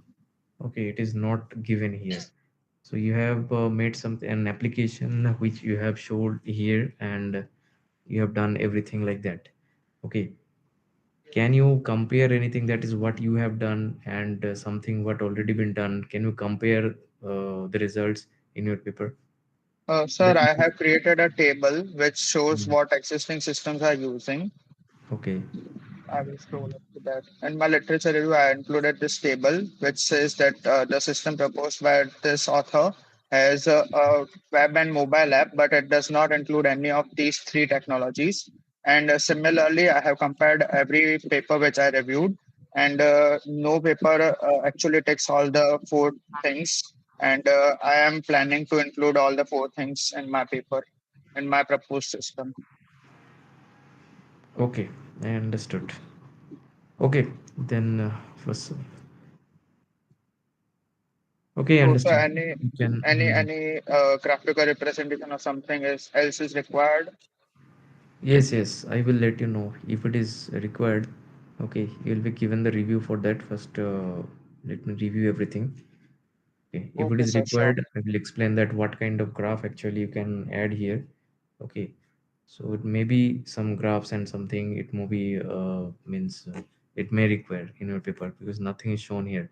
Figure and everything methods are okay. That's no question of that. Okay, but Okay, sir. some results part Some I graphical comparison between. comparison, yes, yes. This is missing. Okay, Okay. sir. I will try and get every Think result about from that all the one. If papers. And yeah. yes, sir. Okay. Sir, It's okay. any other requirements or additions which you feel Oh, can be added? yes. If it is any other thing is required, then I will let you know. Yes. Another thing also. Go to your literature review part.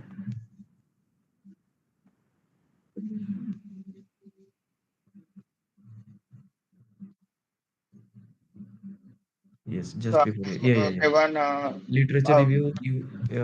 It is you have written a very small amount of means paragraph. Okay. You can so join the paragraph. this is a general review, and then I have compared Yes. Yes. technology wise like General review, but IoT. you can join the paragraphs. Okay, sir. I Not will look into only that one or also. two lines in each paragraph. It should not be like that in any paper form or any book chapter form. Okay, so you need to join them. Okay, Okay, sir. so I for will the look into it. it looks like a report type. Okay. Okay, sir. Sure, sir. I will look into it. Mhm. Okay, Thank you, rest sir. of the part is okay. Okay. Thank you for the presentation. Thank you very much, sir. Okay, our next candidate, Jia. Jia Patel. Yes, sir. Am I audible? Yes, yes, you're audible. Okay.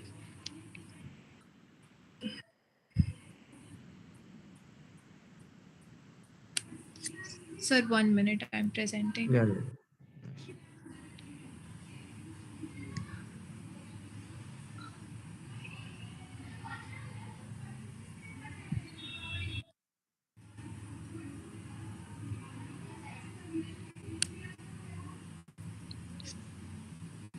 Sir, I'm not being able to present. Can I come with another ID? Yes, yes, yes, sure. Okay.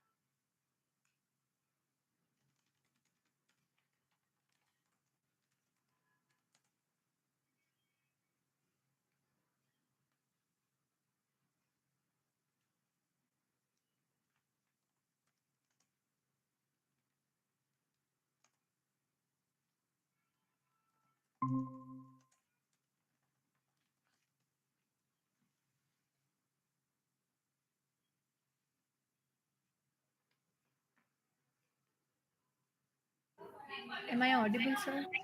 Yes, you're audible. Okay.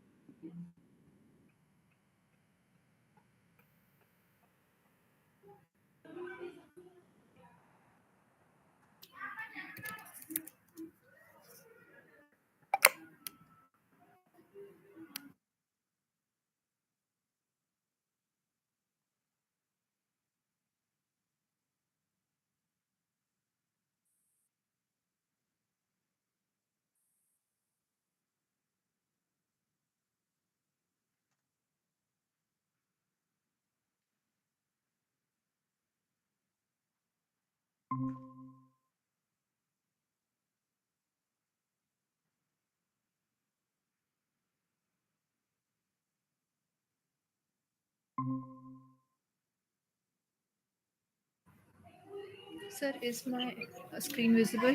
Yes, yes, screen is very visible. Is this visible? Yes, The yes, it's visible. presentation? Okay. So the my presentation is on artificial intelligence and cyber security. Your presentation is not visible, only screen is visible. Oh, okay. Um,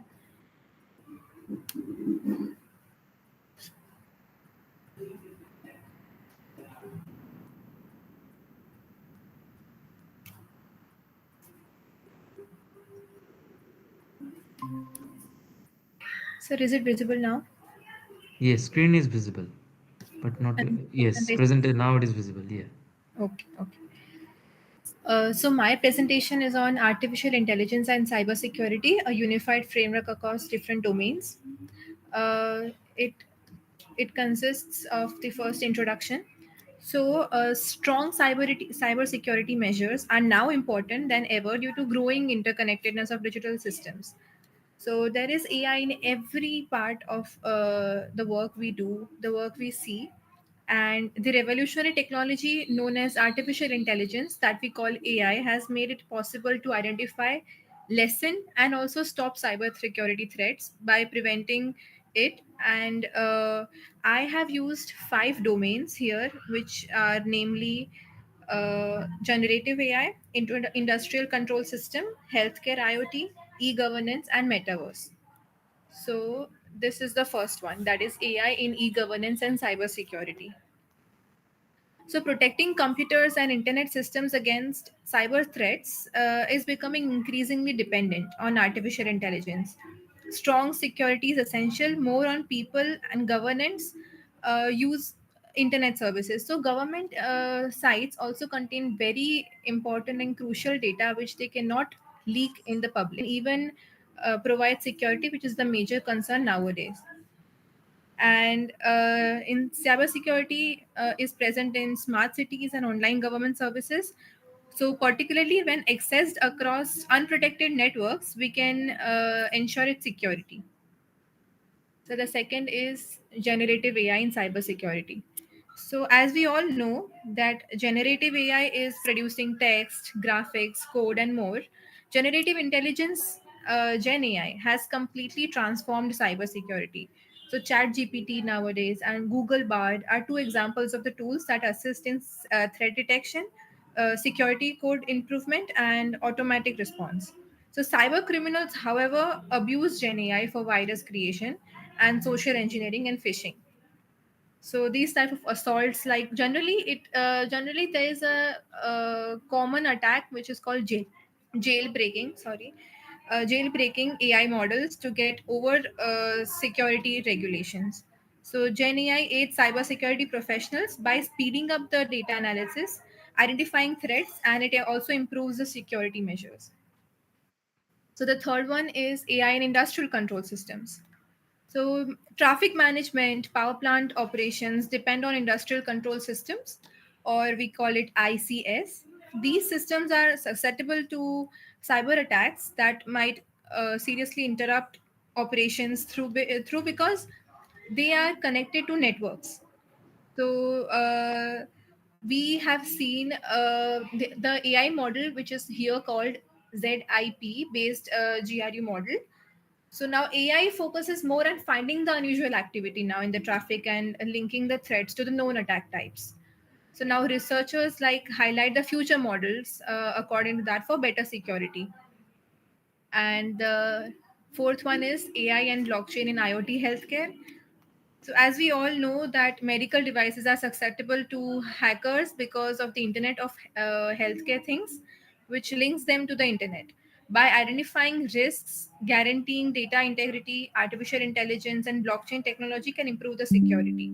So there is a lot of personal information of the patients that is secured and that is present in the healthcare department software, the software and the computers that they do not want to leak because of privacy concerns. So here we can integrate AI in cybersecurity and prevent that. And the fifth one, and the last one is metaverse. So, through the use of technology like virtual reality, augmented reality, and artificial intelligence, people can work, shop, learn, and interact in metaverse, a large digital universe. It suffers security issues like identity theft or hacking and data breaches as a result of its quick growth. Hackers use strategies like phishing and deepfakes, as we have all seen in our social media that deepfakes nowadays have been increasing day by day. And to targets the valued assets like cryptocurrencies and NFTs. So conventional security techniques are insufficient to safeguard users. So we here also integrate AI in cybersecurity to prevent these kind of cyber attacks. So this is my proposed methodology and comparative study.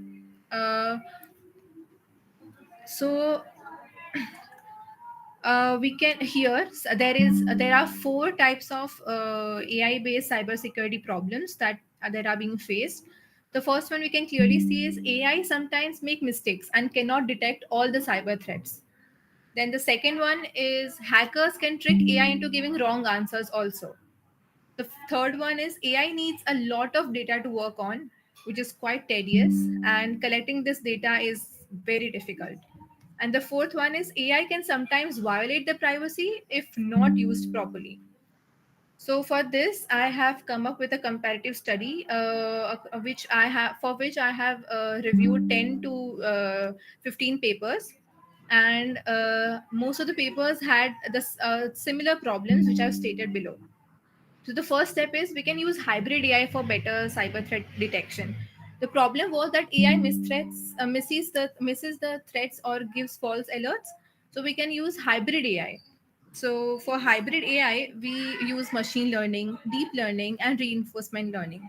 All these learnings also help us to even keep the track of the previous data so that it can learn from its mistakes. and hence we can use hybrid AI to reduce these threats to some extent. The second step is we can use explainable AI, that is XAI, to prevent AI errors. So, like AI occasionally makes poor choices for which it has no justification. That is a problem. And the solution we have here is we can make AI judgments more comprehensible and transparent by utilizing explainable AI, XAI, that will display the reason for an alert. So generally, AI just shows that this is an error, but it does not shows why this error message or alert message was generated. So we can integrate AI in cybersecurity, and cybersecurity experts will be able to verify it and improve the AI's decision making, so that people have trust on AI. So it's AI decisions must be transparent and trustworthy. The third one is AI and blockchain for stronger security. So we can also integrate blockchain in that as the blockchain for blockchain, because see, AI can be hacked or if one place get hacked, we even have a backup of the other places. So this approach is crucial for IoT in healthcare and industrial control system, also metaverse. So the fourth one is federated learning to to protect privacy. The problem is federated learning to protect privacy is that while AI requires a lot of data, gathering this data can violate the privacy of people also. So the solution is it allows AI to learn without retaining the personal information, so that it also helps us to learn and make decisions faster, and also accuracy increases the accuracy, while while retaining the personal information and not preserving them, so that it helps for security of the data also. The fifth one is AI powered digital identity verification in the metaverse. So here, digital identity verification in the metaverse driven by AI is the problem, and the solution I got up with is hackers like steal. Hackers steal digital currency and fabricate identities in metaverse. So for increased security, use biometric verification driven by AI. So AI will verify users by scanning their brain waves or even fingerprints and heartbeats. So, deepfake detection AI will identify phony images and videos created by cyber criminals. And by preventing fraud and identity theft, this will increase the metaverse's security.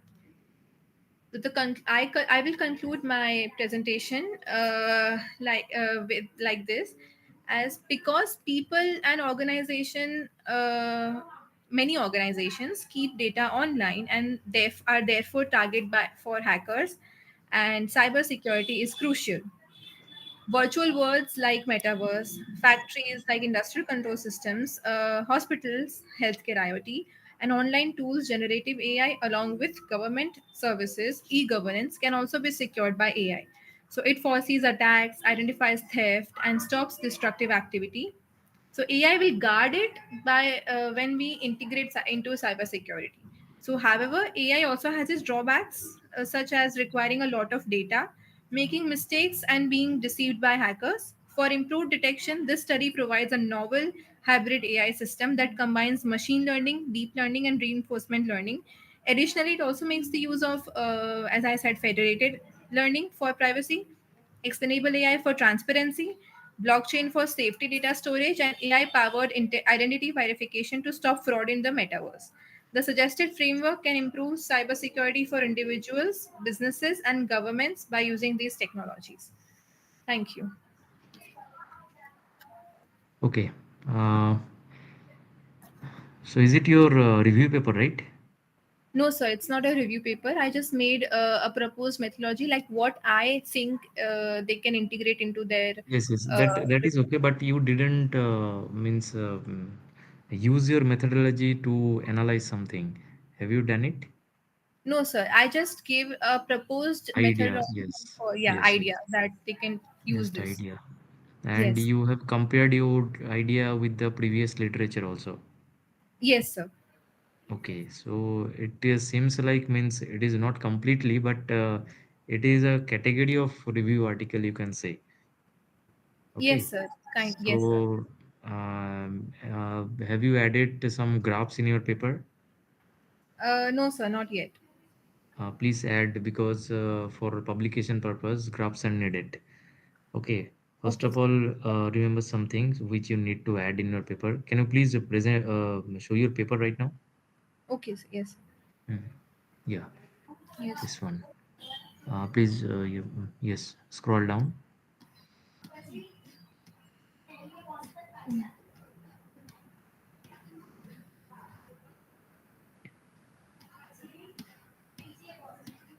Hmm. Put some figures here. This AI driven cybersecurity and everything, whatever you have explained. Okay, Yes. you Yes. can put some small figures in the introduction part, first of all. Second one, go to your methodology, Yes, sir. This is the methodology. methods. Okay, use of AI and CNN Data model, collection, data analysis, collection, yes, and analysis. using machine learning AI models. threat detection. Yes, in this AI threat detection and prevention, you can put a figure here. Here, Okay. okay. Yes. Okay, okay. And using this machine learning, now your machine learning models here in deep learning SVM you have written here. Yes. You can use the support vector machine, not only one liner. You just add the methods of support vector machine. Okay, Okay. you can show that what is the support vector is, how the means how it is created. You can show this as a graph. Okay, graphical representation. ANN also, what ANN is. Okay, okay, you CNN convolutional. So convolutional just use some little bit methodology, means the part of methods which are going to be developed actually, not only the applications, the Yes, sir. original method part. I think you can get it. Yes, Okay. sir. Yes, sir. Yes. Now go to the next part.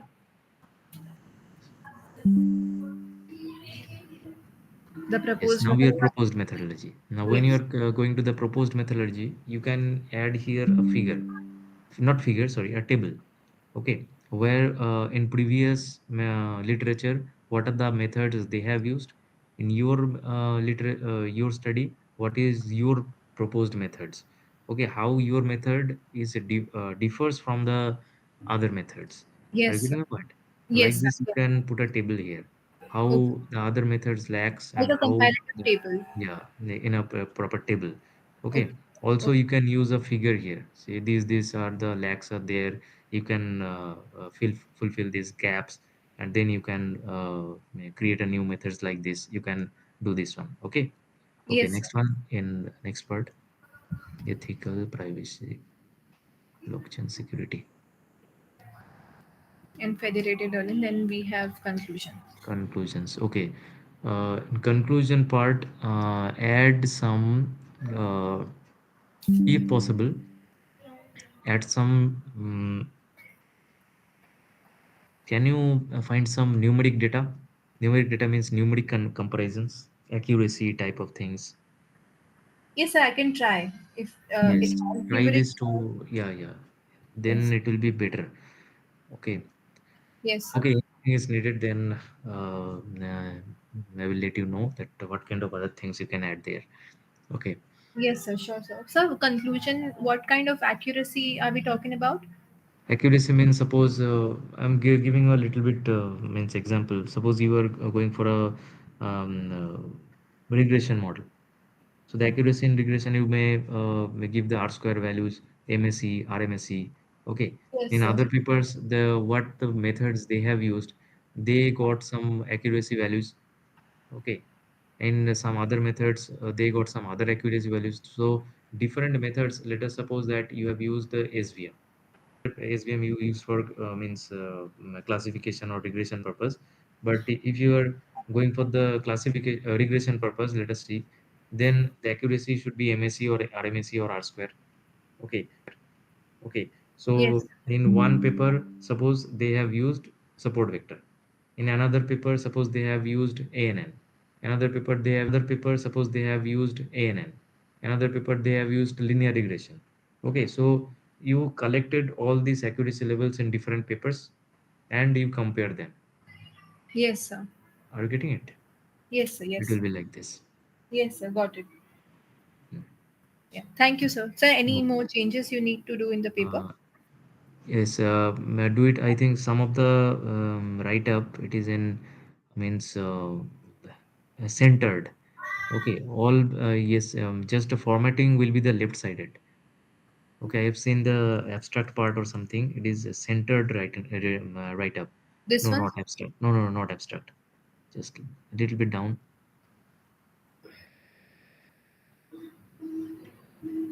This one? No, no. Okay, no issue. You can write right now. You can use whatever the format you are using. You can write it down. Just modify accordingly. Okay. The Yes. final means format will be given to you. Whatever the suggestions I'm giving. Okay, addition of these things. Just keep adding those. Yes, sir. Those means modifications. Okay. Yes, sir. The Yes, sir. final when going to publish the final versions will be that is for publisher end. Okay, so whatever Yes. they will give that this use this format, then we will provide this format to all of you, and then we have to modify accordingly. Okay, Yes, sir. but Okay. right now that is okay. You just add the necessary things. So what is actually needed? Okay, don't go for the formatting. It's okay now. Yes, sir. Okay. Okay. Thank you, sir. Okay, okay, you can stop presentation. Yes.